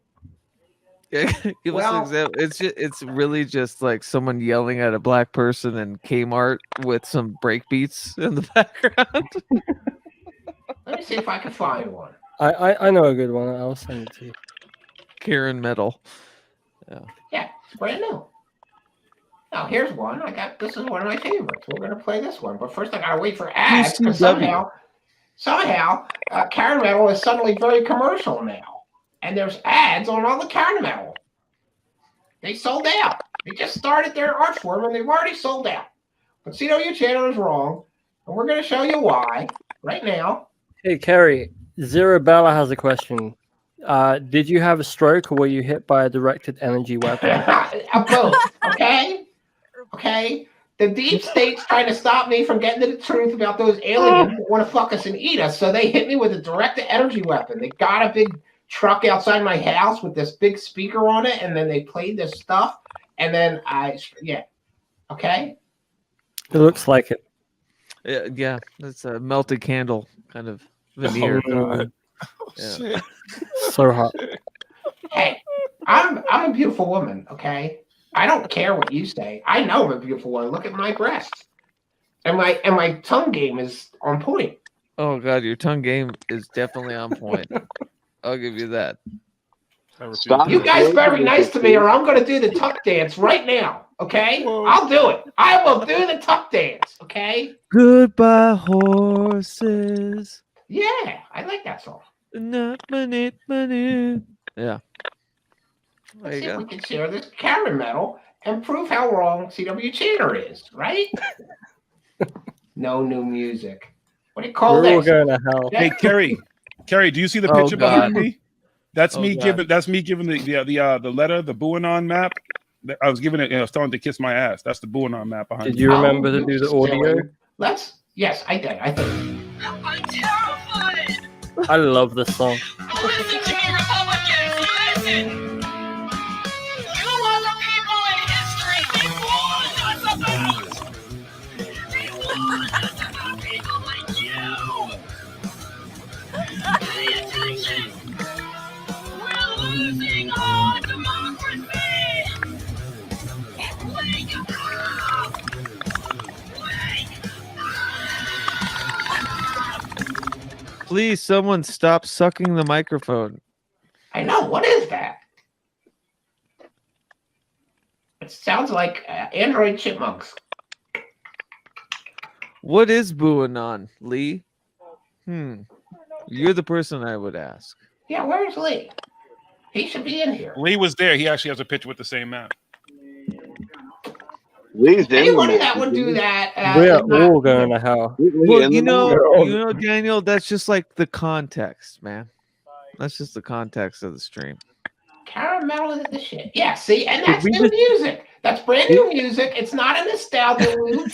Okay? CW Channel is just wrong. Okay? CW Channel's wrong. It's stupid nostalgia loop. Where is Robin? Where did Robin go? No new rants. I don't know. She dropped out. I can't control these things. I don't know.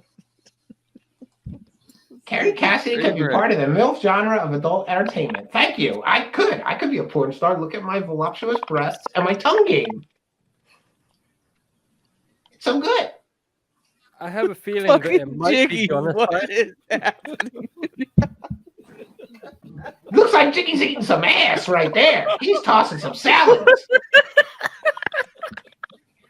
Oh no. Well, Holy shit.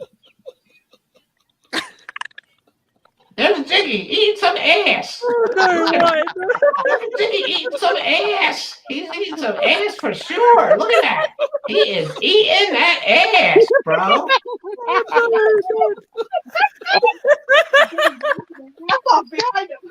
And he's cracking up while he's smoking that devil's lettuce. He's smoking the devil's lettuce.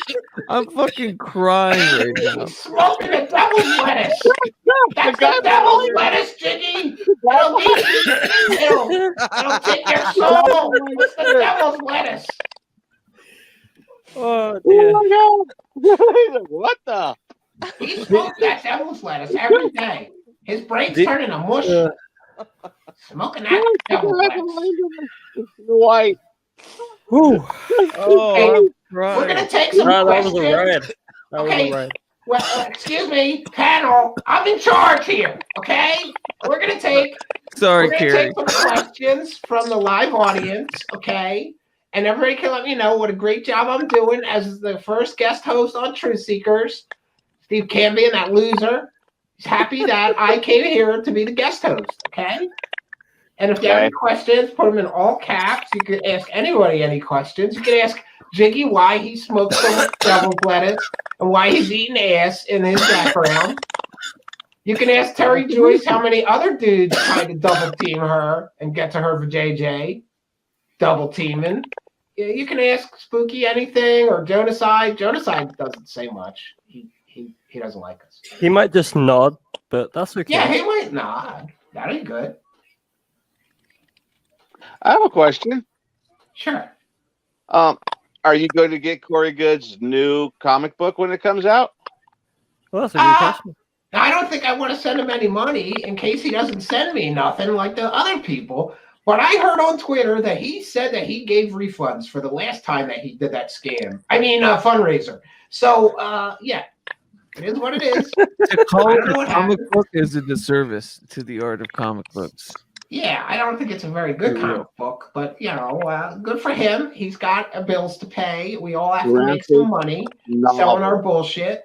Okay, it's a graphic novel too, Keats. It's not a comic book. Okay, comic books are for kids. Graphic novels are for adults. Okay. Okay, I'm getting back to the comments in the live chat. Bum bum bum bum bum bum bum bum. I don't see any questions. Nobody's asking any questions. I don't see any questions. So you people in the live chat suck. All of you suck. Anti-MILF. Oh, there's new comments. Let's see if we can get to them. Okay, I'm going to do the tuck dance later. That's the finale of the show. Me doing the tuck dance, okay? Everybody wants to see it. Goodbye, horses. Yeah. I'd do me. I'd so do me. I'd fuck me. Yeah. Would you fuck me? I'd fuck me hard. It puts lotion on the skin or it gets the hose again. Damn, Spooky, that was transcendent. We're all going to hell eventually. We might as well just quicken it, okay? We're going to quicken. I do a good Ted Levine. For those just joining us, I'm Kerry Cassidy from Project Scam-A-Lot, and we're talking about how reptilian aliens want to fuck us and eat us. Okay, Terry Joyce, do you think they fuck us first and then eat us, or do they eat us a little bit while they're fucking us? What do you think? Well, I think it probably depends on which race of draconians or reptilians you got. Yeah, Most of the reptile time, people. I think they fuck you first before they eat you, but And some are ass first, you know. But as time goes on, they might actually fuck you and eat you at the same time. Like for example, there's certain actors that have that fantasy right now. I've tried that with women. It doesn't work. Like you can't really fuck them and eat them at the same. You mean Arm and Hammer? Wishes that he can. You mean Arm and Hammer? Arm and Hammer. He's a little pervy, right? He's like, oh, I like to barbecue your ribs. So I guess like that's just one step away from fucking and eating at the same time. A good woman. You don't want to eat a good woman at the same all at once, do you? My tongue game was on point. I'm kidding. So upsetting. You're gonna take me to dinner first. Carrie, that's really rude. That's wow. It's not rude. It's not rude. Everybody appreciates good tongue lashing. Right? Okay. Carrie, but seriously, what do you think? I mean, like do they fuck people first and then eat them, or do they eat them and then fuck them, or does it really even matter? I think they fuck you until they get sick of fucking you. Ramovic involved in any of this. And then they eat you while they fuck a new one. That's what they do. They fuck you for a while, right? And then they wear out the vajayjay. And once the vajayjay's all stretched out and busted up, they eat that girl and they get a new girl with a nice tight vajayjay. That's what I think. We're all going to have. I have insiders who told me that's what happens. Okay. And I just love psychic. Jiggy smoking fat blunts to that background. He's smoking the devil's weed. Sexy girl. While he's eating some ass. He's smoking the devil's weed while he's eating ass. That's rude. Okay. We're supposed to be here to talk about the reptilian alien agenda. Okay. But he's Jiggy. He's omnipresent. This is his reality. It's true. It is We true. Well, I'm a We're all precog. figments of Jiggy's imagination. I have superpowers. He's like perfectly poised right in the Uh-oh. middle. You said Simon and Mark Richards were going to be pardoned. What happened with that? They were pardoned in an alternate timeline. Okay. My superpowers were right. Okay. I'm a precog. Just like that. Tom, what's that movie? The precog Minority Report. Yeah. I'm just like that psychic person. Okay. I have visions and dreams. I have superpowers. So when I said they were going to be pardoned, they were in an alternate timeline. Okay. You don't understand alternate timeline. So don't be critical. Okay. It happened. Uh-oh. I have been shortlisted for Wilcox Love Room. I'd like to see what goes on in the love room. It ain't petting the dog, baby. Say some shit. All about the Conan O'Brien string dance. Yes. Conan O'Brien. That's how you do it. All good, Arbiter.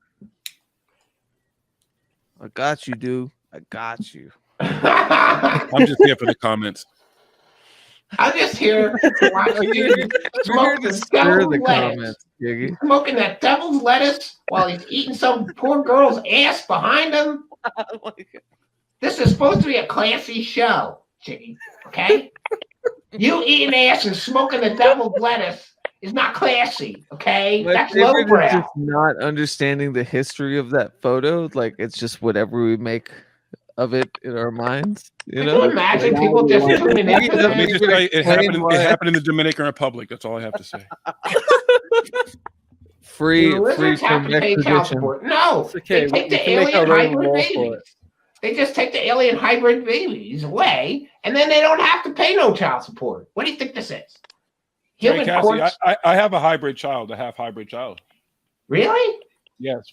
So back in '96, I was in Arizona in the desert, and I smoked peyote. I didn't know it was peyote, and I ran around the desert with boxer shorts and Timberlands on. And then a few years later, on my podcast, my daughter called in. I got to see if I can find it and pull it one day and actually put the interview up. But she actually called and let me know that she was my alien daughter, that I had sex with her mother. I don't remember having sex with the alien though. What?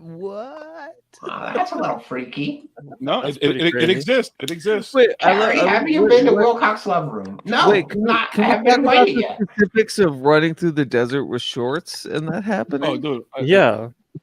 Can I we talk wasn't. about those? Like, I grew up in the desert. I didn't wear shorts. Yeah, I could have probably. No. Boxer shorts and Timberlands in the desert. My body was extremely, extremely hot. I just remember talking to the stars, and then I don't remember much else. Well, it's Wait, I'm kind of confused. So interesting. you had sex with a human in the desert, or No, I'm the human.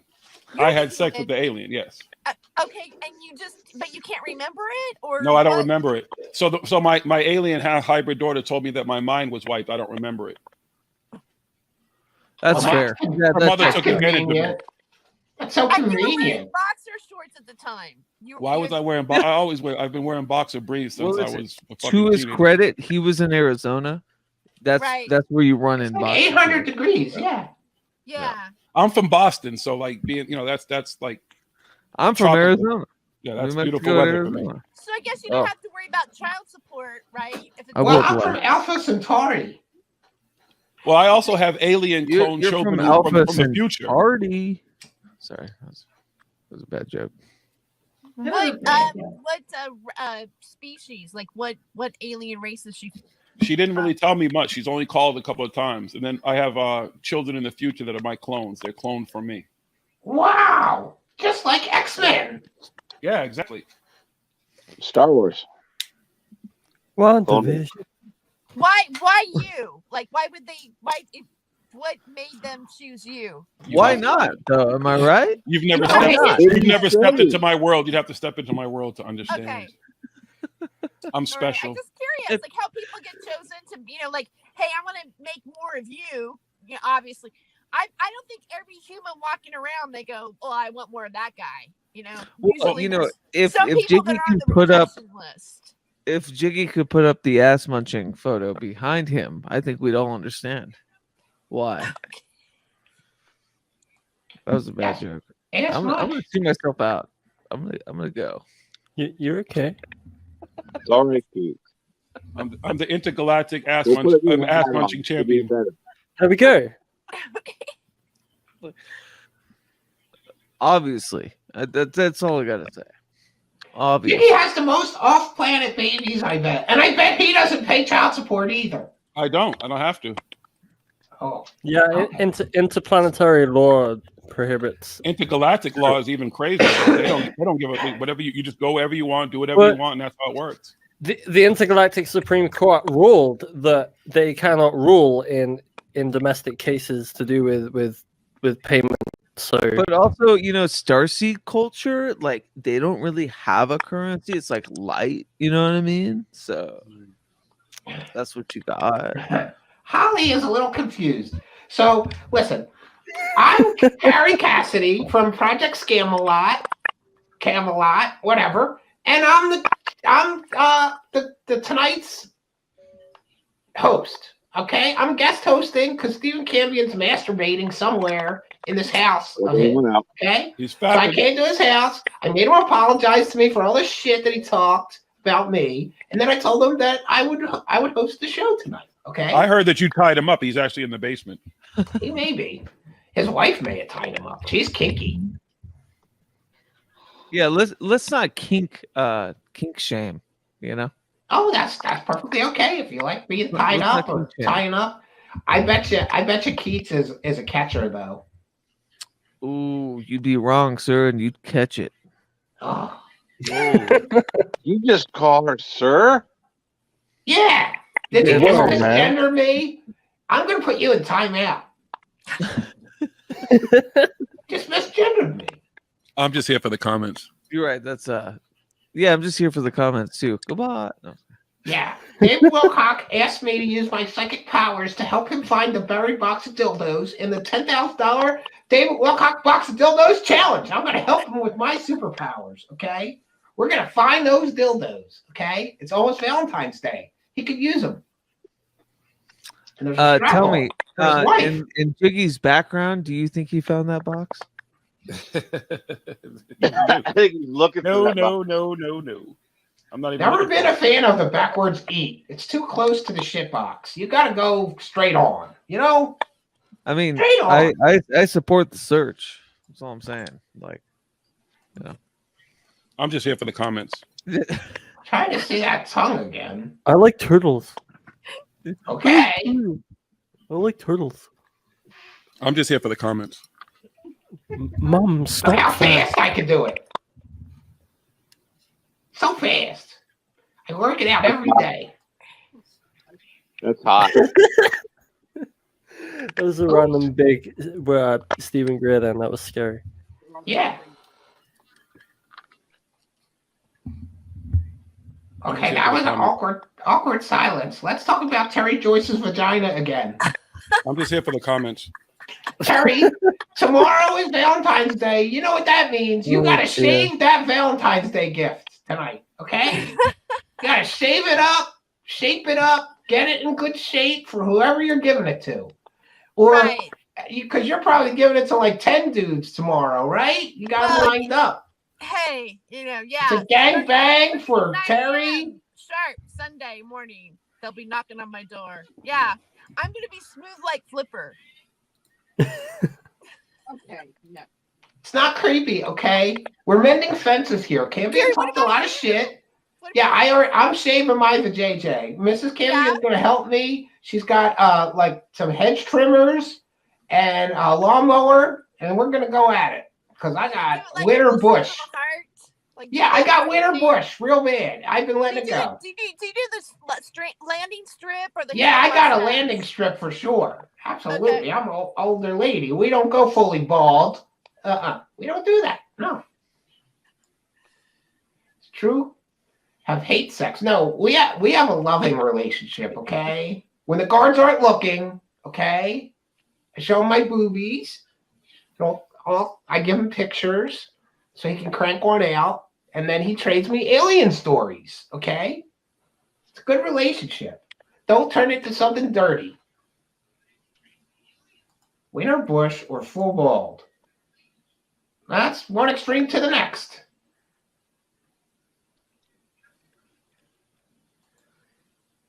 Are we done talking about Terry Joyce's vagina now? I'm just here for the comments. Yeah, we can take some. I'm still trying to work out that background image. Slackers tonight. Hey, this is the first time in history there's no down votes. You know why? Because we have a really good host tonight. Okay, I'm Kerry Cassidy from Project Scam-A-Lot, guest host of Truth Seekers tonight. He should just give me his show. No down votes, because I'm awesome and I have superpowers. You know, I think it's breasts. I think it's the first time you've guested on a show and you haven't got it banned. Well done. Show's not over. Oh yeah, fuck that guy. What's that French guy? Fuck that French guy. Show's not over. Kerry, like, are you? I mean, I heard that Jean-Claude, that's his name. That French guy. I went on his show and talked all kinds of shit, and they took his channel down. Yeah, he got a new one though, and he's got more subscribers than ever. And I'm a guest on that show too, because he knows that I'm great. Yeah, and I don't lie about reptilian aliens wanting to fuck us and eat us. He knows they want to fuck us and eat us. He's a smart French guy from Canada. Status is wondering what he walked into. I'll do it again. I'm Kerry Cassidy, and I'm guest hosting Truth Seekers tonight because Stephen Campion apologized to me about the stuff that I say on my show not being real, okay? And we're having a panel discussion about the reptilian alien agenda. So and I'm just here for the comments. Yes, and Jiggy's just here for the comments and sound effects. I'm here for G's background. Jonaside, tell us, why doesn't Jonaside tell us what he thinks the truth is behind the alien reptilian agenda? I just think they're hungry. And they like to fuck, right? Yeah, they like to fuck too. We're sexy and we're delicious. So we have to keep an eye out because they're going to try to fuck us and eat us. They don't eat us; they fuck us. Okay, I didn't get eaten. I got fucked. Okay. And then they eat you. You didn't get to the point where they got bored with you. Lucky one, Jiggy. What? You're the lucky one. I'm special. Are they making any clones out of you too? Yeah, they're trying to make a clone so I can do more shows because my show's so great that we're gonna do like 10 clones doing 10 different shows, and yeah, and there's gonna be younger, hotter versions of me in case you don't like this one, you know. Am I interested in Terry's lady parts? No, that's like being interested in a car that 85,000 other people drove. No, I'm not interested in her lady Listen, parts. I only came here for pop lock and CGI clowns. If that's Yeah, not going to happen, I've got to go. We can play it if you want to play it. We'll play. I mean, at least the beginning. All right, we'll at least play the beginning. We'll play some of this. The pop locking CGI clowns. Okay, Beep boop. We'll do it. Can somebody come roll some blunts for me, please? Anybody? See if I I have a cool video to share when you're done. Can somebody roll a blunt in the video? Twitter thing. It's in a screen share right now. I don't know. Hold on, let me do this one first, and then we'll come back to yours. Roger that. Keats is in a box. Outright. Oops, wait a minute. It's my The glass case of emotion. It's my dick in a box. Baxter. Regulators, mount up.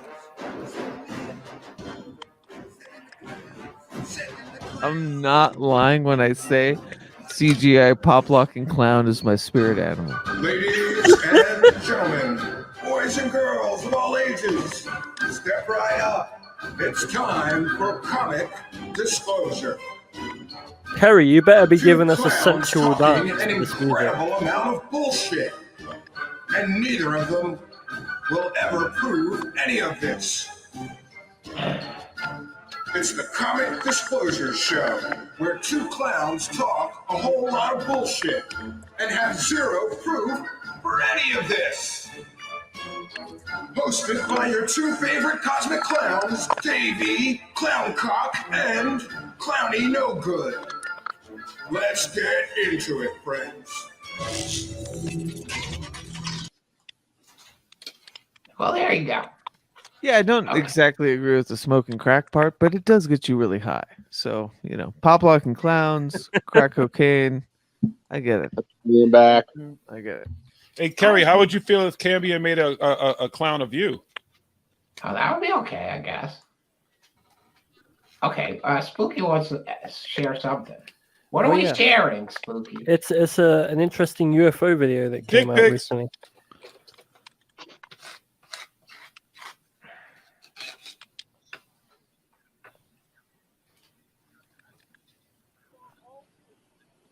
Yeah, that's like 1,000 G's. Easy. Can you hear it? Not really. No? Shit, I can't even see it. CE5, 1,000 G's.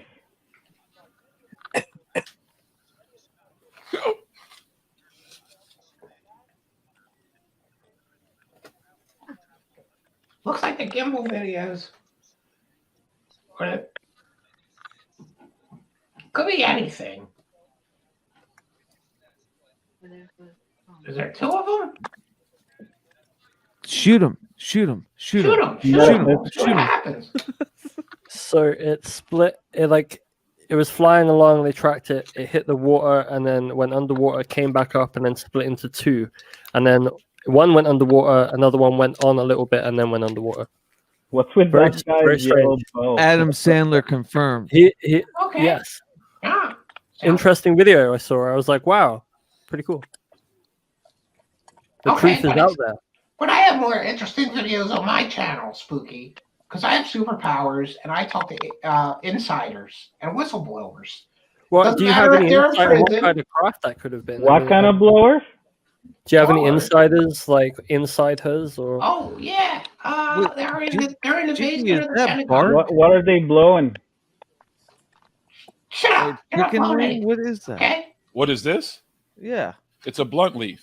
It's a cigar. I leaf. was gonna say, holy shit, that's legit. I told you. Yeah. Man. Ask Lee Veltman and Natasha and that poor Australian girl about hotboxing. He's an expert at smoking the devil's lettuce. Keats, okay? He's the only person I've ever Kerry, smoked on what's stream happening on with. March 4th? March 4th, Donald Trump is going to be president again. Okay? March 4th to victory. Yeah, March 4th to victory. Exactly. And trust the scam. When is the Trust the arrest tacker. going to happen? When are the March arrests going to 3rd, happen? okay? They're going to arrest everybody Yeah, on March well- 3rd, and then on March 4th, Donald Trump's going to move back into the White House and throw all Biden's shit out in the street, okay? My favorite is the March 4th date, especially for angry Star Wars fans. Oh, that's May 4th. That's May 4th. I fucked up. May the 4th be with you. Yeah. I fucked up. You ain't even All smoking. right, up, man. Game over. See, we're doing God's work here. Look at this nice comment. His voice is going to be sore tomorrow from keeping a high pitch. He cracks me up. My depression is gone after how hard you guys have made me laugh. We all need a good laugh, okay? That's what we're here to do. We're here to have a good laugh and talk about reptilian butt probes, okay? It's a serious topic, though. It's not funny. Terry Joyce has been butt probed a lot, I bet. Yeah, my memories have been wiped. I don't know. Yeah, they wiped your memories. Well, I don't recall any probing from aliens. I don't recall them. Oh, you remember. From aliens. Pragmime is Well, I mean, excellent. humans are different. Did enjoy. Rogue status is here. Not nearly at the level I need to be here. Too much catching up to do. Maybe he needs to smoke some of the devil's lettuce with Jiggy. Okay. Why don't you send him a link and get him in here? I don't know where to send the link to him at, but he can. Yeah. Oh, and Jeremy Rise is here. Mr. Big Star just on Tim Pool. Jeremy Rise. Jeremy Alien Rise. Scientist. Alien Scientist was just on, and they got 400 and something thousand views. I gotta incredible. say, Well it was good Well to done. see alien scientists in that talk. It Booty was. probed. It was super duper cool. Yeah. Yeah. Shout out to Ian Crossbow. Even though he says I'm Ian wrong Crossbow. about Bob Lazar really did work on alien spaceships, and he's got element 115, you dummy alien scientist. So don't talk shit on Bob Lazar. He's my friend, okay? More It's not- like Bob Lafart. Am I right? Hey, I don't know. Am I right? But for those just joining us, I'm Kerry Cassidy, and I'm the guest host tonight on Truth Seekers, and we're talking about reptilian butt plugs. Butt probes. Okay? Yeah, It's a same serious difference. topic. Why do they always anally probe people that they abduct? What do you think, Keats? Because they haven't seen what metabolism looks like in our culture and in our humanity, and they don't have assholes, so they're very interested. They're like, "What comes out? What are you guys doing with this? How are you not taking all of the nutrients from the things that you're eating and just recycling it within yourself? You have waste. What is waste?" So, anyways, that's my thought. Okay. All right. That's good. And let's see. Actually, no, hold on. Waste Dr. Greer doesn't wants come out to of tell your us about the butt club. waste doesn't come out of your butthole. What? It's just undigested food. Waste comes out of your genitals when you urinate. Food goes in, poo goes out. You can't. Yeah. You can't. That's not disprove waste that. though. Waste is what gets It's out science. by your kidneys. That's science.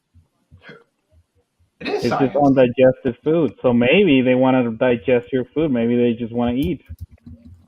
Maybe. I Tonight's heard my a name a panel second show. ago.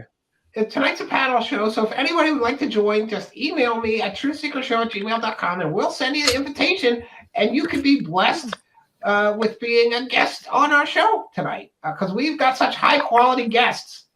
Also, We're the you know, best. I only We let know any this idiot in here, because then, you know. my asshole has been inspected by aliens, and I know how marvelous No, they they were thought dressed. my they were dressed butthole like was. aliens. They Yeah. were Okay, dressed wait a It was, like second. Are it you was really saying- fascinating. Are you saying that reptiles do not poop? Of course No. they do. Of course they do. I'm saying aliens don't. That's why they're so obsessed with our poop.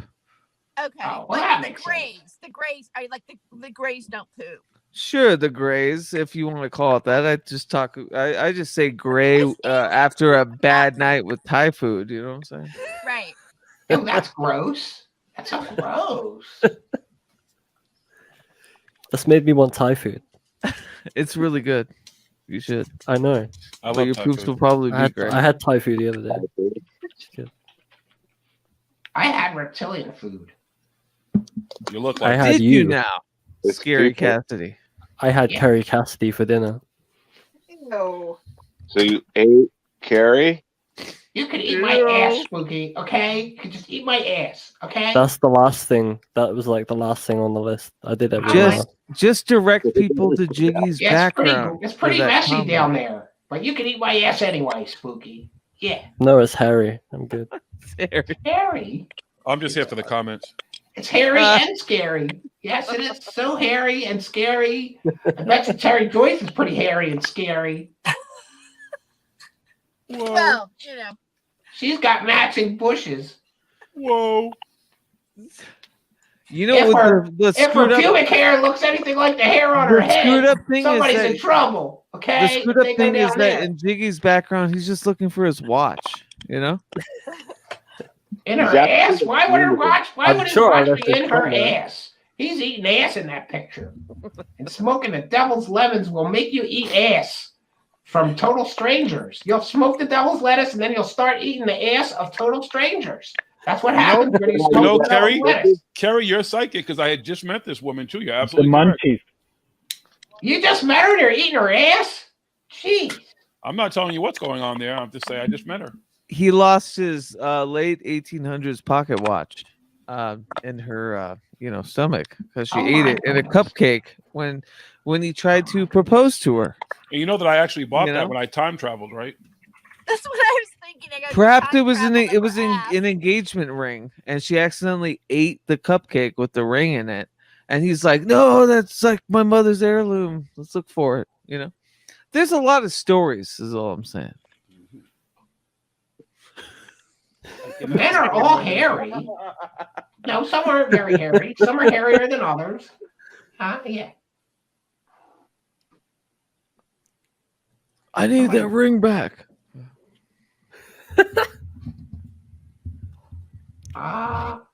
I've still got this battle axe. Chicky's tossing some devil's lettuce. All right.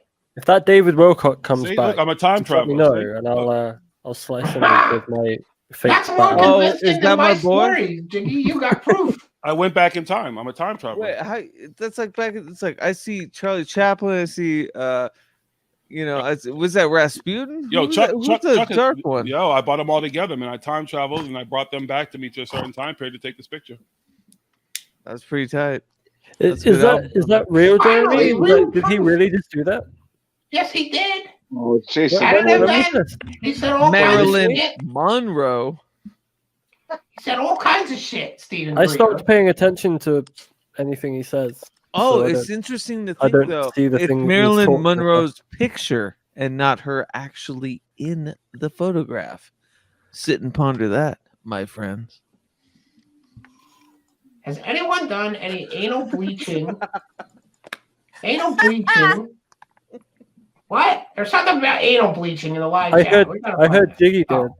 Has anyone done any anal bleaching as alien prep? Yeah, I heard you Jiggy should did. get your parts ready See, for those he's aliens. doing it right there. You see, Clean them up. That's an anal bleaching procedure. He's been Clean hinting that at it all asshole night. up. Clean that asshole up. Wash it, bleach it, get it ready for those aliens. Who said I was getting ready for aliens, baby? some people want to join the Get jiggy show. with it.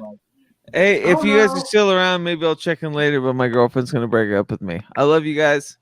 Have fun. Take care. Bye. Hey, why don't you do some music, loser? Go service her. Fuck you, Kerry Cassidy. Go Oh, change it's that oil. Valentine's Day Eve. He's got to go get some vajayjay. He's about to be he's about to be me right behind me. He's about to be face deep. He's about to be face deep in some vajayjay. Good for him. Happy Valentine's Day Eve. Hey, And Kerry Jason Cassidy. Quinn's a loser too. He was Did you ever- supposed to be here. Did He's you ever not sleep here. with Emery Smith? Did you sleep with Emery Smith? Did you give him a Of little booty? course I did. I banged him like a storm door in a hurricane. Okay? Wait, did you sleep with points on the curve?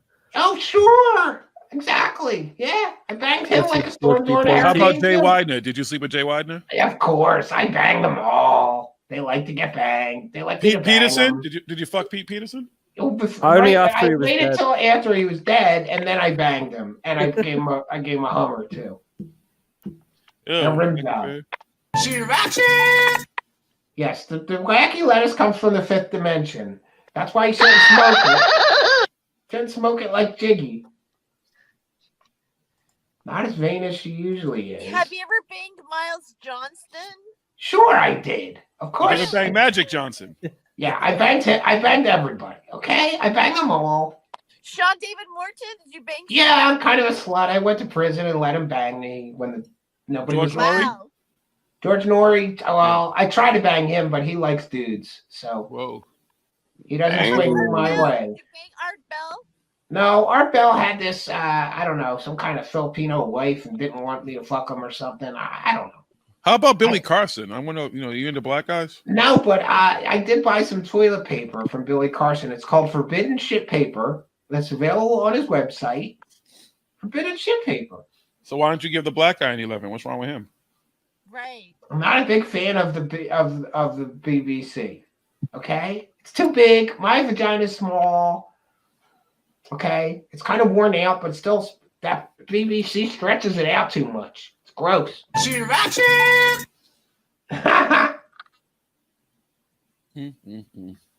Okay, well, we're coming up on 2 hours here, so I don't think we can keep this going much longer, or I may sweat to death. I'm getting hot. You gotta do your dance. Like, I'm waiting for the dance. No, I don't think. I think we'll get banned from YouTube if I do the tuck dance. It's not your show. You don't care. Yeah, you're right. Right. Just like You Jean-Claude. don't care. Fuck that guy, right? Yeah, I'm gonna stand right up. Hold on, let me get tucked. Let me get it tucked. Kerry, did you ever have any girl-on-girl action? Yeah, a couple of times. Yeah. Big fan of eating the carpet. I munch it. I lick it. Yeah. Moist. Any reptilian lesbo Me so action? horny, me love you long time. Every day. Okay. Okay. I bet it sounds like a dumpster behind Legal Seafood. What? Like the dumpster behind Legal Seafood. Oh, Jerry Rice is a big star now. Now he's going to start busting my ball. I'm a star, okay? I'm famous. I run Project Scam-A-Lot. You were just on Tim Pool once, bro. Okay? Don't get a big ego, alien scientist, you ass. Always talking about photons and protons and shit. Kerry, are you ever gonna get on Tim Pool? Yeah, I'm going to be on there soon, okay? Wait, is 'Cause Legal the Seafood alien agenda, everywhere? the alien Okay. agenda is real, and I'm gonna get on. I look forward to seeing you on Tim Pool. Why aren't you on Joe Rogan? Wait, illegal seafood's everywhere? Because Joe's married. No, I've never heard of Legal Seafood. Yeah, that's because I mean, that's from where We I'm would from. say Red Lobster. Okay, Yeah, we have Red Legal Lobster. Seafood's from around here in Boston, so he must be. I don't know if he's from around Yeah, here. he's around. He's from around you. Oh, okay. Cool. What's up, fellow masshole? Somebody wants you to turn to the right and lick your head. My right, my. Oh. Is that working? I don't know. Am I doing There it? you go. The upper head. Huh? Well, this You head gotta or that head? specify which What I head. want to know is the guy in the background of that image in the white. white. What's he thinking? He's like, I can't believe this motherfucker just did this shit to this chick he just met in front of me. Because that's Right the guy on. I've been talking about all I'm the sexy. Somebody That said sofa I'm is sexy so for well my hidden. age. Yes, I am. And I got my boobies and my tongue action going. Yeah.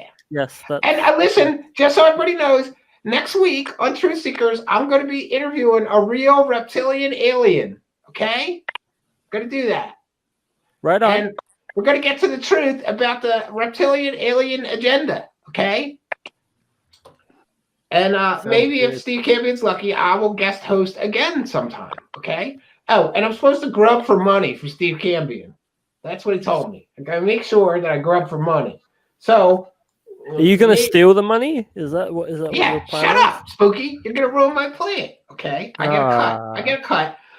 So everybody who donates money tonight, I get a cut of it. You can become a Patreon supporter, or you can give money on PayPal, we're going to check the PayPal and see if anybody donated during the show, and then we give you a shout out because we don't have Stephen Cameron's a loser and he doesn't have super chat, so we have not so super chat donations. We just shout out to people that give him money during the show.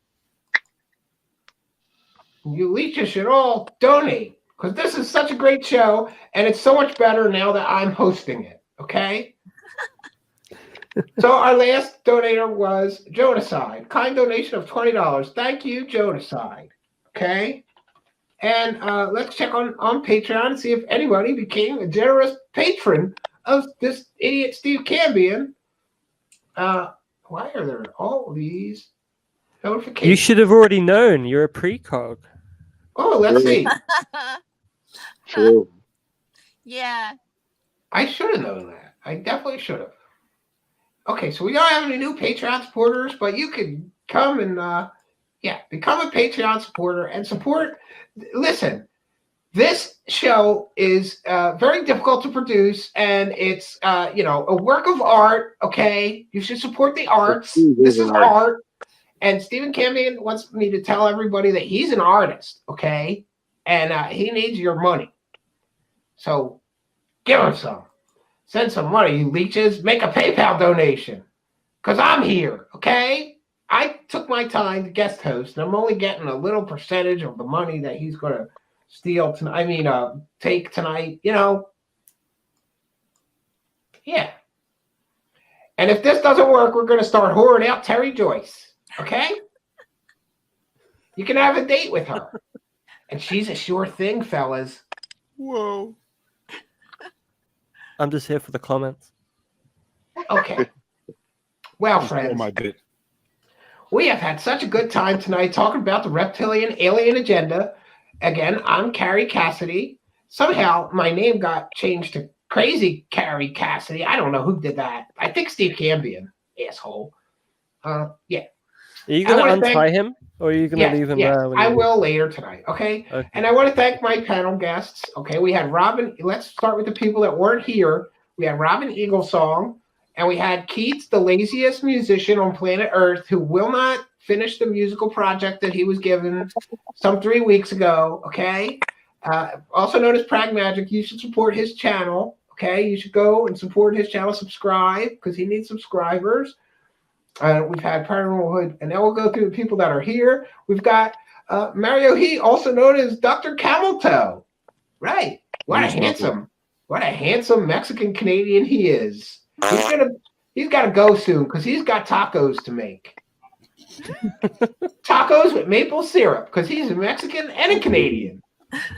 And we've had Jonaside, a kind and generous supporter and benefactor of the Truth Seeker show since it began. Okay. We're very happy he was here, even though he only said 3 words for the 2 hours. Thank you, Jonaside, for being our guest. And then we have Paranormal Hood Jiggy, who smokes the devil's lettuce and eats ass. Thank you for your participation, Mr. Ass-eating, devil-smoking guy. I'm the best there is at what I do, and what I do ain't pretty. Oh, baby. You know you only got this gig because you're black. We need diversity, okay? Hey, I'm saying affirmative action, baby. Yeah, affirmative action works out for Jiggy, okay? What about the white dude that got booted from the show because of you, okay? Hey, somebody got to go, man. All right. And next we had Terry Joyce, who once almost banged Carrot Top. Yeah, she once almost got double teamed by Carrot Top and his friend. And then he tried to bang her again, right? A couple times. Yeah. But she didn't give him no for JJ. Why not? Sure, she didn't. That's what she says now. She says she didn't bang. I bet she at least I'm afraid of creating Carrot Top clones. And she at least gave him some head. I believe that. Okay? Maybe. And last but not least, certainly we have Spooky, who has talked a lot of shit about me. But I forgive her. Okay. When have I ever spoken shit about you? I never even knew you existed until like 3 months ago. Okay. Well, maybe I have you confused. You're so important, Kerry. Whatever. You're so important. Okay. There's a wild Wilcock. I have to go. There's a wild Wilcock. Bye. Okay. Okay. So listen, there really is. Okay, let's see. I don't understand, Kerry. Well, you don't have time travel friends to see your next week's lottery numbers. Money problem solved, you dumb bitch. I can't use my powers for my own benefit, okay? So just send me some money, okay? My superpowers are real, okay? All right. Now, friends, just a note to say that there is a definite time limit to some things we do here, like this.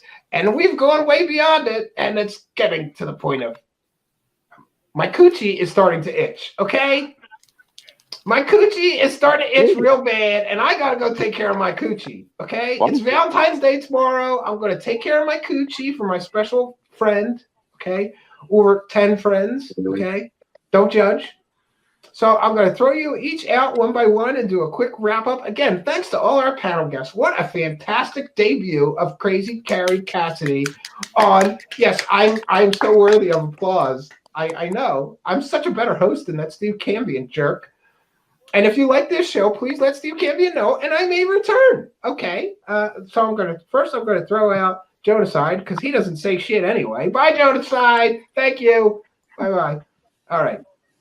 Then I'm going to throw out Mario Heat because he's a Latin dude, so he needs to work on his bush too. So just in case he can get laid tomorrow, he'll have everything nice and trimmed up and shaped up. You got to manscape that. You know why? Ladies prefer smooth rides, Mario Heat. Okay? Go take care of that, okay? I'm sure it's a mess. Yes, ma'am. Okay, good night. All right. Then we're going to throw out Jiggy Juice because he's just smoking the devil's lemons. Much help. So thank you, Jiggy Juice. There you go. Oh, there we go. And last but not least, we have Terry Joyce, who also needs to go take care of her coochie, right? That's right. Tomorrow is Valentine's Day. I want to tell everybody, I hope you have a fabulous Valentine's Day. Terry Joyce, I hope you get double teamed by 4 sets of guys and have a really good time, okay? Okay. You have a great Valentine's Day. Go shade that pussy, please. Take care of it. I will. It's a Thank mess. you so much. It's really a mess. I've heard from many guys it's a mess. You got to clean it up, okay? All right. Good night. All right. Well, friends, we've had a fantastic time here with me, Crazy Kerry Cassidy, hosting the first guest host on Truth Seekers. Now, you know I did a better job than Steve Cambion, okay? He's kind of a jerk, okay? People like me as a host much better. Maybe I'll take over his whole show. You never know. Okay, friends. So until next time, I'm Kerry Cassidy, reminding you to be careful because reptilian aliens want to fuck us and eat us. You got to be on guard, okay? You got to be on guard because the reptilian aliens, they want to fuck us and eat us, okay? So be careful and be glad that I got to warn you, okay? I hope you join us tomorrow night. There'll be another show, but it's probably going to be shitty because Steve Cambion's going to be hosting again. Maybe I'll return.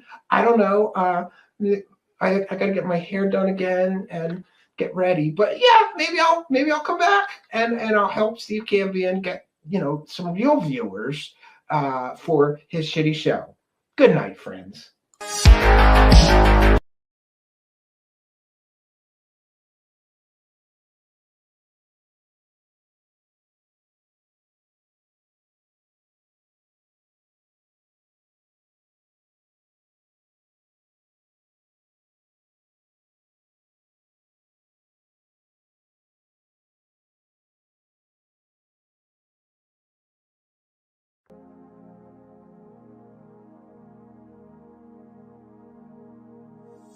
Truth Seekers is a viewer-supported show.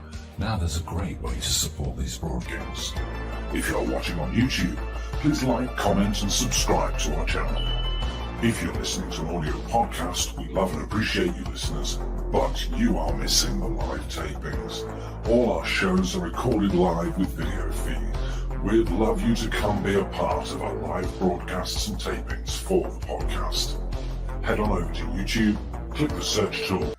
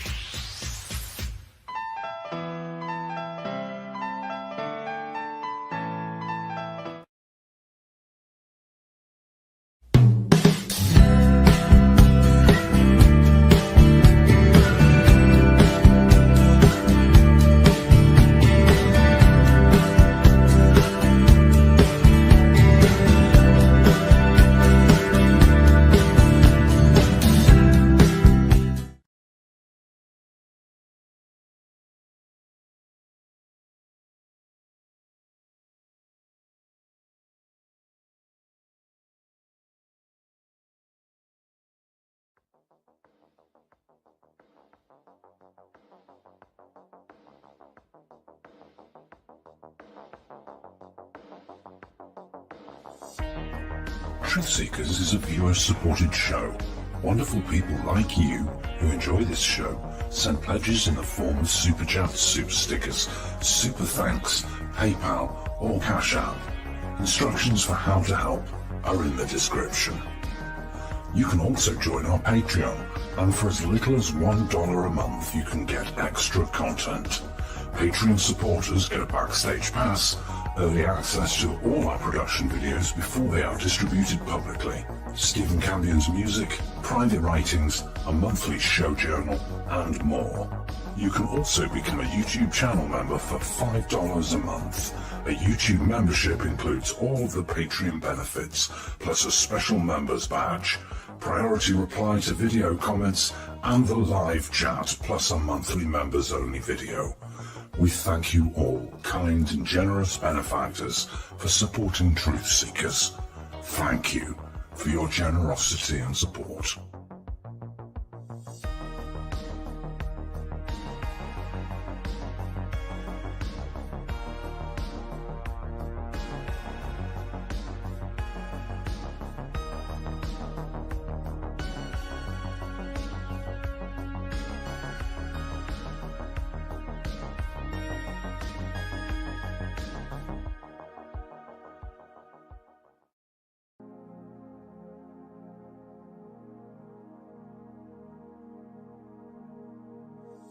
Truth Seekers is a viewer-supported show.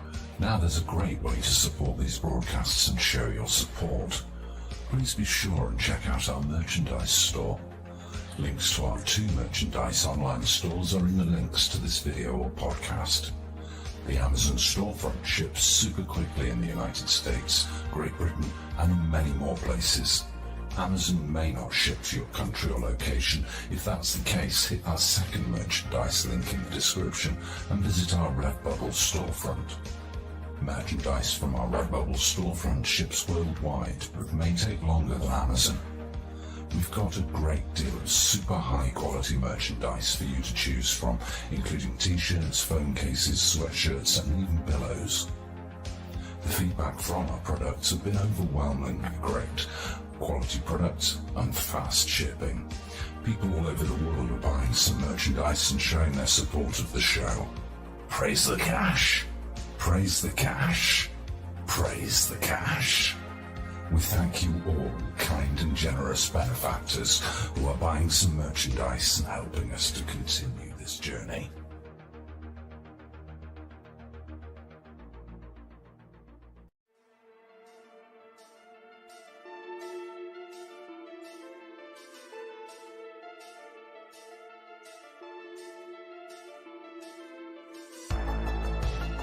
Thanks for being here. This is Truth Seekers with your host, Stephen Campion.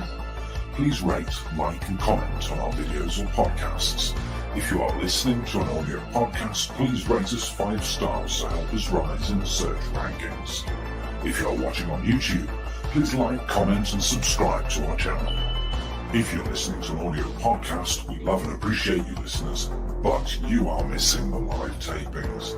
All our shows are recorded live with video feed. We'd love you to come be a part of our live broadcasts and tapings for the podcast.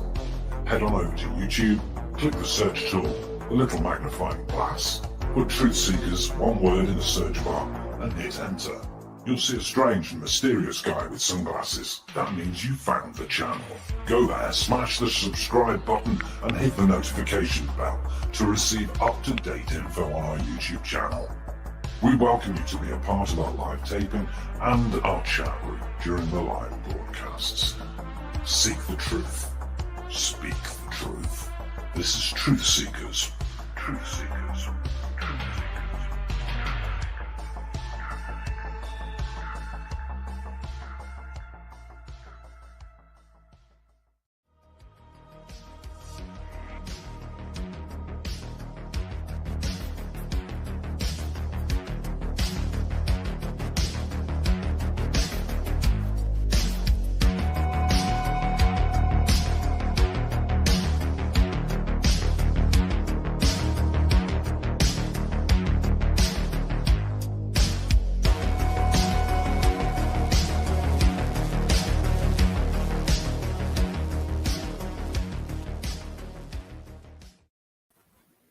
Greetings and salutations, friends, and welcome back. I'm so happy to be here with you tonight. I had a time today where I was thinking about all the people when I started this new channel, other show hosts, other content creators, other podcasters who recognized me starting a new channel and how difficult, of course, that would be, and gave me a shout out or a little bit of help to get some people listening and watching. And so I felt like, yeah, maybe I have a karmic debt and I can help some other people as well. For those that don't know, Terry Joyce has a really fun channel and just rebooted her channel, Not My Rabbit Hole, which if you enjoy the kind of content that you get here, hers is different but interesting, and I think that you would really enjoy it. And I was thinking about her starting her new channel and what incredible interviews and other stuff that I have seen her do in the past. And I wanted to see if we could do two things tonight. One is to try to help her to grow her brand new, recently rebooted channel. And by the way, if you go down into the video description, her new channel address is there, so you can jump over there and subscribe. I would truly appreciate it, and I think that you would enjoy her content. Tonight we're going to be sharing something that I almost forgot about, but there is a portion of this interview. Tonight we're going to be sharing an interview and discussing it that Terry Joyce did with Kevin Moore. But the great part of this interview is that Kevin Moore shares a taped phone conversation between him and Kerry Cassidy. And in that conversation, he kind of confronts Kerry Cassidy about why is she using a convicted murderer as a source for the secret space program. For those unaware, Kerry Cassidy loves criminals. All her sources about all her fake alien sources, well, I shouldn't say all, but many of her sources about her fake alien stories are criminals. Let's see. She's used a court-martialed child molester. She's used a convicted murderer in the form of Mark Richards. Mark Richards is her source that even though he's been in prison for 35 years now for masterminding a murder, claims that he's in the secret space program or was in the secret space program. Maybe that was before he went to prison, but more recently claims that they teleport him out of his jail cell and give him updates from the Galactic Federation. And Kerry Cassidy, who never heard a story about aliens that was too fantastical or fake to report, ran with this guy, Mark Richards, and has been running with this guy, Mark Richards, as a source for years now, claiming that he has some sort of inside knowledge about the secret space program, even though he's behind bars and in prison. But it is what it is. I just thought this is awesome because Kevin Moore, and I heard somebody comment on the live chat, he interviews some questionable people too. However, I like Kevin Moore. I've kind of lost my objectivity. I disagree with Kevin Moore on a whole lot of subjects, especially channeling. I don't think there's any value to most channeling.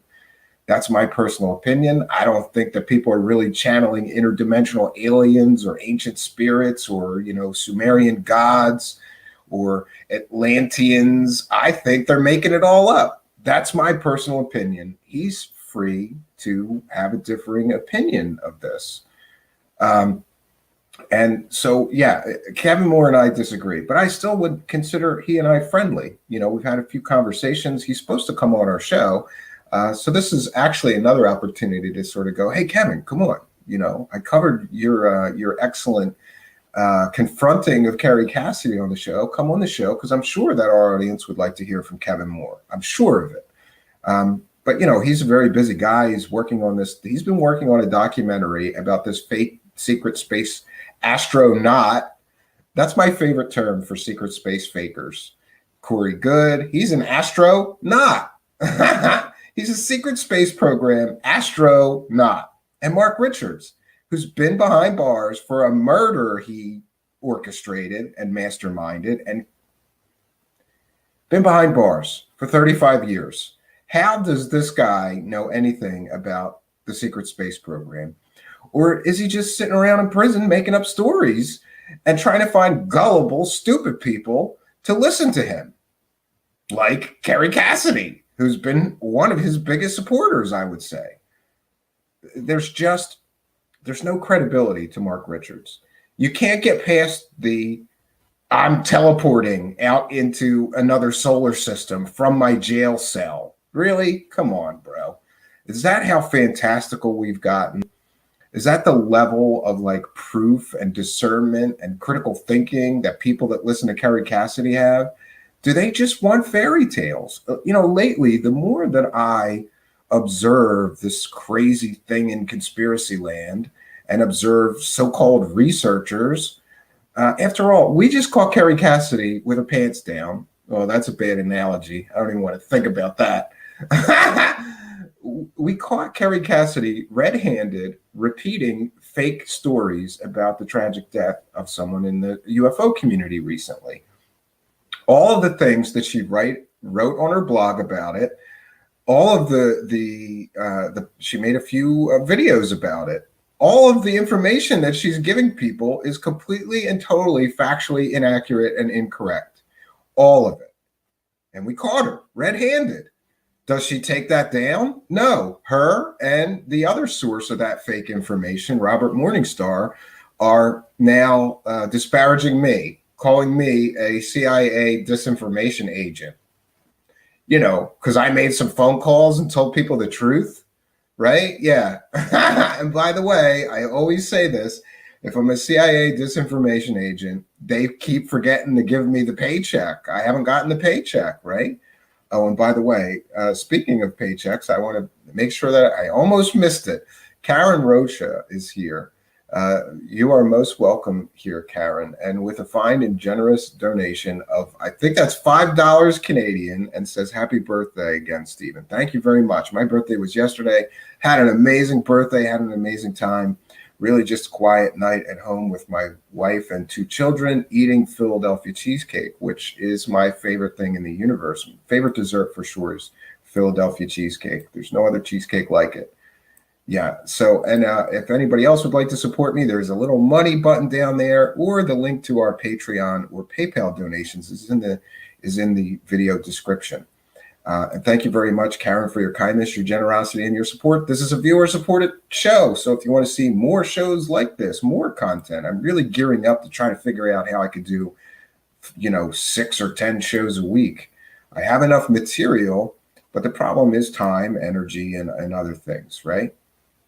But thank you, Karen, for your kindness and your generosity and your support. We really do appreciate it. It really does help us to keep the show going. Keep the ball rolling, right? And I used to feel like, I always use this analogy, I used to feel like when I started the show, I felt like I was trying to push a boulder up a hill by myself, right? And now I feel like I've got all these people that are not only helping me push the boulder up the hill, but helping me gain momentum and slam it down the other side of the hill. Really feeling empowered and grateful, and for all the help and assistance that people have been to keep the show going. So back to Miss Cassidy is now calling me a CIA disinformation agent, or I'm sorry, she said I'm a deep state asset. I don't even know what that means. I'm an asset of the deep state. Or did she mean asshat? Am I an asshat of the deep state, Kerry Cassidy? Or am I just a guy with some curiosity and a phone? And I made some phone calls and proved that you were telling lies on your blog and telling lies in your video. Bold-faced lies. Completely made up fake facts.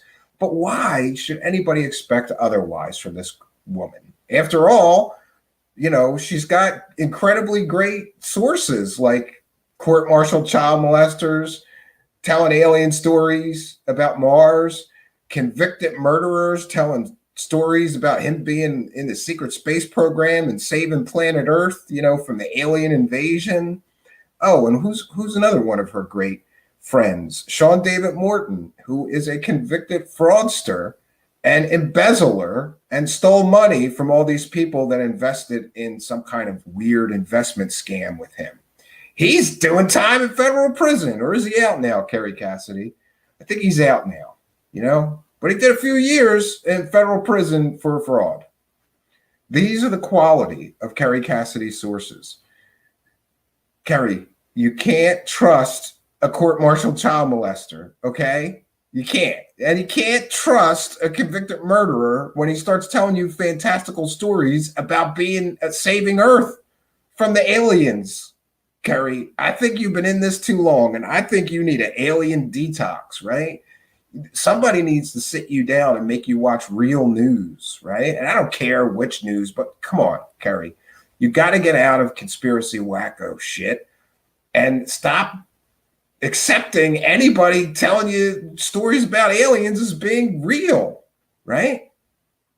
So again, one of the other purposes of tonight for sure is to try to help my friend Terry Joyce. You may have seen her on the first season of, oh God, I always forget the name of it. It's like the comedy show. It's like the Last Comic Standing. You may have seen her. She was on the first season of the Last Comic Standing, with Ralphie May. Ralphie May is one of my favorite comedians. And yeah. So she started a new channel called Not My Rabbit Hole. And the channel link is in the description, but I wanted to share some of her previous work tonight. Okay, I didn't ask her. So we're still going to put up our fair use banner. This is fair use. This is a transformative work. We will be educating the public about Kerry Cassidy and Mark Richards, the convicted murderer who's been in jail for 35 years, secret space astronaut that she talks to. We'll be discussing this video and educating the public on these things. So this is, of course, covered under fair use. I got to tell you, the interview is good, but my favorite part is when Kevin Moore shares this phone call between him and Kerry Cassidy. And some of you may remember that we did a whole show on Kerry Cassidy arguing with Dr. Stephen Greer. This is better. This is even better than that. It is gold, friends. You're going to love it. We're going to be stopping the video every once in a while to comment and talk about what's being discussed. Yeah. Oh, this is going to be fun. So, and I hope my friend Terry Joyce doesn't mind me just borrowing this. But it's better to beg forgiveness than to ask permission. And by the way, if she's listening, I'll send her the link. She can come on later if she wants and talk about this interview and her new channel or whatever. But if not, it's okay. I just thought that if I could try to help Terry with the new channel she just started, I would be happy to do that. So here we go. This is an interview titled Kerry Cassidy and Mark Richards, an interview with Kevin Moore by Terry Joyce. Okay, so here we go. And look, this is before she was blonde. This is in 2019. She must have been a redhead for a while, right? All right, welcome to the Freedom of Joyce show here on YouTube, and hopefully it will re-air on American Freedom Radio. Today, my guest is Kevin Daniel Moore. Welcome to the show today. Thank you. Thank you so much, Terry, for having me on. It's a pleasure. Thank you. I'm glad to see you in person. Yeah, I know we've talked a little bit on the telephone. I know some bits about your work, and I thought, you know what, you're going to give us the opportunity to have an interview, and I just wanted to talk about the work that I'm doing right now. Great. I'm really looking forward to hearing about it. So you are. And I just want to mention, I'm not sure which, but this interview was conducted like at a conference or something like that, which is very common, niche market here. So when you're at a conference with a bunch of people that are into these topics, a lot of interviews take place. And I think Terry Joyce ran around the conference interviewing everybody she could. To her credit, I'd do the same thing. Are working on a documentary about Kerry Cassidy and one of her secret space program disclosures, Captain Mark Richards. Yes, I am. I wouldn't say, when I say the documentary's on Kerry Cassidy, no. Is she going to be included in this documentary? Very possible. Very possible. I think. I'd say it's more than very possible. He's going to put some of these phone clips in at the very least, and I got to tell you, they're gold.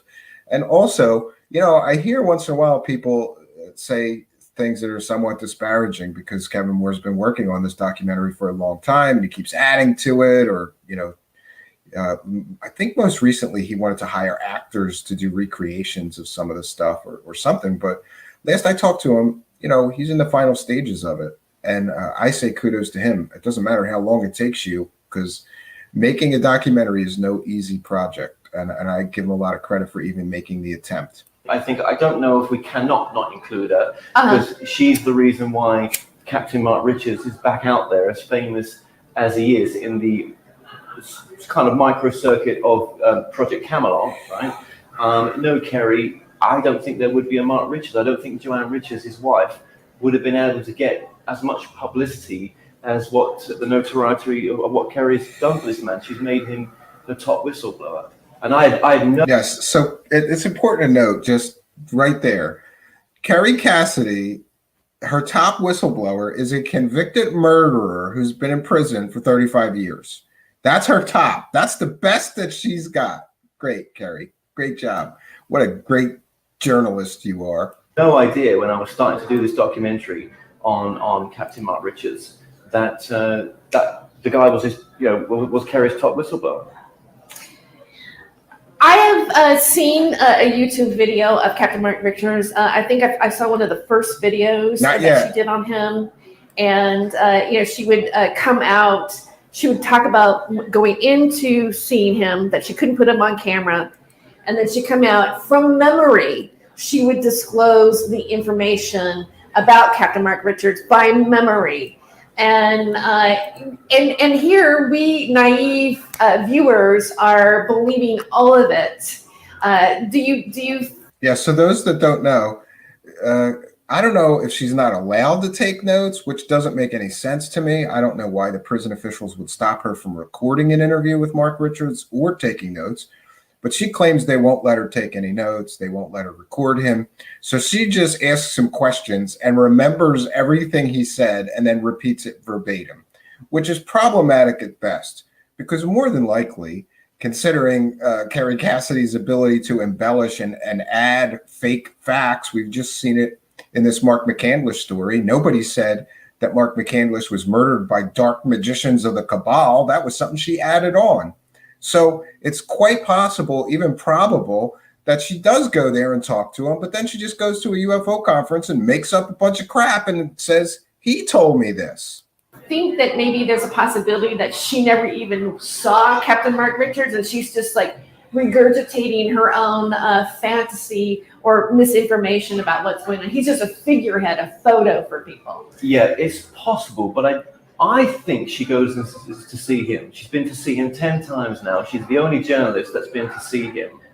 And he's been locked away for 36 years. Oh, I'm sorry. It would be 37 years he's been in prison now then, because this is 2019, and certainly Mr. Moore is more informed of Mark Richards' prison stay than I am. The murder of his friend Richard Baldwin, Richard Alexandra Baldwin, along with his crime partner, Crossan Hoover. Now, the thing is, we as a viewing audience trust Kerry Cassidy that she's vetted these people.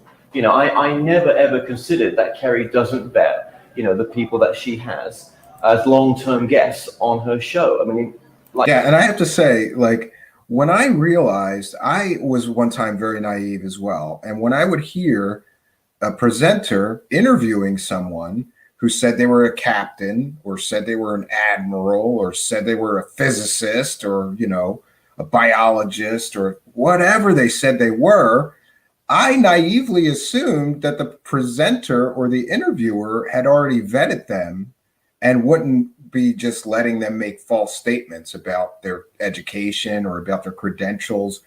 And I have to admit that, it was years ago when I started doing fact checking of these people, but I was shocked at how many UFO presenters, interviewers, show hosts don't vet anything about their guests. They just let their guests say that they're whatever.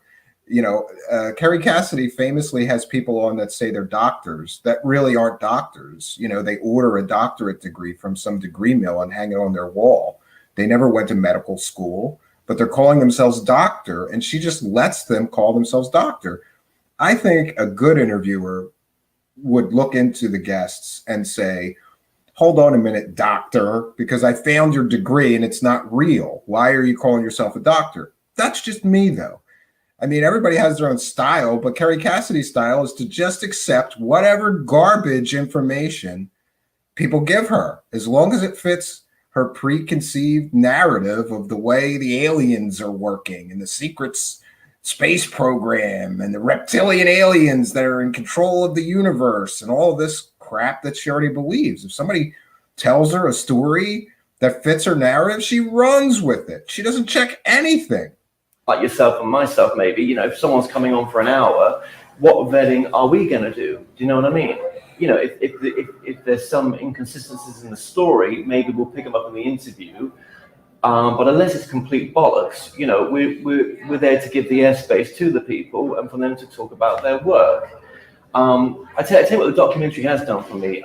The word discernment is just beaming out of me right now, and I want the documentary to be a discerning documentary for, I want to call it our community, the community, the community that I've been a part of since 2008 when I first took up radio broadcasting at Glamorgan University in Wales.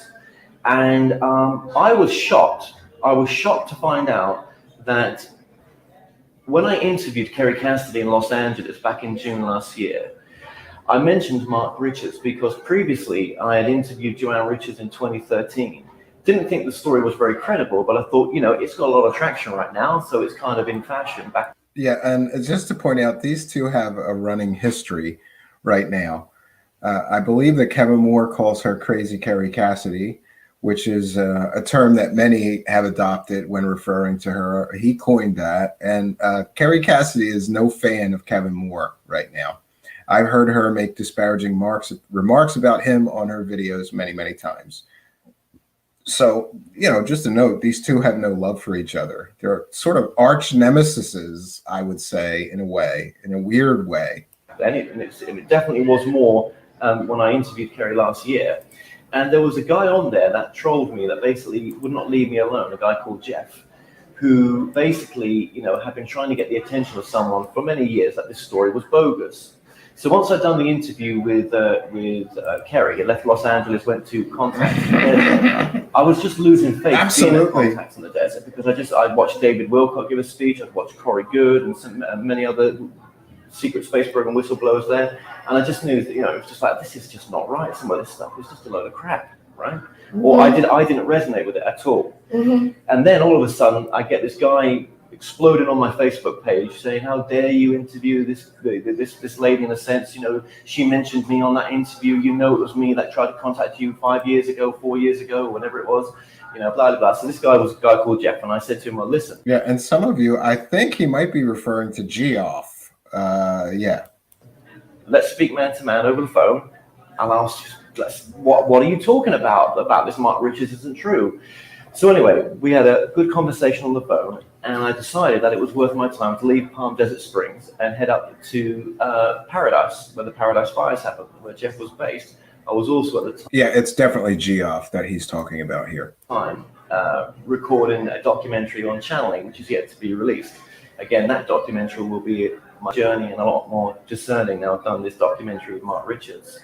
So I get there and he shows us links. We record an interview together and I take these links away back to the UK that I'd seen, and I was like, this is just not right. There's a backstory here on this guy, Mark Richards. There's a story called Pendragon. Why isn't this on Kerry Cassidy's channel? So it's not on Kerry's channel because she does zero actual research. She just takes people's fake stories and lets them run with it. And then she injects her own stuff. Like once in a while, she'll interrupt them and go, well, I have psychic powers and I'm a precog. I see things before they happen and I astral travel. Yeah. Okay, Kerry. I called her. And why don't we play back the audio recording that we did with her now, because she asked permission to record that conversation. I've not released it yet, and if you want to put it in this show, we can play it back now. Yes. Let's play that. I don't know if my video's working. I don't think it is. Actually, I'm not going to use video because we have a very low bandwidth here, so it's better Okay, not to. let's just use the audio. That's fine then. Yeah, that's cool. Yeah, sorry I kept missing you and everything else. That was my fault a little bit. I just got back to the UK yesterday, last night actually, so that was a long flight. Yes, so yeah, you're over in the UK then?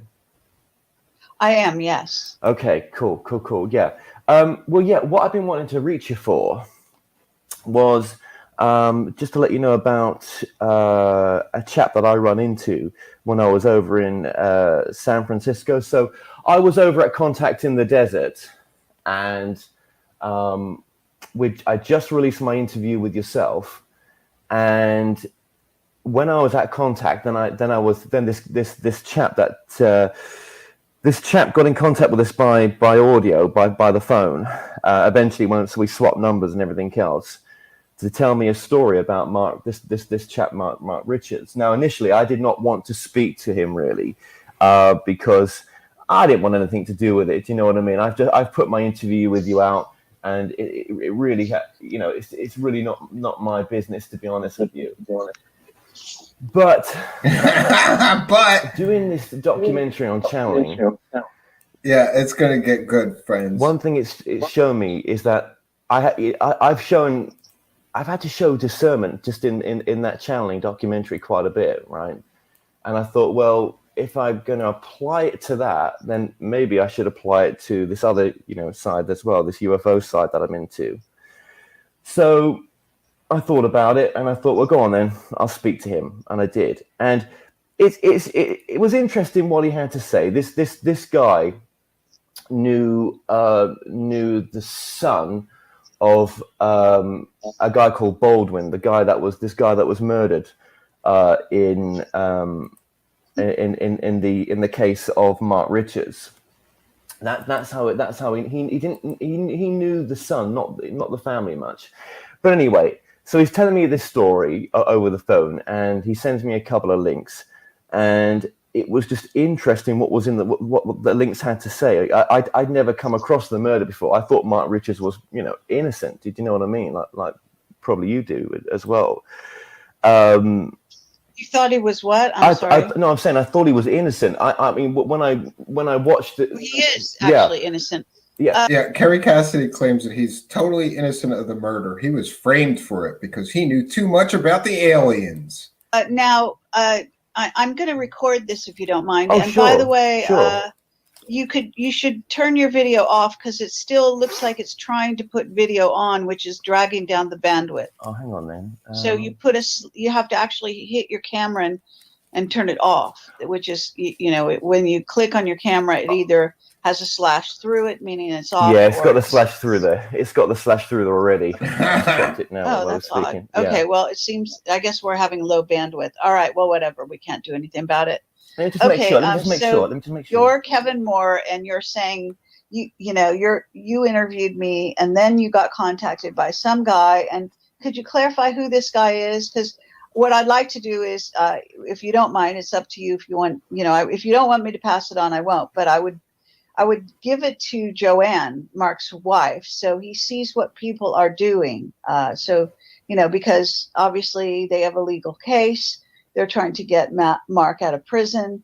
If people are calling people associated with me and giving them, wrong information or whatever kind of information they're giving. Yeah, and just to note, Mark Richards has been trying to get out of prison for quite some time. One of the big problems, however, is you are not going to get out on parole unless you admit what you did and show remorse. And Mark Richards and his wife and Kerry Cassidy are running around saying that he was framed by the government and he didn't do anything. He didn't take part in this murder. That doesn't sit well with parole boards, and so they won't let you out. So whatever Kerry Cassidy believes about his guilt or innocence, she's doing harm to even Mark Richards, because he's never going to get out of prison while he, his wife, and Kerry Cassidy are running around saying that he didn't do anything. He got framed, because he knew too much about aliens. The parole board's going to just deny him, let him rot in prison if he won't admit what he did 35 years ago was wrong and show remorse for it. It can be very useful for them. So, do you mind that, or would you rather I don't? No, of course you can pass it on. Absolutely. All right. Absolutely. So, if you could tell me again, who is this person that called you? This is a guy called Jeff Reed. Jeff Reeves? Reed. Reeve. Okay. Reed. Yeah, Jeff Reed. Okay. And then what was the gist of what he was saying again? I don't quite understand. Sure. Well, again, I'll say it from, I'll answer it from this perspective, right? Before I just answer that, like I said to you, I mean, I've interviewed Joanne oh God, man, it was a few years ago now. Do you know what I mean? It was many moons ago. Was it 2013? It might have been. And I interviewed her because, well, I guess, you know, I knew it was a popular subject at the time. This was like years ago. I knew it was a popular subject, but I mean, there were some things in the story that didn't sit with me. Do you know what I mean? But, you know, hey, we don't believe in everything we're told, do we? But no, the main thing was, you know, that this man was, you know, had been innocently framed. And I think anyone watching or having seen your interviews with this guy would have felt the same way. And no, I don't think anybody would. I saw her interviews with him and immediately thought, if he's a murderer, he's not credible. If he was convicted by a jury of his peers, chances are he is guilty. You know, and I looked into the case somewhat and was surprised that anybody would trust him, given what he is accused of and convicted of. By the way, the Sixth Sense helping out in the live chat. Great moderation. Thank you. July 16th, 1982, Richard Alexander Baldwin, 36, was murdered by Mark Richards and Crossan David Hoover. He was beaten with a baseball bat and stabbed with a knife and screwdriver in Marin County, California. Does that sound like somebody that you should trust when he starts telling you stories about aliens, Kerry Cassidy? Is that how dumb you are? Are you that dumb or that naive? It's one or the other. Or are you just don't care because you know he's telling a story that you could sell stupid people. It's one of those three, Kerry.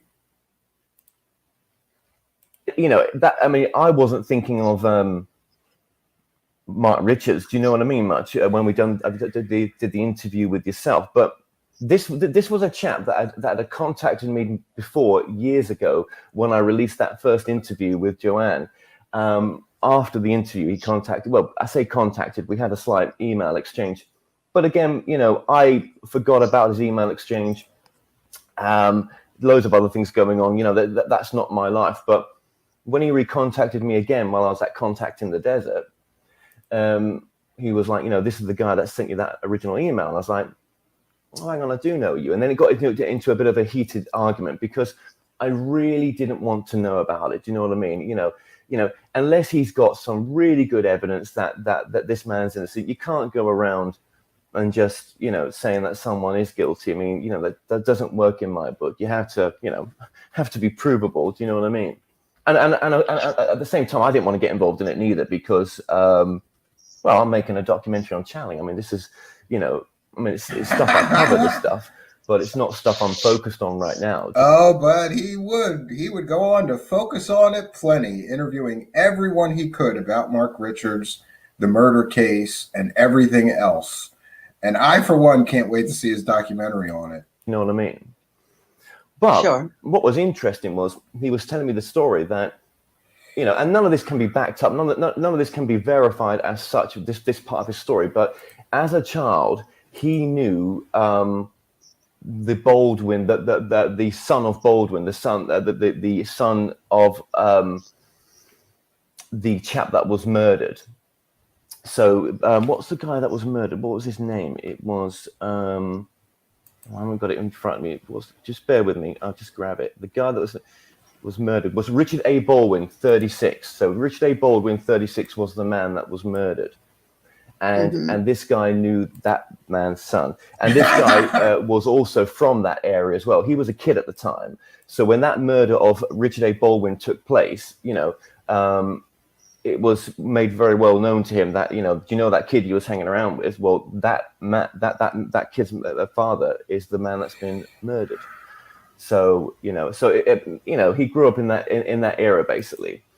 Now, again, none of this is provable that he knew that child or that he was there. Yeah, and it turns out that Geoff was bullshitting or perhaps bluffing, because it turns out that that gentleman that got murdered had no children. But what was interesting, what he sent through to me. Sorry, friends. 1 second.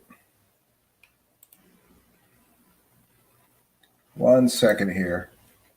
If I don't have commercials on my show, I'm not playing somebody else's. And by the way, that's a commercial for Gaia TV. And I am not a fan. So let's get back to this. 1 second, friends. You know, I always forget that when there's a monetized video that I want to share portions of, I should just download it and share it locally so it won't have those. But I always forget to do that. So my apologies. Let's get back to the interview because it's about to really start heating up. Was the 22 links on the actual murder case. And when I started going through the links, well, it was kind of obvious to me then that this murder really did take place, right?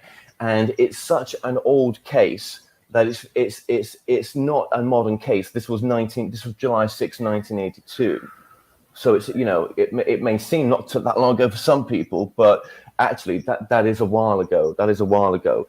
And a couple of the people who were released recently, Hoover was one of the kids associated with Richard. Sorry, not Richard. I mean Mark. That was enticed by Mark to make the murder happen. He was released recently in 2007. So on Seattle Times and ABC News, I've also got the articles for those as well, where Richard's accomplices were released. It was actually a bit of a little famous case because this guy was a complete nutcase. Mark was in some respects because he wanted to set this new camera up in the Golden Gate area. Yeah, Mark Richards was going to set up a new Camelot and was recruiting cult members. And much like Charles Manson, he sent them out to murder people. Great guy. Really trustworthy source, Kerry. Really. I know it sounds crazy what I'm saying to you, but again, reading the court documents. You're assuming that I know nothing about the case when I've done a lot of investigation. So Right. I know all about that. And actually, Right. he wasn't a nut. And he wasn't doing that, and the whole thing was manufactured.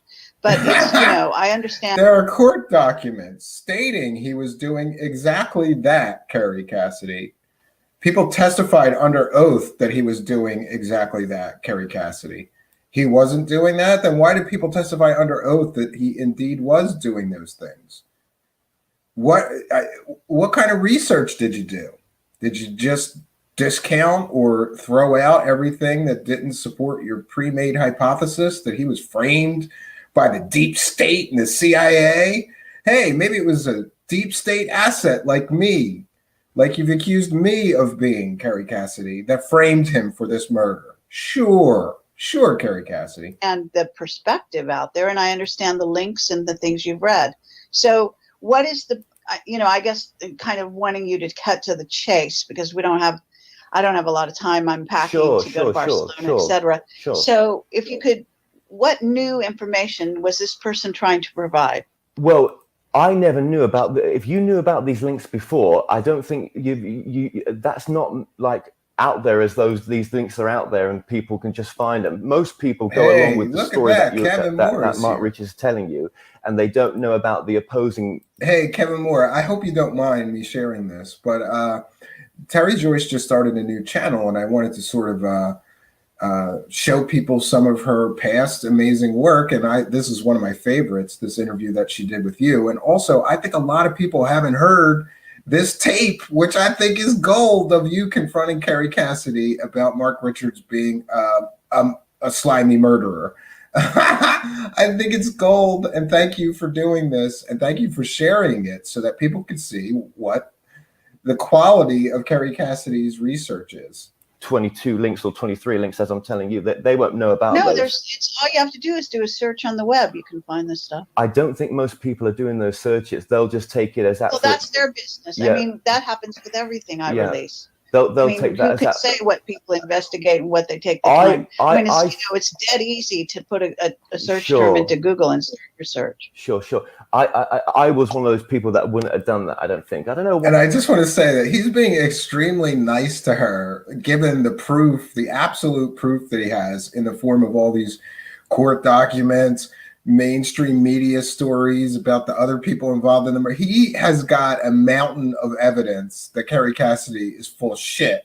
But he's just too English polite to just, like ram it down her throat. So he's going to slow feed it to her, and it just gets better from here. Why? I just wouldn't, just not something you Yeah, do. whatever. Okay, fine. Because it's like it's so out there. The story is, it's so interesting. But what the interesting part about his backstory about in the court cases was he was so out there anyway. In the original court case, he had this. He wanted to be the new King Arthur and such, and put this new. Yeah, this is not accurate, but nonetheless, whatever. This is an intelligence agency operation, and that could be it's the gonna truth. have That whatever could be, details they decided to paint. that could. Oh, Kevin Moore, how do I contact you on Twitter? Let me see, at Kevin Moore. At Kevin Moore.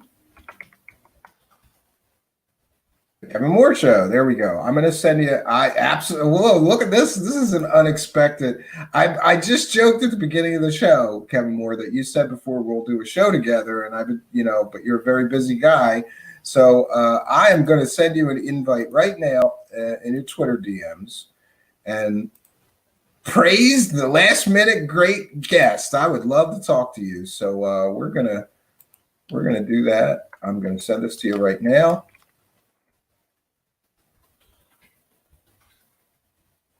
1 second. 1 second, friends. I got to send this off to him because we don't want to miss this opportunity. I don't know when we'll get it again. There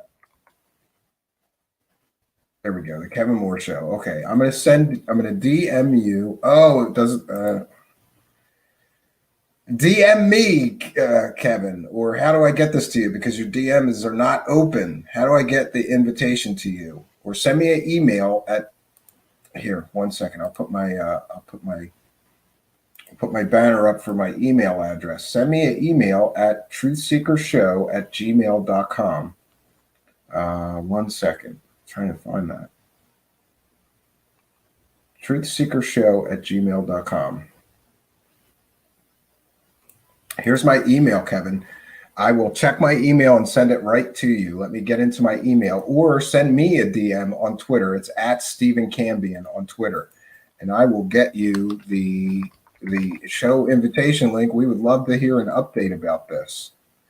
We would absolutely love that, and it would be my pleasure to hear that. I'm going to continue in this conversation between you and Cassidy in the meantime, and hope that you reach out to me. Again, it's truthseekershow@gmail.com, or DM me on Twitter at Stephen Cambion. I have the link ready, copied, pasted, and ready to send to you. And I would love to hear an update on this. So yeah, I've sent the link. We're going to continue listening to this. Yes, out of mind. Thanks, everybody. I hear it, and I'm trying to get the link to him.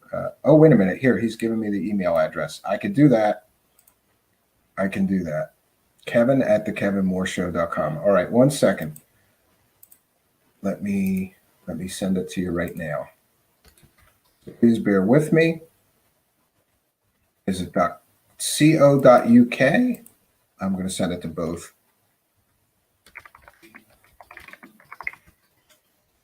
One second. So I've sent it to. I have you in my email buffer, I guess. Kevin@themooreshow.co.uk, and I'm going to send it to the other one that you mentioned, Kevin@thekevinmooreshow.com.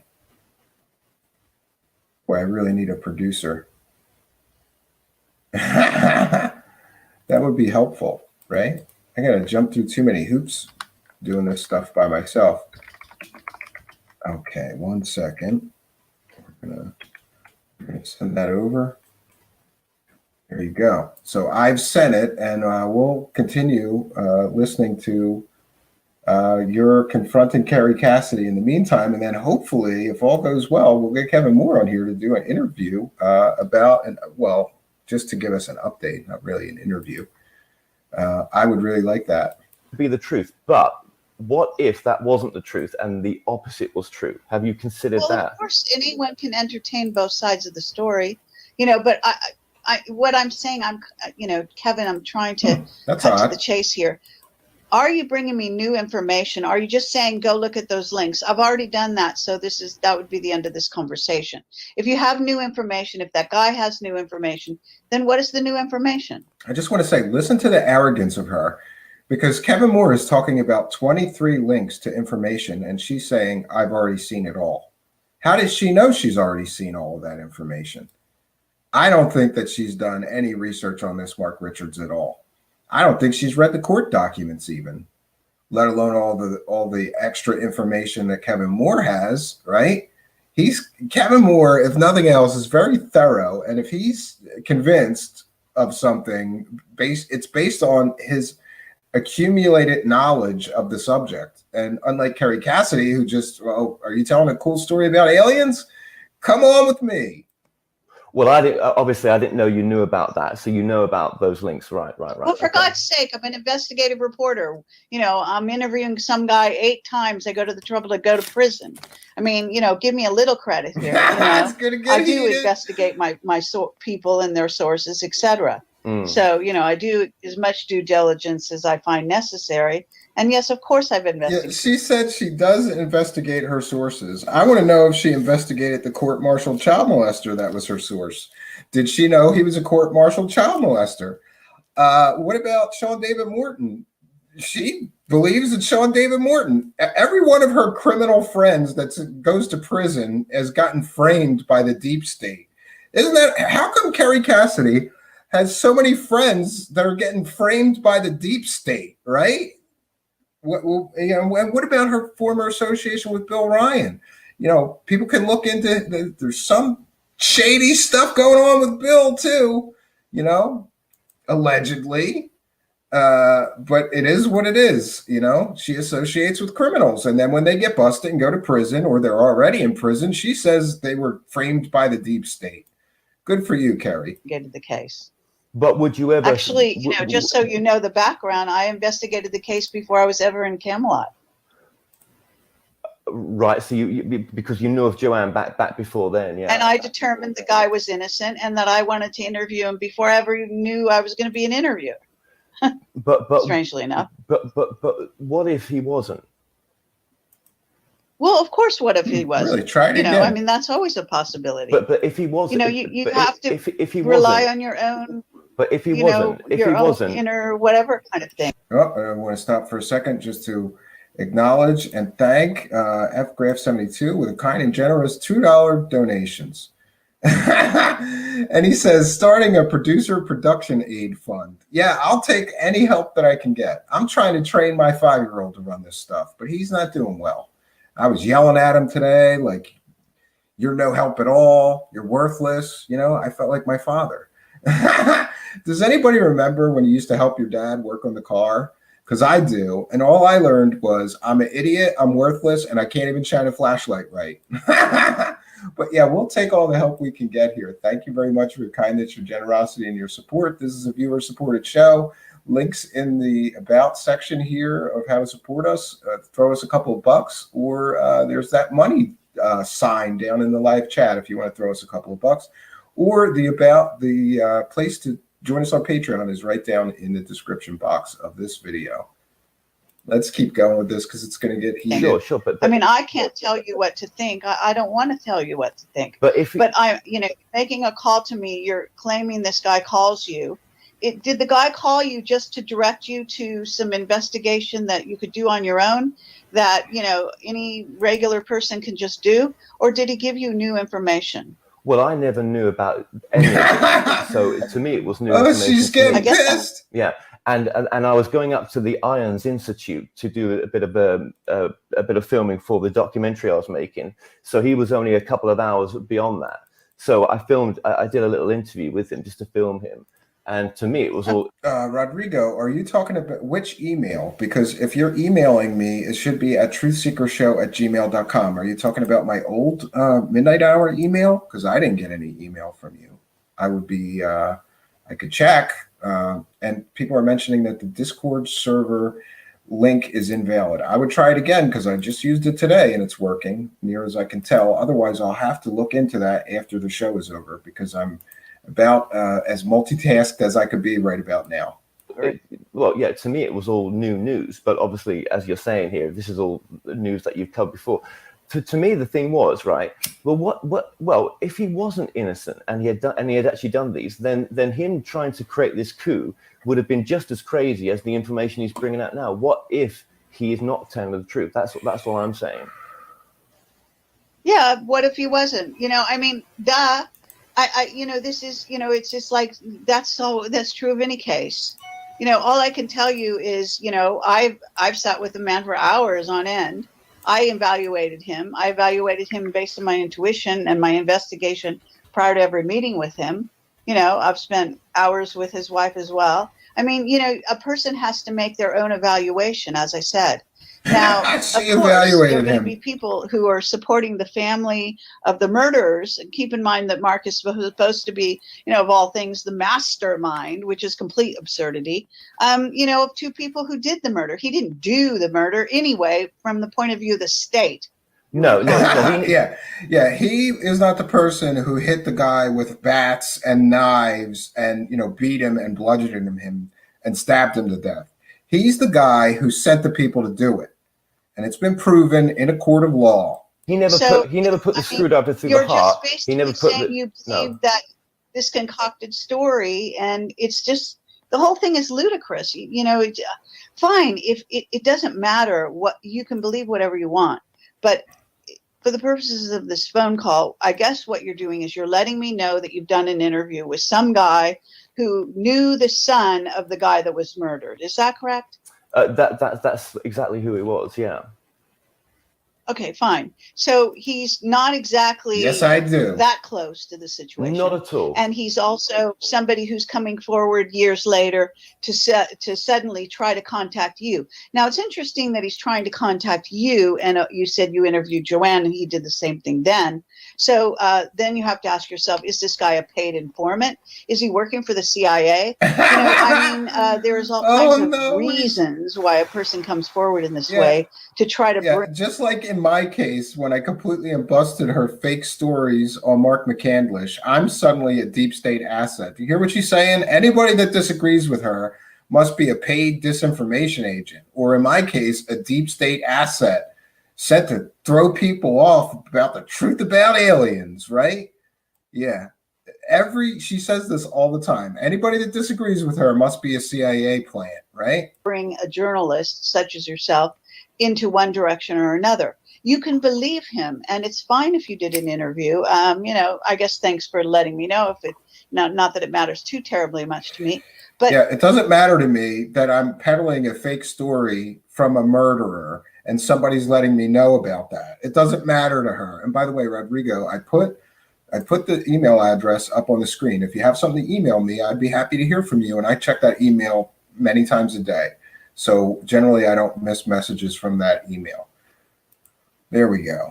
If you think I'm going to change my point of view because this guy is suddenly coming forward to say, look at these links that have been out there for 20 years or 30 years, Absolutely. It's not important to me. No, absolutely. You cannot just judge a story just on one person's angle. That's absolutely what it was for me was the 23 plus websites, archived information about the case. That's what it was like. They are. So I thought to myself, well, not all of this can be implanted CIA information on these sites. This looks like a very genuine kind of backstory on this what this guy was up to. Listen to Kevin Moore coming at her with like logic and reason, right, and discernment and like critical thinking skills that she completely and totally doesn't understand. And his accomplices as well. Now, of course, he never committed the murder, but he was the one that egged these 17-year-olds on at the time. That's what they're saying. He was the one that brainwashed them in a sense. So yeah, right. Yeah. Good luck with that. Okay, fine. I agree. But the thing is, I mean, most of the people that took part in this case, the superintendent and other people, are dead, right? Not dead or dying, or they're not around, or they're just they're you know, they're now. That's convenient. Yeah. Well, it is and it ain't, but you know, there are other people that could be traced into this case. If you put the homework in, you would find that you could really trace the real people involved in this case. But whether it's the 2007 release of Hoover or it's other people, you would. Okay, let me ask you this, Kevin, because obviously this guy had nothing new to add. No. Have you ever investigated a false flag? No, just wait 1 second. Have you ever investigated a false flag? Do you know what I mean when I say a false flag? I know what you mean by a false flag, yeah. I know what you mean You by do. a false flag. Okay, have you ever tried to investigate one? Well, let me ask you this. Would you put these links out in a new video just to say, look, guys, here's this case. No, because I don't. No, that's not what I do. I have no interest in that. Why? I mean, I'm not a reporter trying to investigate his murder case. But then, if I was covering, she doesn't care about the murder case. She just cares about the alien. She doesn't care about the murder case. She only cares about the alien stories that she could sell. Great, Kerry. Came to me with well, you knew about the links before. You knew about the 23 plus links online anyway. It's right? out in the public domain. You can investigate the case anytime you want. Why wouldn't you just have the opposing there in the video to say, look, here's what he's saying? No, actually, that's not what my job is. I mean, everyone does what they want to do about. Her job is not to report to people the facts. It's just to report to people the fake alien stories that she wants to sell. These things. My job is, and our discussions are not about a murder for which he was framed over 30 years ago. And, you know, even at this time, you know, he, again, as the mastermind, you know, there's a... You know, and I would like to invite Kerry Cassidy, show us the evidence that he was framed. What evidence do you have that he was framed? Other than your own statement and his own belief, right? You know how many guys that I know that are in prison that claim that they're innocent or were framed? It doesn't make it true unless they have evidence. Kerry Cassidy has no evidence this man was framed. The law on the books right now saying that somebody should be released from prison if they were a supposed mastermind of a murder because they were not the one who did it. And so that Mark is actually way beyond his stay in prison for any kind of involvement, if you want to call it that, in this situation. Well, but he's, in my view, he's completely innocent. He was off the planet when the fucking murder happened. Well, if that's the truth, yeah, but if that's... Yeah, and pardon me for the language. Do you hear what you just said? He couldn't have murdered that guy because he was off the planet fighting aliens in space when this happened. That's Mark Richards' story, and he's sticking to it. And so is Kerry Cassidy. That's the truth. If he was, yeah, but if you that's are the part truth. of the secret space. Look, you know, if you don't understand, I mean, I have so much evidence of the way this works. Have you ever looked at Obama's birth certificate? I mean, you really got to get a grip. She's on her own website. You know, dying of this is slow a death, whole Rodrigo. different way of looking at reality. The false flags, the reason I ask you about false flags is that if you investigate false flags, you begin to go down a rabbit hole, which is unbelievable, of people who are lying about people being killed. I mean, listen to my interviews with James Fetzer. Ask yourself why YouTube doesn't want those interviews out there in the public. Because Kerry Cassidy was spreading medical disinformation with an irresponsible, stupid guest that wasn't even a real doctor. That's why YouTube wanted them off of YouTube. That's why your channel got obliterated, because you let fake people with no credentials come on your show and give fake information out. Conspiracy land nonsense. They've deleted them off my site. Good. He's an ex-Marine. He's a tenured professor for zillions of years. He's written over 10 books. He's a heavy-duty investigator, a very respectable man, and he investigates in minutia every false flag that has happened in the United States. He's obsessed with it. And so what you really have to do is look at the false flags, start to see how... See, this is her argument. Oh, I got you, Kevin Moore, you caught me selling a completely, totally fake murderer as a secret space program insider. You caught me dead to rights using a convicted murderer as a source about space alien Buck Rogers fantasy stories. Well, Kevin, it's not my fault I did that. You have to learn about false flags. I mean, this is stupid. It's a stupid argument, Kerry Cassidy. One of these things is not like the other. Evidence can be manufactured by the secret government, by law enforcement under orders from higher ups, etc., and disappeared, etc. You really have to go down that road. It's a fascinating journey, and I encourage you to take it. I don't have time right now to educate you as to all the steps. Listen but to I can her. encourage you to I watch don't my have channel. time to educate you, Kevin Moore. Meanwhile, Kevin Moore is the guy that has the facts and the evidence, and she doesn't have time to educate him because he's just got facts and evidence, and she's got nothing. Spetzer interview, which is no longer on YouTube. It is now on Steemit and also on what is this called? BitChute. So if you just go to BitChute, you put in Project Camelot, you should find it, no problem. You know, this is the reality. Manufactured evidence is so common. Okay. You know, look at Pearl Harbor. That was a fucking false flag. Again, I apologize for her language. And if you don't know this stuff, you need to get educated. And by the way, AI algorithm gods, I'm not saying I agree with that statement. I don't know, have not thoroughly investigated. This is Kerry Cassidy making these statements, and we're kind of making fun of her lack of evidence, lack of knowledge. Please find context, AI algorithm gods. In Google's name we pray, do not strike us down. Amen. All I can do is say a prayer to the AI algorithm. Tompkin, this was a false flag. Yeah. All right, now that one I agree with her on. All right, for once I agree with Kerry Cassidy. Of course there's such things as false flags, but her conspiracy mind sees everything as a false flag. The governments knew. They set it up. Yeah. They staged it. I You gotta understand. wouldn't be absolutely surprised in some of those cases that they were staged or things that happen on purpose to let things happen. This so is that, what goes on. Yeah, So if you don't absolutely. want to believe, if you want to believe evidence that you see in front of you that these people think they're giving you and so, it doesn't, it's your choice. You know, you have to rely on your intuition. You have to rely on your ability to investigate. And if you think that I should be putting those links on my website, I appreciate your opinion, but I'm not doing it. Okay. Because I think it's bullshit. Yeah, why should she give her viewers actual facts or actual evidence when she could just tell them fantastical stories about reptilian aliens and this guy who teleports out of his prison cell to save Earth every night? Sure, Kerry, why put the actual evidence on your website that Kevin Moore is offering you? But then, the only thing me and you don't know, the thing that we don't know, right, is was a Richard A. Baldwin of 36, did he really exist? And was his life taken?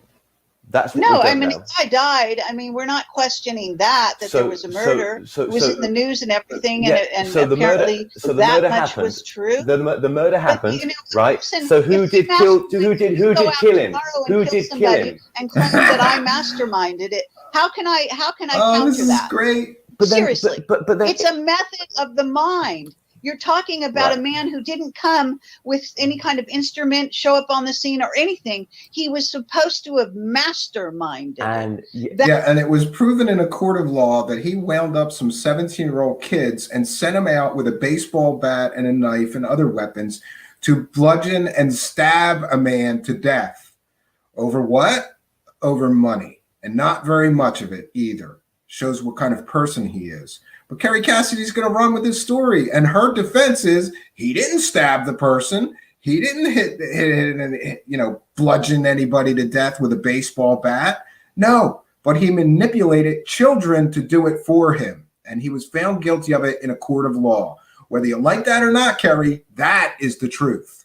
That is a mental. Did David Koresh mastermind whatever that was called? Waco. Are these people responsible? Did Jesus persuade people of things, or did he verbally get?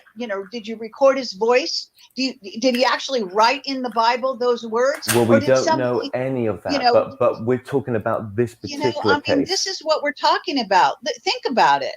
You're talking about. It's basically, when you reduce it all down, it's fucking word of mouth. There's nothing that can prove it. Absolutely not. I don't. Oh my this God. murder victim, I I hope can't you're prove kidding. a thing. I wasn't there at all. No, none of us were. It's not about whether you were there. I'm saying what he was accused of was masterminding a murder. And I'm saying to you, you can read all the evidence you want of the murder, but you cannot prove that those 17-year-olds were brain controlled by him. Who else could brain control and who's very likely to mind control people? Oh, she's gonna blame the CIA. I know it.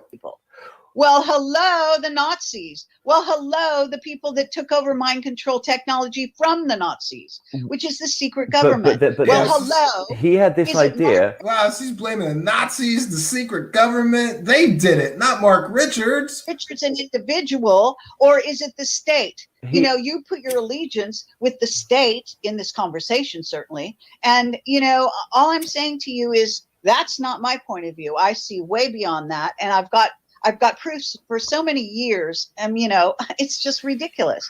All I can tell you is look at Obama's birth certificate and ask yourself, if that fucking guy was president of the United States. I apologize for her language again. Yeah, it's worthy of mention that Kerry Cassidy was a huge Trump supporter and a birther, right? Shows where her mind is, right? And it is what it is. She believes that, I don't know, Obama made up his birth certificate. He was born in Kenya, not in this country, and this and that.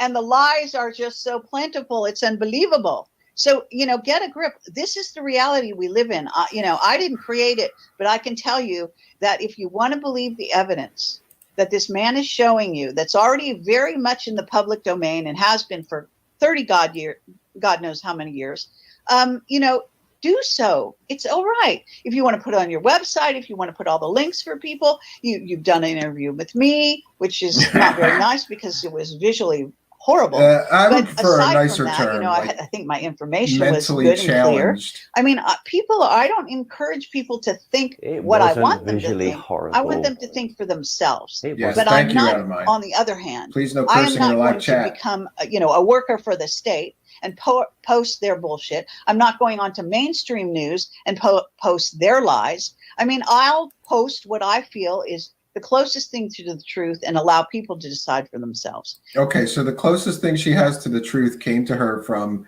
let's see, a convicted murderer, a court-martialed child molester, a fraudster in the form of Sean David Morton, and all these other people with fake doctorate degrees that aren't real doctors. Yeah, that's where she's getting her truth from, that she's deciding to share with people. Great, If Kerry. they want to investigate further, and I always encourage people to do that, then so be it, and that's great. And if they Yeah, Kerry, you encouraged me to investigate further when you ran a fake story about the tragic death of somebody from the UFO community recently, and I found out that you were completely and totally making up fake facts, and I got the real facts, kind of like Kevin Moore did in this case. There's a proven track record of you telling fake stories about aliens and whatever, and people showing the real evidence. And then you get pissy like you did with Kevin here and like you did with me recently, because now I'm a deep state asset, according to Kerry Cassidy. want to make decisions one way or the other, that's great too.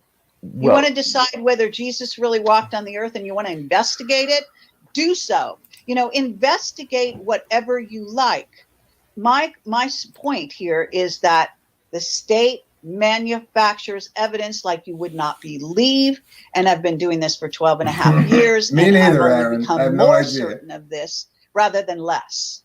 Yeah, You have to make your own decisions. I don't. And She I know has you got no to go now, and I defense, don't that's disagree with why. you that the state does manufacture bullshit. Absolutely, but I don't know. Maybe it's my intuition. Maybe that's alarming here. But he did talk about he wanted to isolate a part of Marine County or whatever and transform it into the model of Camelot. I mean, I really I don't hope know. this That guy's sounds kind of benign to kidding me. again. What's the model of Camelot? I mean, you know what? Kennedy and Jackie were known for return to Camelot. Oh, now she's going to make these ridiculous claims that she's like from the bloodline of Camelot or Guinevere, and Bill Ryan is from the bloodline of King Arthur. Oh, it's priceless. Yeah. So What are you going to do about that? So Accuse them of something too? Well, they've not murdered anyone. Camelot. Yeah. What do you want to accuse me of? I as far as people could say, I'm fucking crazy. I think I'm the reincarnation of Guinevere. What are you going to do about that? I sound fucking crazy. I can tell Yes, you you do, honey. that Bill Ryan And I apologize for her language. comes from the Arthurian bloodline, according to Illuminati, that we've got proof of that. Okay. She's got proof that the Illuminati say that Bill Ryan comes from the bloodline of King Arthur. Wow. You know, he's O negative. What do you want to do with that? You want to say we're crazy? A lot of people are O negative. I can't stand people that use that as some kind of proof that they're alien hybrids or they're special. You're not special. You just have a rare blood type. And it's not even that rare considering the population of the planet that has that blood type, Kerry. Crazy? No. Is he really a descendant of the Arthurian bloodline? He's been told by several psychics he is. You know, that's my intuitive take. He doesn't claim it. Okay, so psychics said he was, so it must be true. That's her proof. That's her evidence. Some psychics said it. It must be true. He doesn't even like hearing that. But he's you not know, murdered. what do you want He's to do not- with this stuff? It sounds outlandish. It sounds like we're course. all fucking crazy. Of course. And if you want to come to that conclusion, you're very welcome to do so. Oh, I mean, listen, I've done a documentary on channeling. I mean, I'll be the first to say all that. Do you know what I mean? Absolutely. Right. So, You I know, mean, you know, I'm sorry but to be but abrupt with you, I don't have a background of, you know, anything bad in my background. I haven't been arrested for anything, and nor have I ever been done for murder. That's really different. Yeah. Hey, Kerry, I never murdered anybody, though. Okay? That's the difference. Let's see what she says now. The only difference. Well, I mean, you know, with unreason, people can be accused of anything and framed for anything. It's astonishing the number of people who have so-called suicided themselves, shooting themselves in the head several times. You know, that's a physical impossibility. Agreed, Aaron. Yeah, that I mean, one too. these things Absolutely. are in the and news, I would these agree with things you. are And claimed. I would agree with you with what you're saying. I would agree with you with what you're saying. Where do you draw the line? Seriously. Well, that's you the thing. just have to look at the evidence. If it resonates with you, you know, Kevin, you know, I can't. I'm going to check in with our analytics here because I think that I missed a super chat, and we call out every single super chat that we get here, and I don't ever want to miss one. So I apologize if I did. I'm going to check in with that just to make sure. Yeah, Rogue Status with a kind and generous super chat donation of $5. Thank you, Rogue Status. Fellow Philadelphian, someday I'm going to have you come and visit here, Rogue Status. Maybe you should come and co-host a show with me. That would be fun. Thank you for your kindness, your generosity, and your support. And one other second while I check in and see what's dinging.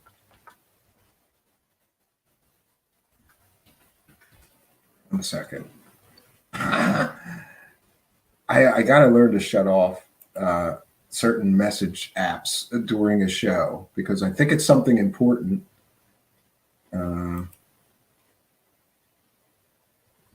Yeah, and it's not. So 1 second, friends. Can't think for Let's you. get back All I to can this. tell you is, you know, I've gone down that rabbit hole. I've made my decision and I've done my interviews. If you want to believe that this stuff is not true and you want to put out the other side, you know, go right ahead. It's fine. But I'm go. Okay. He's getting tongue-tied because she just keeps making excuses, and he's trying to explain his point, which is you can't use a convicted murderer as a source, but she is. I'm not looking at creating something that's damaging or hurtful towards anyone. I'm just saying, have we considered this? That's my point. That's only my point.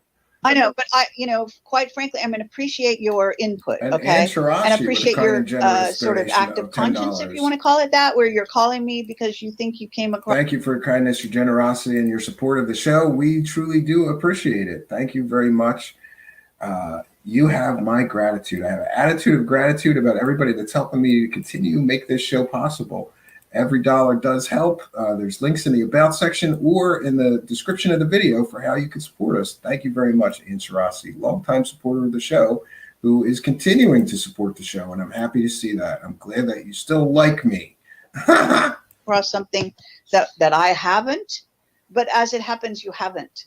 Okay. Now, had this person had something to add to this beyond sending you to links, you know, then I would listen. But I probably, you know, he could easily be working for the state. So Geoff, you heard it here first, friends. Geoff from Paradise, California, is working for the deep state. That's what it is. easily, it's absolutely mind-boggling. On the other hand, he could just be somebody who's emotionally involved and thinks he I think knows he's the truth. I think he's emotionally involved because he knew the young man. I think that's Fine. yeah. Fine.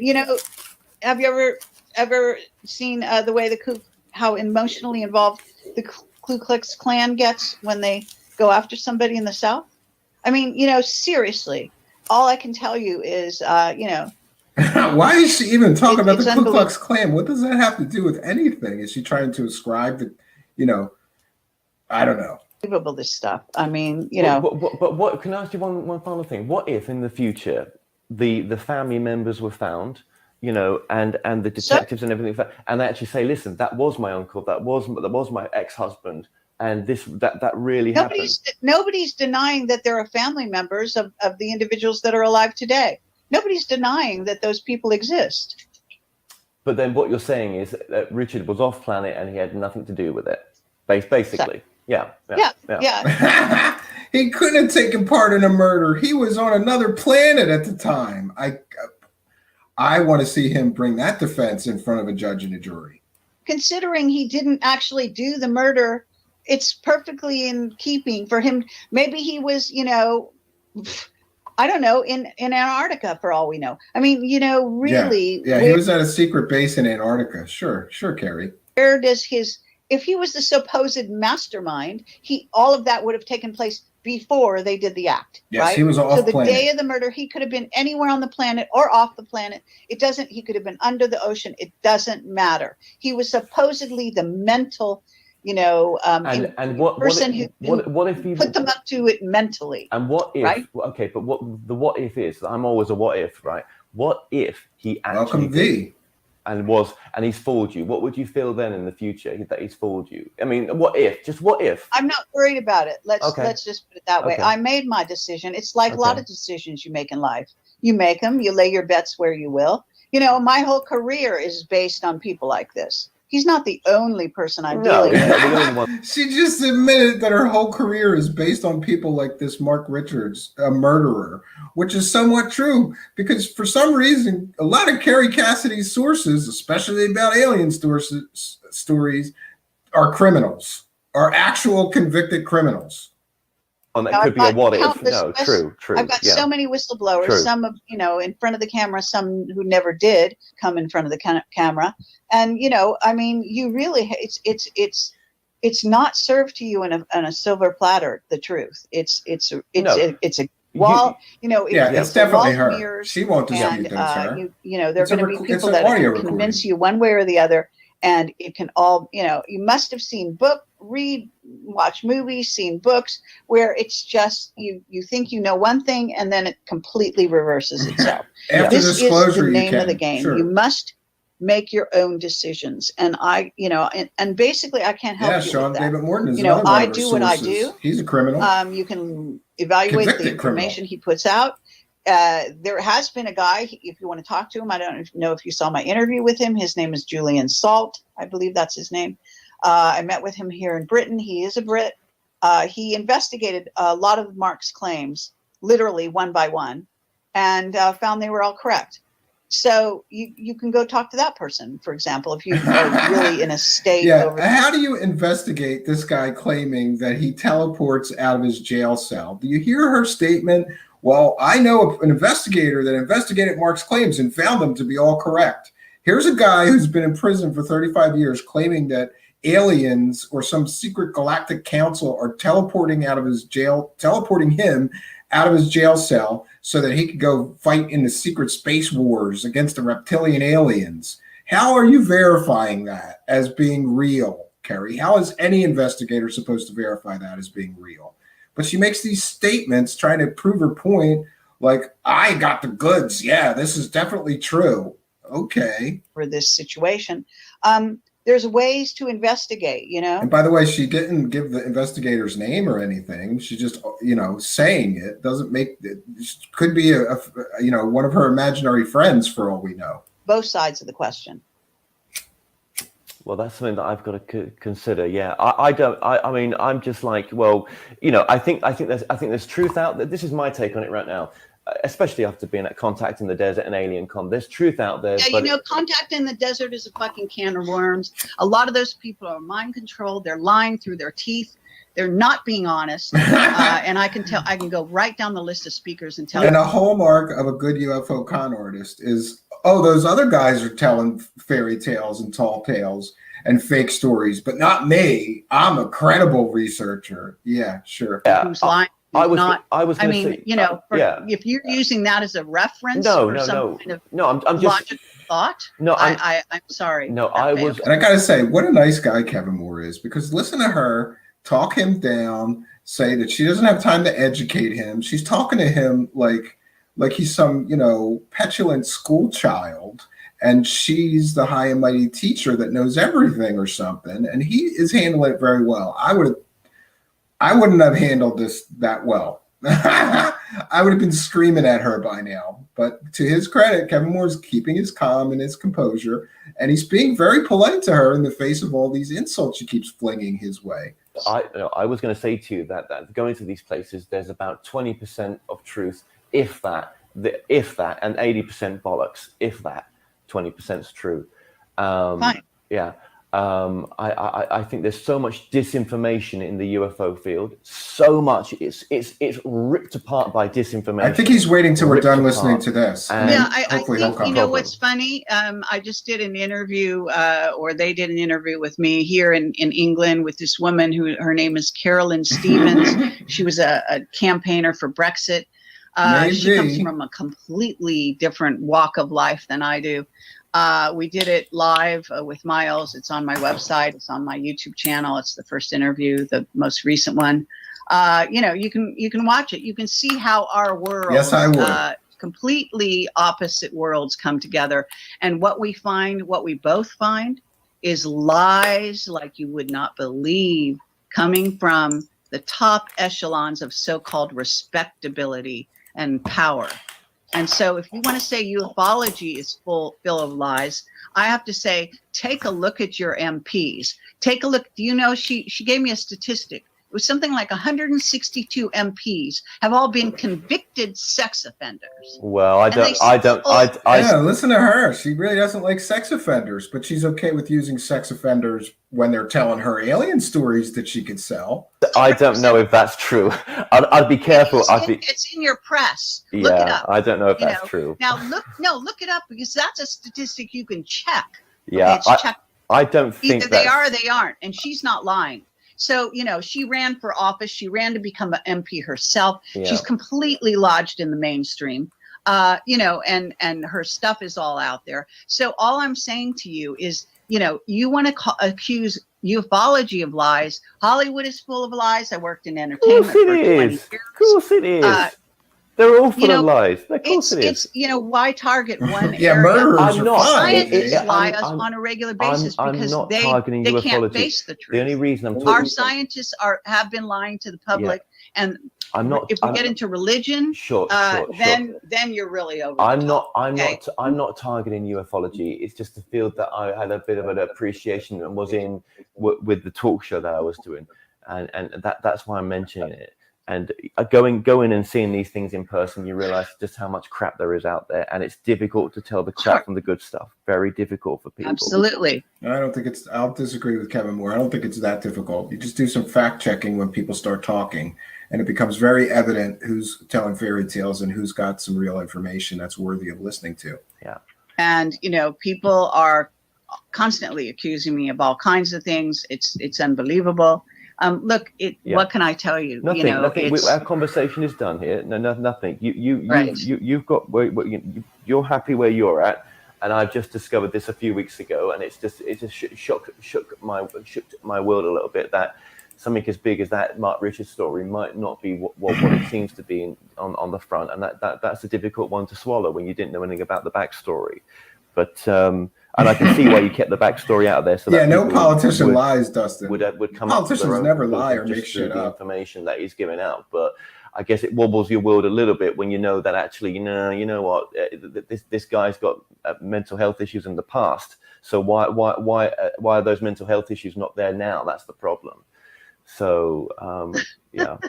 That's an assumption. It is, and only based on the court cases as well, But I think some of the things he mentions and talks about, I think when I interviewed Joanna back years ago, I mean many moons ago, I just thought, God, this is so far fetched. Some of this stuff, what is true in some of this stuff? Is it? Because the one thing Contact in the Desert taught me is that when you get out of that Contact, Yeah, in the we've got Desert, an international audience right now. I'm happy other, about that, mate. worlds, no one knows about these things. Scotland, America, It's such a Portugal, small Spain, community. Canada, Mexico, and Jerusalem, and probably Australia. Such a small community. Yeah. Well, all I can tell you is you can talk to Mark Joanne. Richards sharing the court documents. You can sign up to visit Mark in prison if you want to talk to the real man. If you really think you're going to investigate something, you should go to the source, right? So, and you should evaluate his personality based on that. I wish I had a camera when I was interviewing him. You really have to decide. If you think this man has mental issues, you don't know what the hell you're talking about. That's all I can tell you. Right. Okay. Yeah, because nobody with mental issues, murders people, right? He doesn't have any mental issues. Well, maybe that's So believe the court documents if you will. But what we find is courts are full of lies. Judges are lies. They're pedophiles. They're everything. What is her fascination with pedophiles? She is obsessed with pedophiles, pedophile rings, the mole children, right? Sex offenders. But yet she'll use sex offenders if they're telling her alien stories that she could sell. Under the sun, the last thing they are is honest. And our legal system is rife with people that are in prison who didn't do anything wrong. And some of those cases actually do exist. Cool, I would like what that. you're saying. Some of those cases I'm a actually rocket do guy. I exist. love rockets and Yes, they do. I'm not SpaceX and gonna deny NASA. that. This is, it's a can of worms. But I guess I we understand. enough time. I think I you understand. understand where I'm coming from. I totally do. I don't even feel it necessary to defend my side. I do what I do. You have to pick and choose your battles, so to speak. You have to pick and choose the things you're going to investigate. I investigate the secret space program, the Illuminati, and so on. What I don't do is I don't go back into the past and spend my time investigating murder cases that people are accused of. Why should she investigate the murder case this guy is accused of if she can spend her time selling his alien stories? That makes sense. Masterminding at the moment. And I had to make my evaluation a long time ago, actually, because I did it actually before Camelot. Yeah, you said that, I came across, I investigated the case, I read about the case. It's actually a very distasteful case, but there's plenty of information out about it. And the two young men who were involved in it, who, were really demented in their heads. And, you have to deal with that. One's free now. I think one's been freed. I think Hoover, I think Cosine, or whatever his name is. Yeah, because he admitted what he did and showed remorse, and he got out on parole. Unlike Mark Richards, who claims that he was on another planet when the murder took place, so he couldn't have done it or had any involvement in it. Sure, Mark Richards. Sure, Kerry Cassidy. He's been freed now, I think. I think he has. Yeah, isn't politics lovely? It's always the way. Yeah. So, okay, right. Well, I'll let you know what I'm going to do, and maybe I don't know. I don't know. Like I said, I never went to him. This guy came to me. It wasn't like I was even looking at this, but it was just interesting when. Yeah, I get it. You don't have to let me know what you're going to do. Just do whatever you do. It doesn't matter to me, to be honest. It really doesn't. Yeah, definitely projecting. You can do what you do. You're an independent agent. And if you want to let Joanne know that, as a journalist, you're going to do something, whatever, that's fine too. You have contact with her, I'm sure. If you don't, if you need her email address, I'll send it to you. But that's, it's really neither here nor there what you've said to me in this conversation, because it's not anything I'm not aware of and have dealt with, not just to do with this case, but so many others. It's unbelievable. Could be. Okay. All right. So look, you take care, and you too. Maybe we'll talk again in the future. Yeah, maybe we will. Okay. Thanks for your time, Kerry. All right. All right. Bye-bye. Oh, this was gold, friends. This was gold. So you just heard there the conversation we've had with Kerry Cassidy. And as you can tell in that conversation, she doesn't care about discernment. She doesn't care that there's backlinks to the story. She believes that this man was set up and framed for the murder, and that all the court case was put in by the deep state, and that really, you know, this man is who he says he is. But of course he's not, because as soon as I started investigating the case, the next day after that phone conversation, I text Kerry and I said, "There's a documentary here. You know, we've got a murder." Oh, too bad for Kerry Cassidy that Kevin Moore, who is an excellent researcher, is going to make an entire documentary proving what bullshit Mark Richards is, and make Kerry Cassidy look stupid for running around peddling his fake alien space soldier stories for years. We've got ufology, and we've got, you know, the secret space program as well, all in one. I mean, that's just, you know, insane to have that. So then I turned to Jeff and I said to him, "Look, this interview that we did together, is it going to happen?" He was a bit upset about it, but then I said, "Let's do a documentary." And from there, we started making well, I did the research. Jeff would just listen back to all the evidence that I was collecting. I recorded all my conversations with everyone. Some of them I shouldn't have done that, but it was for research. It wasn't supposed to be distributed anywhere else. It was just for this project. Yeah, and by the way, recording calls is something that is a valuable tool, especially in one-party consent states. What does that mean? That means if I'm investigating something and I'm calling somebody in a one-party consent state, that means only I have to consent to the recording. I'm recording it so that I have it, so that I can refer back to it. And I then went to Marin County in, I want to say, September last year, and started the first half of the taping. I got back and I realized I'd missed out quite a bit of stuff, and I've come back now to refilm that stuff. And there's so much in between that we could talk about, but none of this is true. Captain Mark Richards is not a captain. I even went down to the Smithsonian Museum in Washington, and his wife Joanne has laid a plaque there with a number of other plaques where he's got his father, Major Ellis Richards, who was in the Air Force, and then underneath him or above him, which this will be in the documentary, there's Captain Mark Richards. Yeah, he was never a captain or in the military, apparently. And everything that this man's doing, all the writings that he's doing, it's so cleverly set up. I mean, he's got a publishing company set up by his wife, so we've got direct access to send in all the publications he wants to make these reports. He never puts his names on the reports. It's always hands off. Kerry goes there, but he could soon turn around and say, "I never said those things I said to Kerry that she's put out on that YouTube channel.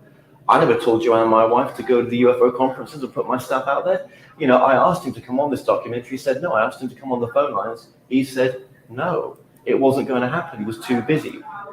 Not enough time in prison." Then of course, I then contact his crime partner, Cross and Hoover, who was the 17-year-old when the murder took place. Yeah, Kevin Moore did a bang-up job investigating this thing. This man did the murder on behalf of Mark Richards. He was stood a foot Oh, there away we from him. go. He was so happy. manipulated by Right, Mark one Richards, who was second. 29, and so was another guy called Andrew Campbell. Andrew Campbell got state testimony. He was a state's witness and placed Crossin and Andrew at the murder scene while he stayed at the murder victim's house and ransacked the house. Okay. Yeah, it was all about a little bit of money. And I'm happy to say, boy, what a surprise. And my favorite surprise guest ever, right? 1 second, let me do it this way. There we go. We have the actual Kevin Moore. And I swear, guys, this wasn't planned, right? Kevin, we didn't plan this. You weren't going to come on today, but you saw that I was doing this. What a fantastic story. And I wanted to share it to try to help Terry, who just started a new YouTube channel, because she brought you to bring this information all out and to share this. Can you give us an update on what's been going on? Oh. We got no audio. Yeah, so give us a moment while Kevin works out his audio issue. Go over to Cam Mic and it'll let you select your microphone. There you go. Yeah. So I can't tell you, it's an honor and privilege to have Mr. Moore with us. Okay, that's working, I think now, Steve. There you go. Yeah, yeah. Okay, yeah. And just watching it back, just listening back to that tape, it brings back so many memories. You know what I mean? You got a good gotcha. And if you didn't know, I got a good gotcha on Kerry Cassidy. She ran with this fake story of Mark McCandless's death by shotgun to the head. And I did a deep dive investigation and we uncovered the actual truth behind the case. She ran with fake facts. She said this man was murdered by the dark magician cabal and all this stuff. She's pumping up this fake story about a man's tragic suicide. We looked into it and found out that everything she was saying in her videos, in her blog, was completely made up horseshit. Yeah, I've heard about the Mark story, and it's a tragedy that he took his own life, you know, Certainly. for the family as well. Yeah, God, where do we start with this, man? Well, as that video sort of goes into, when I made that original interview with Kerry, I think it was back in, I want to say maybe July, August 2019. It could have been earlier. So that was a long time ago. And, you know, having multiple trips to Marin County to go investigate the crime, you know, so much more became apparent. You know what I mean? So, yeah, where do I start with this? So, yes, Baldwin never had any children. He was a single man. And I did spend time speaking to Cross and Hoover. I probably spent, oh my God, probably, well, I saw Crossan in person in the prison that he's at in California.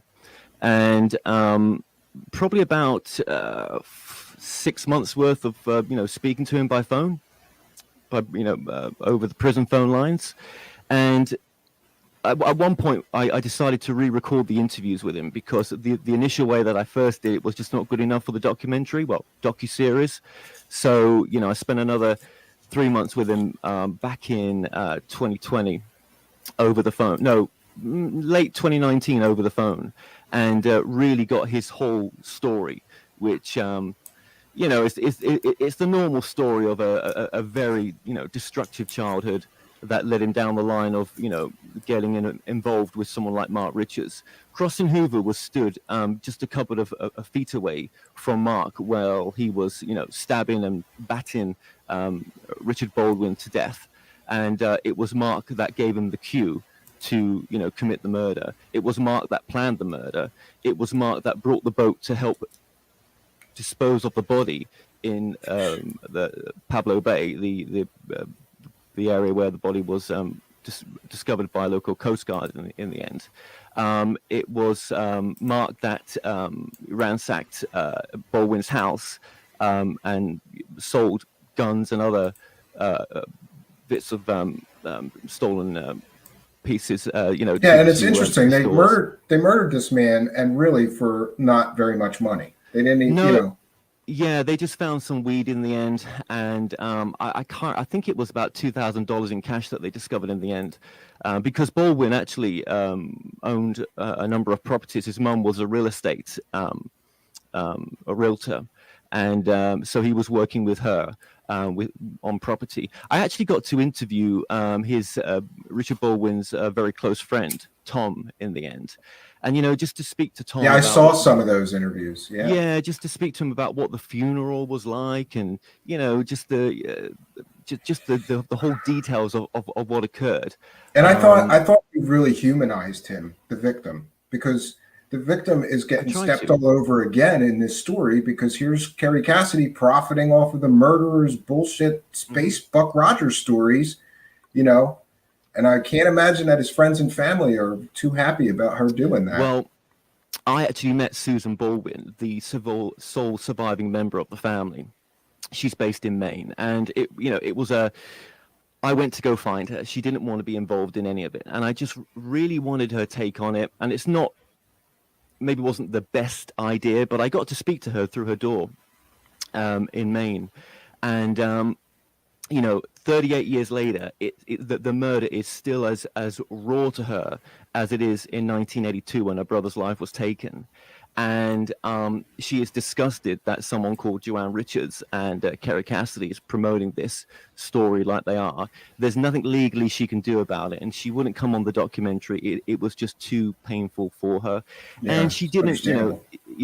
she didn't really trust my motives neither, which I understand. I mean, in the end, this became personal in the sense of trying to tell Richard Baldwin's story, Yeah. and I probably did get way too caught up in this, but it's a bit like a boxing match right now. I feel like I'm about to go prepping myself for one of the darker things that I'm about to cover, and it's taken a long time to get to this point of pre-production because of personal things that I've been going through as well. I've been through a divorce. I'm going Yeah, I'm through sorry my to hear green card that. right now. No, everything happens for a reason, and there is good to come from everything. And I haven't really, told my story or gone public about it. And I'm probably not going to mention too much about it right now. And I know that will be used against me. Well, I've been already told by Joanne's friends that it's going to be used against me in the upcoming documentary. Yeah, look at that terrible. He's a terrible person. He can't even stay married. Yeah, he can't even stay married. He's a terrible person. They're going to use whatever they can against you because you've got facts and evidence, and you've got interviews, and you've got the real story. They hate it when they get caught with their pants down selling fake stories, and somebody comes along and shows the real story. And you've done that. And people are asking in the live chat, and I'm curious myself. I think a lot of people want to see this documentary, and it has taken you some time to get it together, to get it to the point where you can release it. But people are wondering if you know a release date or when you think it might be finished. Well, June the 27th is when I finish my immigration. And congratulations. Are you going to be American? No, I got a 2-year wait for that. Okay, well, you're on your way. Yeah. No, I'm very grateful for everything right now. But that just, I went pro se with everything, and that just ripped all my time away. I mean, I can understand why people have lawyers, right? I just not had the money to do that. Well, I have a lawyer or lawyers helping me as limited scope lawyers, but obviously their names aren't going on the paperwork. But yeah, it's a lot of paperwork. So I didn't ever think it was going to take this long to get to post-production, but there is still some filming I may do. I'm not going to do another crowdfunder for money, but there is still some filming that I may do. And when is it going to be complete? I'm going to be working on it every day. I'm hopefully going to be vlogging about it as well, just to keep up to date with, with the progress of it. But I will not stop until it's done. I will not leave where I am until that docu-series is done. And it is going to be a docu-series. So it's kind of like, true crime meets ufology. Conspiracy Land. Yeah, ufology. Yeah, it's really great weird. story. It's really weird. It's a great story. Yeah. Yeah. I mean, you mentioned I was listening back to some parts of the discussion there that you're talking about. Bill Brockbrader. We're going to look into what we say. I'm going to look into various other people that Kerry's given a platform to as well, and definitely Bill Brockbrader is there. And Bill's an interesting one. And I mean, I've got his original court audio. And where he's admitting, and this has been released before by Don Shipley. Don Shipley is actually on this docu-series as well. His interview's already been recorded, and he never gave us the original audio from the court. But I mean, I ordered it from the court, and it's incredible when the defense lawyer is asking him about Area 51. Did you make it up? Yeah, that's not true. Were you a Navy SEAL? No, I wasn't. That's not true. So under oath, it's interesting. Bill, one of Kerry's sources told all these incredible stories about being a Navy SEAL and being in the secret space program, but under oath in court, he admitted that he made it all up. It was all fake. Yeah, and she didn't take any of those interviews down or stop taking YouTube money for those. No, fake I actually stories. traced his victim, who was 12 years old at the time, and he sodomized her, and nice guy.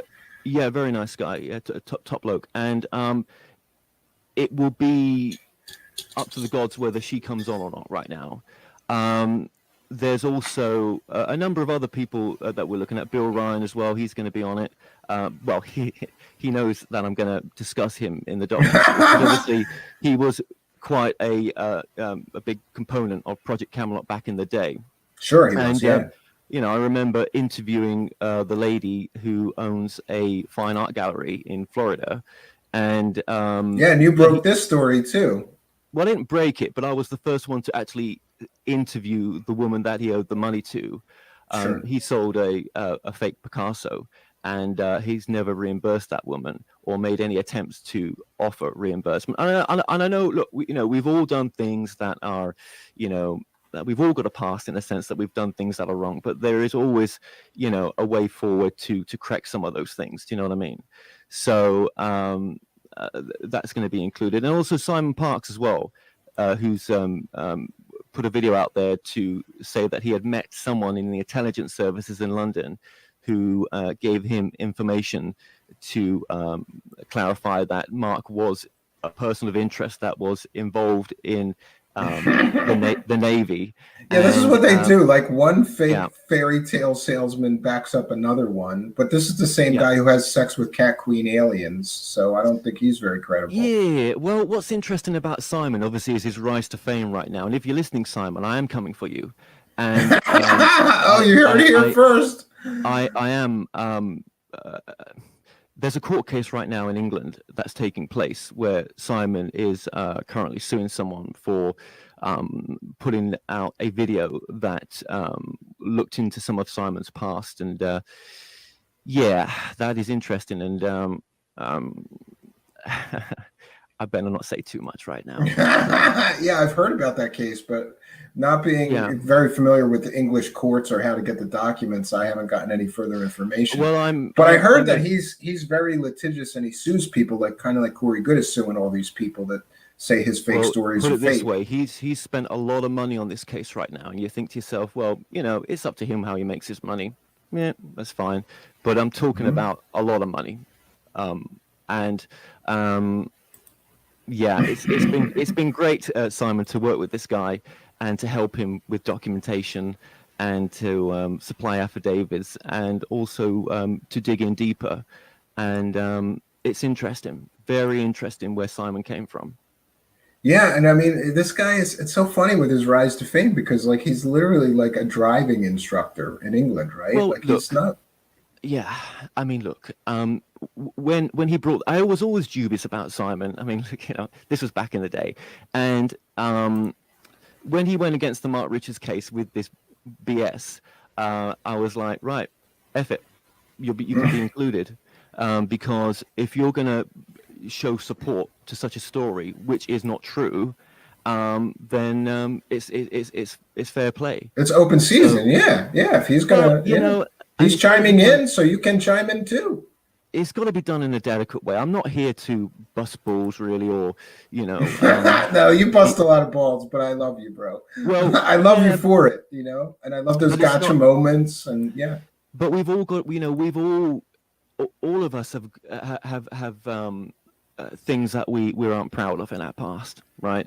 So it's. I think though, but when you're misleading people so much from mental health issues or whatever's going on, self-delusion or whatever it is, narcissism, whatever it may be, right, that someone's suffering from, then let's just I think get together and just try to just point out that there's something not quite right here, and just I think it's so interesting how people get so attached to someone, and a bit like religion actually, and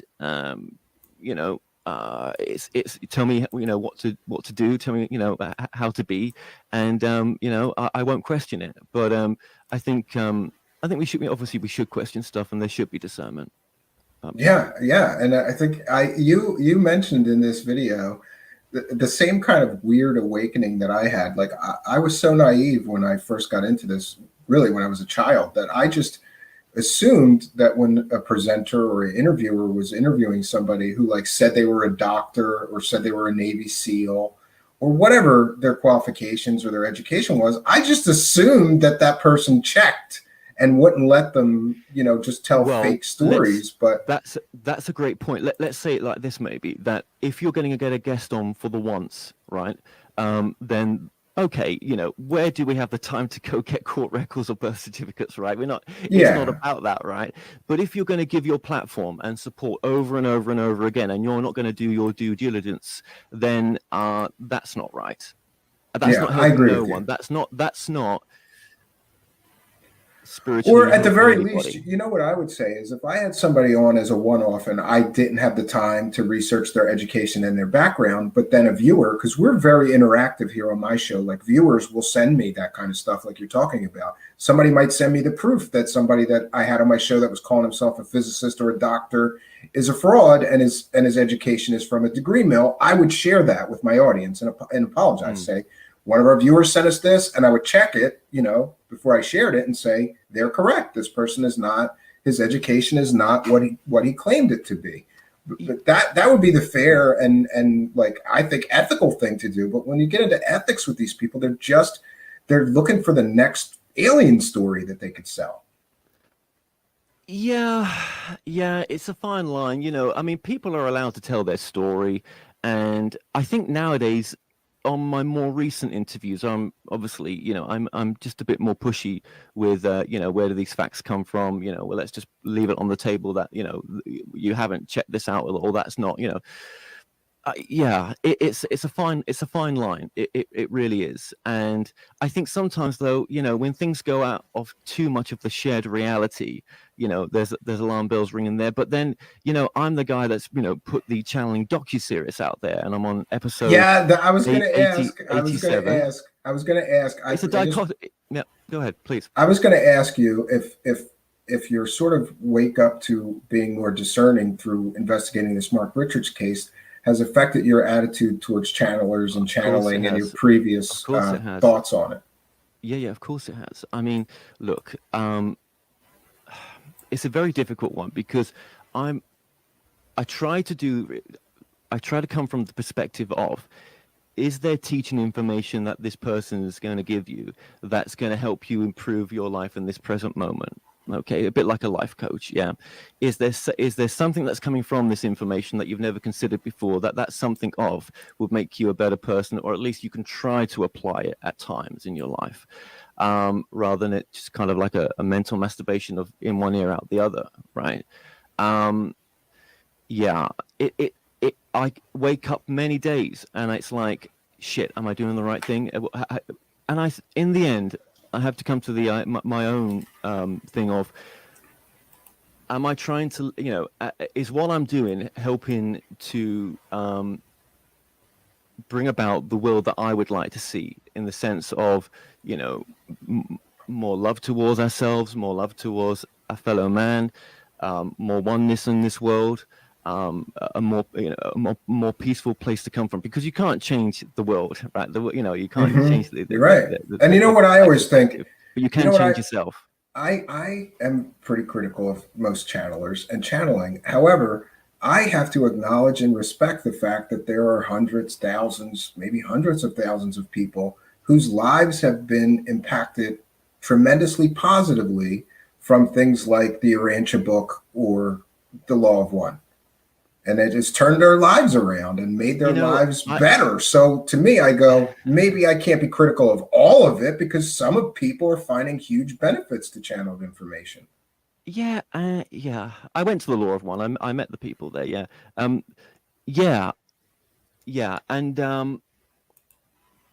it's almost driven me away from doing this work and wanting to do a completely separate, different career path to this.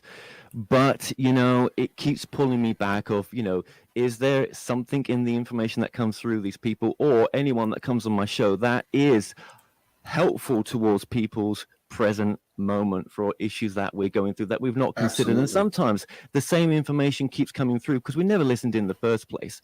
And I think some of the shows that are out there that look into, I was watching some of CW stuff the other day, and I will be going on CW's show, because when the documentary series comes out, I did promise him that I would, break that docuseries first with him, right? This was, I think you promised me too, but yeah. Well, I think I promised you second, right? Oh, okay. I don't care what the Yeah. order. He can Yeah. have you first as It's long as we okay. get you, because I can't wait to watch this thing, digest the Yeah. whole thing, and then hopefully get to pick your brain behind some of the Sure. some of the And process that went into it. I'll go into a few things in just a minute. I will while you've got me here.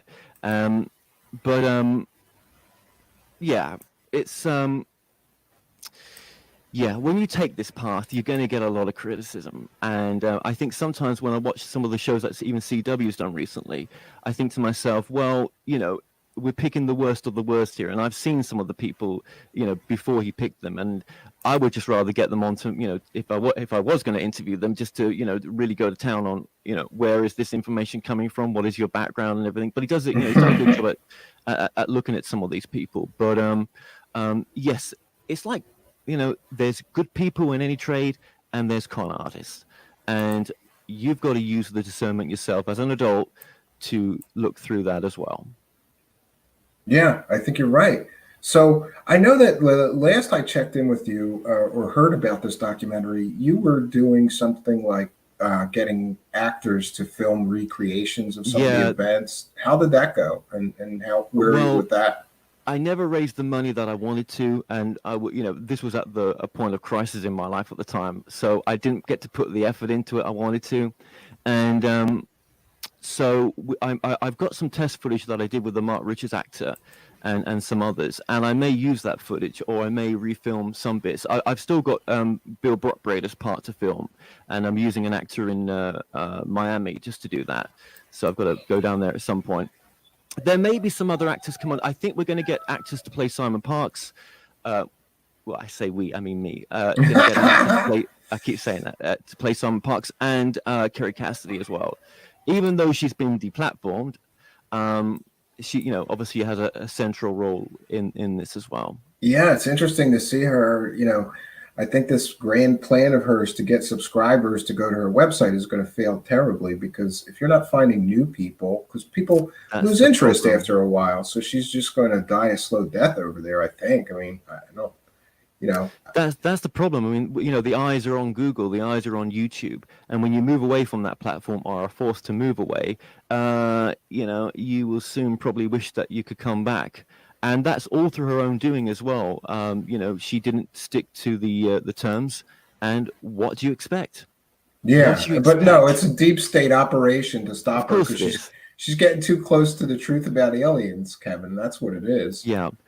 It has nothing to do with the fact that, and listen, not only did she get her channel shut down, but she went on another well-known show, Jean-Claude from Beyond Mystic in Canada. She went on his show and said everything you're not supposed to say on YouTube in a 1-hour interview. She talked about the letter of the alphabet, the health pandemic, the shot, all this stuff, and his channel got deleted from existence the very next day. So she hasn't learned her lesson, because she's still saying the same stuff, She'll never stop. She'll never stop. Yeah, Kerry Cassidy. Well, I'm grateful for what she does, because it's made this docuseries possible. And I think it whether it's a I hope to release the docuseries for free on YouTube, and then I'll find a home for it wherever that's going to be. I think it could fit right in Netflix and I don't know. I think it would need a lot more money spending on it. So far, it's cost $18,500. It's not enough to make a docuseries to that level of Netflix. It needs more money than that. But I'll do the best with what I've got, and hopefully it'll turn out to be something watchable. But yes, the murder's important, but it's where are we now? Why is it relevant? So I think that's the angle for it. Yeah, and I was also curious if this guy Mark Richards is making all this money selling books and bullshit. He's not. He's not. Okay, well, he gives the appearance that he is. I would think that some of that money should go to his victims' families or something, right? Yeah, it's all BS. No, there's very little money made, and so maybe he's making like commissary money, so he can buy chips while he's in prison, or ramen noodles, But he's still a dangerous man. You got to understand this. I met with what was Sergeant Walt Costa, He retired as a detective and maybe more. I met him up with some. Well, I met him up with my researcher at the time, and he was teaching at college in Marin. And he wouldn't come on the docu-series because he felt that Richards was still influencing many younger men around him who don't spend so long in prison, and he's only got to influence the wrong one. And if he was to come on the docu-series, he just felt that it was just not the risk he wanted to take. So he did warn me as well that just to be careful. But it's too late now because it's all going ahead. Speaking of DaCosta, who arrested him on that day with a gun at his head, Mark was definitely on planet Earth. But also, Mark, yes, he. Yeah, that's a great point. Kerry Cassidy keeps saying that he was off planet. It changed. Later on one of the Mark interviews, the Total Recall interviews, it changed to Mark having tea with his parents. So or maybe he was in space and he teleported back just in time to be arrested. Absolutely, that's what exactly. Because isn't he's supposed to be teleporting? Somebody asked her, like, how is he getting all these updates if he's stuck in prison? And she claims that he gets teleported out of prison to get updates from the Galactic Council. Right? Yeah, she called it a form of channeling. She's on the original interview I did with her in Los Angeles. This was before I ever, considered doing the Mark Richards, or before that phone call that you've all just heard. Form of channeling or teleportation. It was very unclear what it was. Some kind of woo. It was some kind of woo, and he gets updates, kind of like these other people that get briefings and intel, right? Sure, they do. Yeah. I think with Mark, because he's never admitted to the murder or never admitted to being there, but all the evidence placed him there, and there was the state witness, the star witness, the guy that gave state testimony, and he turned state's evidence. Then he flipped. Lost the plot with trying to trace him down, and eventually on this crazy road trip, I found him, and we spoke, and having spoken to him, which no one else has before, that really confirmed it for me that this is all true, right? I mean, look, the court testimony is enough, right? But just to hear it from the guy that gave the state testimony back in the day, and his life is still not so great nowadays. When people find out that he was part of a murder back in 1982. Yeah, you're going to have trouble finding a job. You're going to have trouble living. Yeah, because people aren't going to trust you and they'll be scared of you. He stayed at the house while Cross and Hoover and Mark drove. Was driven by Richard Baldwin to Richard's classic car garage, as the fall was, well, not the fall, but the trap was for Crossy to have a look at some of the nice sports cars and to look at the dune buggy that was parked at the inside the lockup. And I went to the lockup. I went to his original unit. I've already filmed down there, yes, the signal was given to Crossy, and I remember the first time when Crossy, described the murder, just described taking Baldwin's life, from the gurgling to the last words and everything else. And I remember getting off the phone and just feeling absolutely sick. And I guess doing this docuseries has led me to want to do more of a true crime podcast in the future. Yeah, I want to expand into some of that, because I think I could do a good job investigating some of the stuff and talking to original witnesses and telling the story. Yeah, it's really interesting stuff. But when you hear your first murder, and sat with him as well. I mean, I thought back in the day when I did that tape recording with Kerry Cassidy that Crossy was released, because I didn't know any better, but obviously he wasn't. And unfortunately, when I released an update video on Crossy, that's still on my channel right now, and that video will be taken down at some point, that also caused him, on top of his own misguidedness in the parole board hearing, because he hadn't sorted himself out digs to live in or a job or anything else, but they used that audio against him. I'm sorry to hear that. Yeah, and so we don't talk anymore. But my focus for this docuseries is to try to tell his story, or a separate thing on him, where it just talks about how he has rehabilitated, which I do believe he has. I know some people don't. I believe in a road to redemption for all men. All men deserve one. Absolutely. The problem is he's so used to telling the story that he's disconnected the remorse side. And I know it's there, and I'm not trying to back up someone where it's not there. I do believe it's there for him, but obviously, you know, when you're on the phone for 6 months, they are taping these conversations as well, not just the video I released, and sure, it was all used against him. So yes, so that wasn't so great, but his next parole board hearing is in 2023. So the docuseries will be out way before that.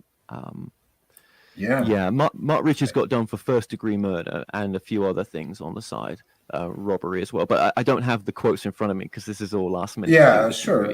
Yeah. Just for the benefit of people, I don't know, Kevin heard that we were doing this or saw that we were doing this and jumped I saw on you here. were doing it. Yeah. Yeah, and I can't tell you how happy I am. See, this is how I should get interviews with people that are too busy. Yeah. I should just do a show about them and then send them a link and say, in case you feel compelled, you know, to come on and give us an update. But it's a pleasure to have you. And I just wanted to mention that I've seen a lot of the material that Kevin has worked on for this, because you were kind of leaking some of the interview bits and things out for a while. And he has left no stone unturned. He tried to talk to everybody that he could involved with this case. So nobody has the story like Kevin has here. No, we've interviewed. Me now. There was over 26 interviews so far, and a few more bits of information to come yet. And you know, I've even interviewed Mark's ex-wife, Karen Bacon, one of Mark's old school college friends, Doug. There was Doug Van Allen. And there was another Doug as well who knew Mark back in the day, because obviously I don't know if you know, but back in the day Mark was arrested for car insurance fraud when he was at college. So not only is he a murderer, he's a fraudster too. But Kerry Cassidy is going to take his word for everything about his secret space adventures. He got let off for that. His same lawyer, Carl Shapiro, got him off for that back in the day, and also spared his life from the gas chamber when it came to his murder trial. Oh yeah, he could have got the death penalty easily in a case that gruesome. Sure. Yeah. I mean, they're trying to get him out. I mean, Joanne Richards, she's on my ass right now, and I don't blame her. But you know, who wins in this? You know, there's all the accusations that I'm working for the deep state and all this. Oh, me too, by the way. Kerry Cassidy just said that the other day, that I'm a deep state. I'm a deep state asset because I busted her telling fake stories. Yeah, but who wins here? Well, the only woman that's going to win is Joanne Richards, because she's on the trust for the family. There is another young lady that's on the trust, which I've spoken to, Beth McDermott, and she even forgot that she was on the trust for the house when I traced her down in Canada. And she's staying on the trust now, so I'm glad for that. So she'll get half the house. But when that man dies, that land is going to be worth quite a bit in Marin County. The house is dilapidated. It's a shithole, right? But the land is worth a friggin' fortune. The houses around there are amazing. And she will be the one that gets that money. And I'm sure she will be stopping her BS once that's over. Well, she's actually got a new book coming out soon, Midlife Magic, the story of Joanne Richards. So I'm sure she's going to release that. Yeah, when the docuseries comes out as a weapon to, you know, kind of go against what I'm saying, which is fine. Somebody in the live chat said, "You're a Fed, I'm a Fed, everybody's a Fed." Yeah, if you go against, I've noticed that she has a pattern. Anybody that goes against her stories is suddenly a deep state asset, a CIA disinformation agent, or something like that. It's like a stupidest form of deflection. Instead of addressing the people's, you know, evidence or claims, she just dismisses them as CIA or something. Yeah, and it's I think I have no choice but to see this through right now and just to get it done, and I can't wait to get it done. But yeah, she's the one that's going to win out of all this, and you know, I think she's moving more towards becoming a mystic now, becoming a clairvoyant or psychic. Because she talks about how, you know, the father of Mark Richards comes through to her and talks about how proud he is of her and everything. And I'm like, I think you're channeling your lower self there, Joanne. I think you need to learn the difference between the higher self and the lower self. You know, it's sad. It really is. And but I think you know, just to keep that memory of Richard Baldwin, who was not a perfect human being like none of us are, but he didn't deserve to be you know, to die in the horror that he did. Yeah, absolutely. Yeah, and like I said, the thing that bothers me more than murder is absolutely awful, but the fact that these people are running around trying to profit from this murderer's fake stories, thereby victimizing the victim's family again, it's just too much for me, you know? It's kind of crazy. Yeah, there's not many out there like this. This is probably the extreme, right? But I think it's a good lesson in discernment. You know, just because, as you said in this interview, just because someone's got a large following, it does not make them right. But it's like some people will say, well, he's got a lot of money or she's got a lot of money. He's successful. He's he's got all the answers. And no, Sure. no, they're on their own journey. Yeah, I would tend to agree with you. And and again, like this kind of one of these things is not like the other with her too. Like, oh, I'm telling people the truth and love and light, and at the same time she's profiting from a murderer's fake stories, and she's profiting from fake stories about a tragic suicide. It just kind of shows her ethics and morality, I think that goes towards the medium psychics channel is that they also are human beings bringing this information through with their own fallacy. And I've been guilty and am guilty of putting people out there on my platform when I know better, but I will have to answer for that one day, and that'll be my journey to see maybe one or two of those interviews that I put out through, and I probably will do. Yeah, well, I'm learning lately that you can't please all the people all the time. Like people started attacking me because I started having experiencers on, or because I had a tarot card reader on, and a bunch of people lost their minds. And it was just a girl coming here giving free tarot readings for the audience. And I wasn't but people, well, I think people that are comes very from, passionate about certain things. no, I think that comes from the perspective of someone giving that viewpoint. I'm not saying they are. I don't know, but maybe would come from the space of there is no such thing as the continuation of anything. That we're not consciousness, or we're not whatever this is, the soul or the I am or whatever. It doesn't exist because there's no science to say it exists, and therefore anything based on that premise has to be untrue. But I do believe that we are something much more in this body that we are communicating through right now. That there's an essence of the I am, or the consciousness, or something that's having this experience as me and you, that has always been and always will be. And we agree on. Yeah. And people will say whatever about my relationship with some other show hosts, and like I can't. There's some people like I don't know, John Stossel, investigative reporter, or like the guy from To Catch a Predator, right? And then later they did stories that I just don't agree with some of the stories that they did, or why they did them, or like I can't agree with everything somebody does, but I can like and respect the work that they did that I do like and respect. And you and I can agree to disagree, but I think we agree on some channeling now. I'm glad to get that understanding, because I think, like there's some people that find tremendous benefit in channel material, and who am I to tell them they shouldn't? But when people start channeling interdimensional aliens and stuff, I just kind of turn off and I go, "Oh, this is hokey." Yeah, and I think even some of the ones that I may say are more credible, right? Then they would soon admit, if you was in front of them, that is this their higher self coming through, masquerading as what they're saying it is, because they are not able to take responsibility that that they're able to bring this information through, so they call it something else that it's not, but it's the only way that they can justify what they're doing at some or deeper communicate it. psychological level. Or I don't know. Yeah. And Chris Hansen, that's who I was talking about. I'm sorry, Right. Chris Hansen from To Catch a Predator, because after that he's just sort of turned into a bottom feeder, in my opinion. But I still liked and respected him for some of the work that he did before. You can't, and also I lose objectivity. I like Kevin as a person, so but here's the difference. Like some of these woo salesmen, if I say I disagree with them, I'm a CIA disinformation agent, or I'm the devil. Kevin's a good guy, and he can disagree with me, and I can disagree with him, and we can still talk like friends. That's what good people do. They can agree to disagree on some things. Yeah, well, I'm pretty critical of myself sometimes, and I've done things that I'm not proud of. Do you know what I mean? And Sure. I can't take them back. It's what is done is done. And sometimes in my life, I'm definitely not practicing anything that of all the channelers that I've met in my life.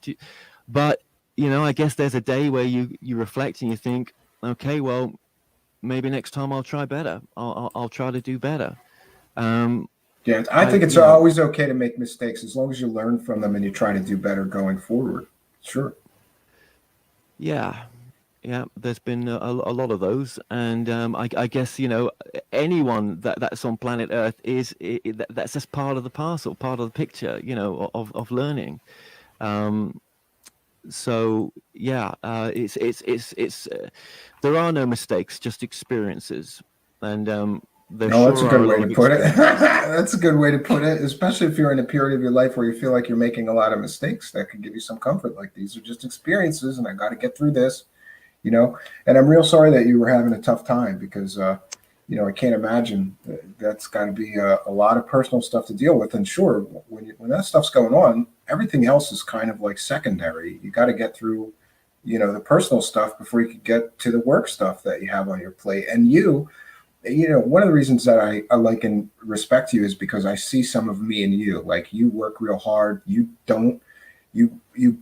uncover every rock, stone. You don't leave any stone unturned. You go down and you follow every lead down like a bulldog, like an English bulldog. So I see some of that. I'm kind of like that. So Well, I didn't initially do this by myself, so I'm not going to say all this was me. Do you know what I mean? There was a team, and I was working with people, which I'm no longer working with, and I don't take credit for it all at all.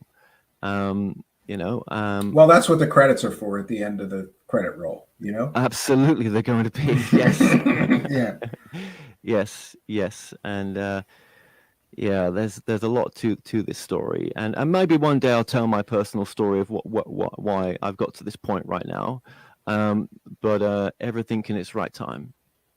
Great. Well, I can't tell you how happy I am that you jumped on here to give us a little bit of an update. Thank you for, giving us some of your time. People have been asking me, but I didn't want to speak out of turn, and we haven't spoken in some time. So it was good to catch up with you. And I always love this because this show gives me a passport to share with my audience instead of, you and I could have just did this on the phone. We could have talked about what was going on, but I'm glad that you let me share it with the audience because they're all curious too about the documentary, about what you've been doing. People say you look great. I hope you feel great. And I wish you the best of success going forward with this project and every one you do. Yeah, I think I'll always have the channeling in the background and the psychics and all that kind of stuff. I don't think I'll leave it. I've got businesses that I want to set up and to try to do from the right ethical space as well. And I know I'm always going to get a lot of shit for that, but it's my life. And when I'm dead, who's gonna care? A mentor of mine once told me that when you make a mistake or you're having a tough time, or anything that you think is a huge tragedy, just always bear in mind that someday you're going to die. And this little thing that just happened is not a big deal when you consider that's a good point. I know we're supposed to be going there, but that's a good point. Is that we've all got that common thing in we're all gonna pass. We're not taking our underwear. We ain't taking our assets. We take F all with us. So if we're all going to go to that journey on that journey, I think that's also what drove me to want to explore the alternative as well. It's like, well, where are we going? Where have we come from? And what is in that space to, like I said before, like a broken record, to help this present moment more. But that's just my take on it. It doesn't have to be anyone else's. Sure. And we're all just seeking and learning and finding our own path, right? That's what we're here for. Apparently, among other things. Yeah, and to be kind to each other as well. I think. I mean, am I being kind in making this docu-series? No, this has been boxing gloves on, YouTube fight. You know what I mean? Almost, it's going to get to that point as well. But sometimes that's just what happens when you do make these choices with free will, right? But am I preaching what I'm saying by doing a documentary like this? God, it's a fine line. No, and I know how taxing it can be because this stuff gets emotional, especially you're dealing with this tragic murder, and it gets emotional, and it takes so much energy to follow up all these leads, and to Kevin's credit, he does a better job than me because I'm a little bit travel restricted, so I do most things by telephone, but you're actually getting on planes and flying places and driving Back in places. the day. Yeah, back in the day. Yeah.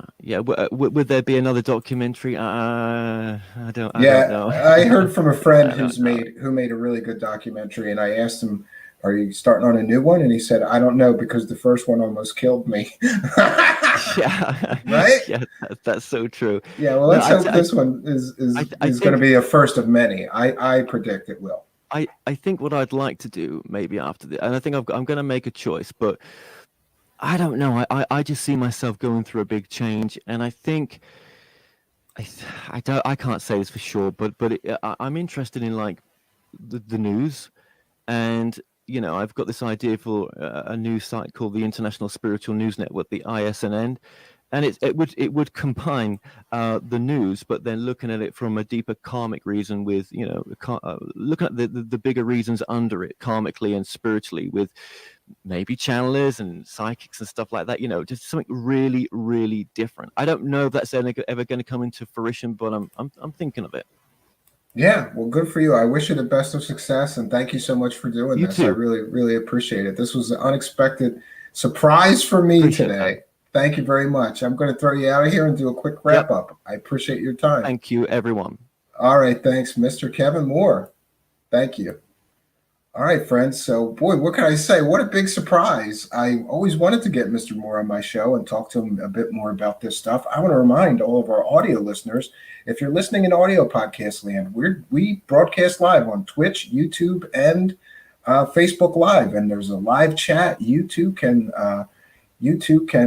participate in the discussion like we do here every live show. I want to give some time and attention to the live chat. So if you have any questions or comments for me, please put them in all capital letters. Wow, that was great, Stephen. Thanks, AJ. You know what's funny is I kind of was like, I was thinking that this was going to be sort of a filler show before I get to something else that I'm working on for tomorrow's show. You never know when you go click live what's going to happen. It's a live show. You get to show warts and all, or you get to show great stuff and all. And tonight, boy, what a surprise. Kevin Moore just happened to hear that we were doing this and jumped on here. Yeah, Rodrigo says, this turned out great. Happy for having dropped in. Kudos, Stephen, Kevin, and the chatverse. See there? You never know what's going to happen. So make sure that you tune in.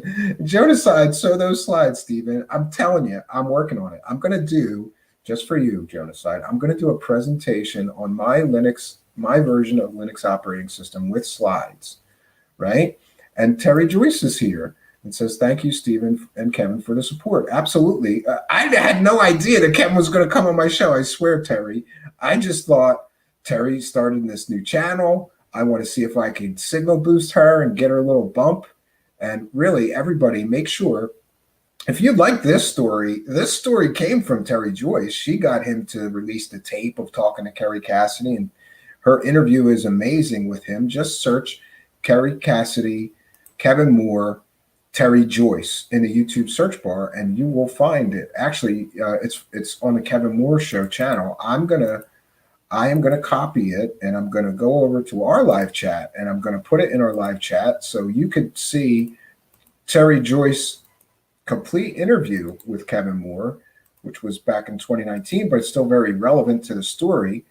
Jonaside says, I subbed Terry Joyce a while ago. She got a brand new channel. You might want to check again. There is a link to her new channel in the About section of this video here. And I'm going to tweet it out as well. So if you're listening in audio podcast land, you can follow me on Twitter. It's at Stephen Cambion, or you can go to our YouTube channel. Just search Truth Seekers and look for that weird looking guy with the sunglasses. And that would be your host, me, Stephen Cambion. I welcome you to come and subscribe to the YouTube channel where we do the live shows, because remember, if you're listening in audio podcast land, and I realize a lot of people have jobs that let them listen but not watch, so that's why we're doing this audio podcast now. And the audio podcast is available anywhere you get your podcast. It's available on Apple Podcasts and Spotify and Spreaker and I believe Amazon even now. It's literally available everywhere. But we'd like you to come and be a part of our community. So please do search this YouTube search box for Truth Seekers and look for the guy with the sunglasses and the weird dark hair. That would be me. And you'll find us. Please make sure that you subscribe to our show and hit that notification bell. Every time we do a live show, you'll get a notification and know that we are broadcasting live. Otherwise, be sure to follow me at Stephen Cambion on Twitter. And I post every show before we do them, so you get a little bit of notice if you follow me on Twitter. That is the best way. Following me on Twitter, sometimes these YouTube notifications don't work out, but if you follow me on Twitter, you will definitely get notice of every new show that we do here. And you too can join us in the live chat. We are a live interactive chat. And when you hear me reading, I'm reading live comments from the people in our live chat while we're doing the live broadcast. Noodle Time is here. Shout out to Noodle Time and asks, what do you think of the story about the children in Zimbabwe who supposedly saw aliens? Well, I think it's very credible from the witness testimony I have heard, and then in this recent documentary, I think it's The Phenomenon, right? They interviewed those children as adults, and they all stuck by their stories 100%, saying that they saw a spacecraft and aliens. I would tend to believe those people until proven otherwise, right? Yes. Jonaside said, everyone sub to Terry Joyce's new channel. Let's get her past 100 subs. Yeah, and I am a terrible friend because I still haven't. But what I'm going to do is I'm going over to her channel right now. There's a note in the about section of our video here, and it says, please subscribe to Terry Joyce's new channel. I'm going over there right now and hitting that subscribe button and smashing that notification bell. And please do the same for me. Yeah, we've got her at 77 subscribers. So let's see, we've got 60 of you in the live chat. Come on, guys, go over there and click that subscribe button. Let's help Terry out. She does good work. And I would really like to help her. I consider it my karmic duty, considering when I started my new channel some 11 months ago, a lot of different content creators, show hosts, podcast hosts, radio show hosts, all sent me some subscribers. So my success was not my own. Somebody helped me get to the sub level that we're at right now. And I want to return the favor and be all right with karma and do the same for others. So Terry's my first attempt to do that. Please do help her out. Go over there and subscribe. Rogue Status is laughing out loud about, yeah, getting yelled at holding the flashlight. Now he's holding the flashlight. I'm still getting yelled at. Yeah. My father, Rogue Status, was he was a mechanic, but he didn't do a mechanic for a job. He just, tinkered around. My brother is an actual real diesel mechanic for SEPTA, believe it or not. He rebuilds all the engines in the buses. But my father growing up was always working on something, whether it was a boat motor or a car motor or a go-kart, a moped, a motorcycle. And my job was to hold the flashlight and get yelled at while he did that. I'm still traumatized to this day because I wanted to learn about engines, but all I learned was how to hold the flashlight and get yelled at. My father was the kind of guy that thought that cursing made everything work better, right? That's how you made progress. You're doing a home remodeling project, just start cursing profusely when things don't go well. And it was very traumatic growing up with him like that. He was very hot-headed. He had a terrible, terrible temper. I do sometimes myself, but I really try to control myself a little better than he did, right? Sometimes people are there to teach you lessons, Rogue Status, and sometimes they're there to teach you lessons of how, you can't be or how to be better at some things, right? Dustin says, pretty good story. FGraph72 says, check out Stephen Cambion on Patreon. See that? All of you haters? I don't even have to ask for money. My audience does it for me because they want me to be happy and successful. Remember, friends, every super chat donation makes a Stephen Cambion smile. Don't you want to see me smile more? So I do want to thank everybody. I'm going to check in with that right now just to make sure that I did not miss anybody. And actually, what we're doing now to make absolutely certain that we never miss a super chat is that at the end of the show, and we're wrapping up right in a few minutes here, I read the day's super chats again, just to be sure that we recognize, thank those people, and recognize their kindness, their generosity, and support. So tonight we had kind and generous donation of $10 Australian from Ann Chirachi.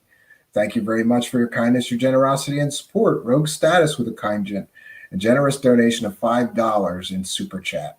Thank you very much, fellow Philadelphian. Someday we're going to have you visit the studio here. Well, I call it a studio. It's really a little tiny office. Don't tell anybody when you come here, Rogue Status, though. Going to make you sign an NDA. FGraph72 with a kind and generous donation of US $2 in super chat. Sent a nice super chat of $2, said starting a producer production aid fund.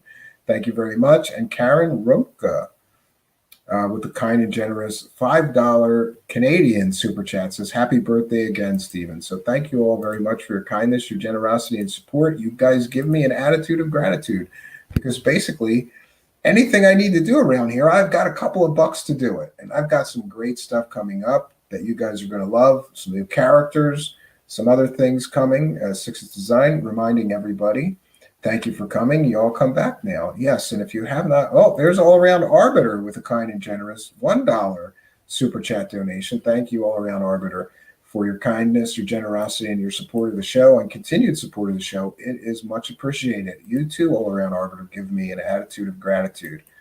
I can't tell you how thankful I am that people want to see this thing continue, this crazy idea that I had for a show.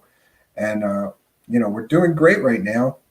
Not only are we broadcasting live on Facebook, YouTube, and Twitch, we are also shooting our podcast out. As soon as the live show ends, I upload the audio and it goes out to some 14 different audio podcast networks. So we are literally everywhere now.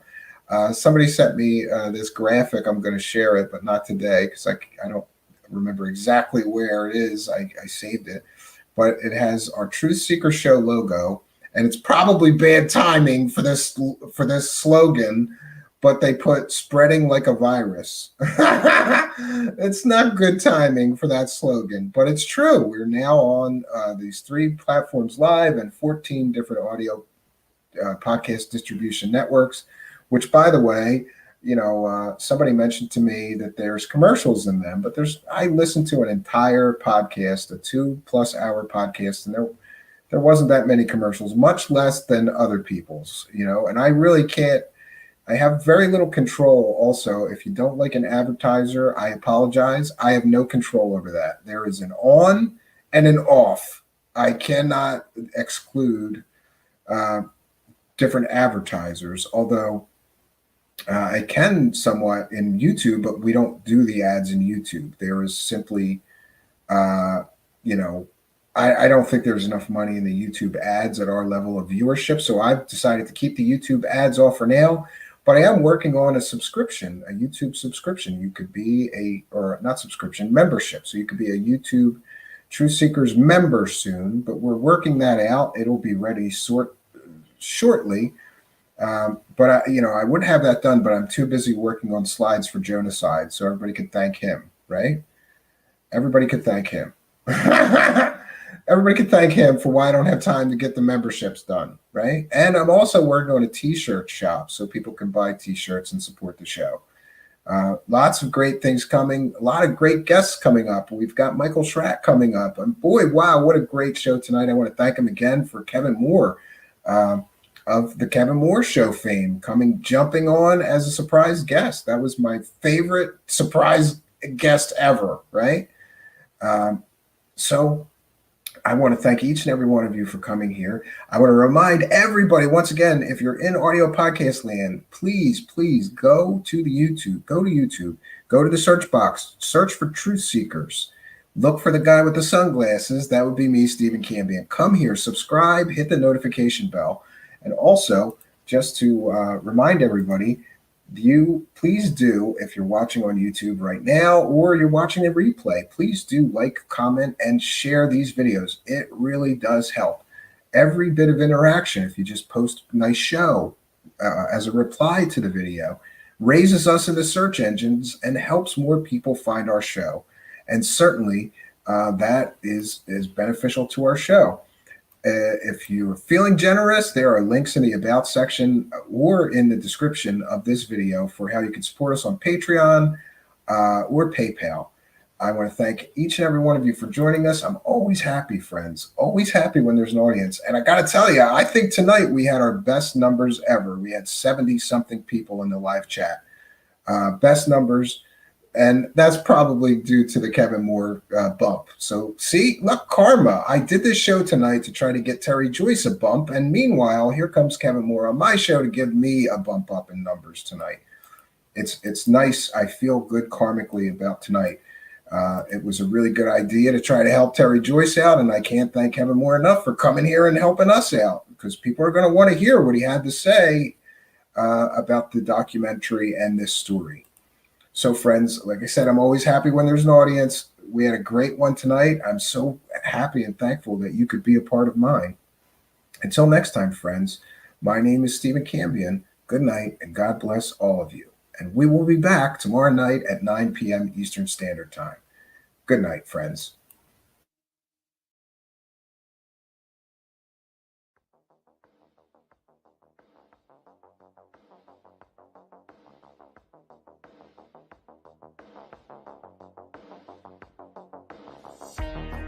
Truth Seekers is a viewer-supported show.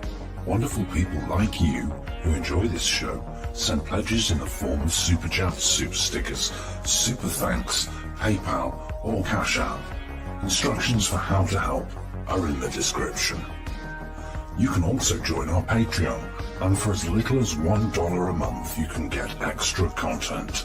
Patreon supporters get a backstage pass, early access to all our production videos before they are distributed publicly, Stephen Cambion's music, private writings, a monthly show journal, and more. You can also become a YouTube channel member for $5 a month. A YouTube membership includes all of the Patreon benefits, plus a special members badge, priority reply to video comments, and the live chat, plus a monthly members-only video. We thank you all, kind and generous benefactors, for supporting Truth Seekers. Thank you for your generosity and support.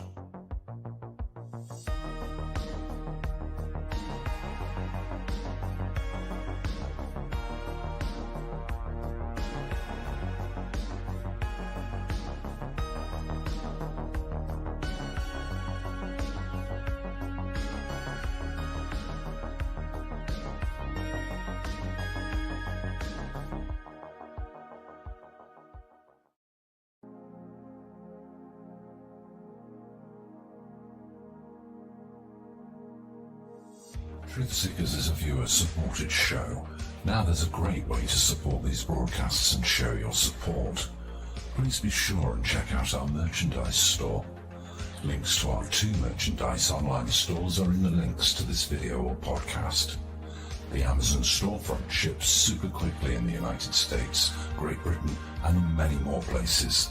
Amazon may not ship to your country or location. If that's the case, hit our second merchandise link in the description and visit our Redbubble storefront. Merchandise from our Redbubble storefront ships worldwide, but may take longer than Amazon.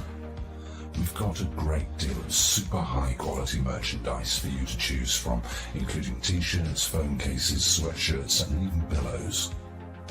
The feedback from our products have been overwhelmingly great. Quality products and fast shipping. People all over the world are buying some merchandise and showing their support of the show. Praise the cash. Praise the cash. Praise the cash. We thank you all, kind and generous benefactors who are buying some merchandise and helping us to continue this journey.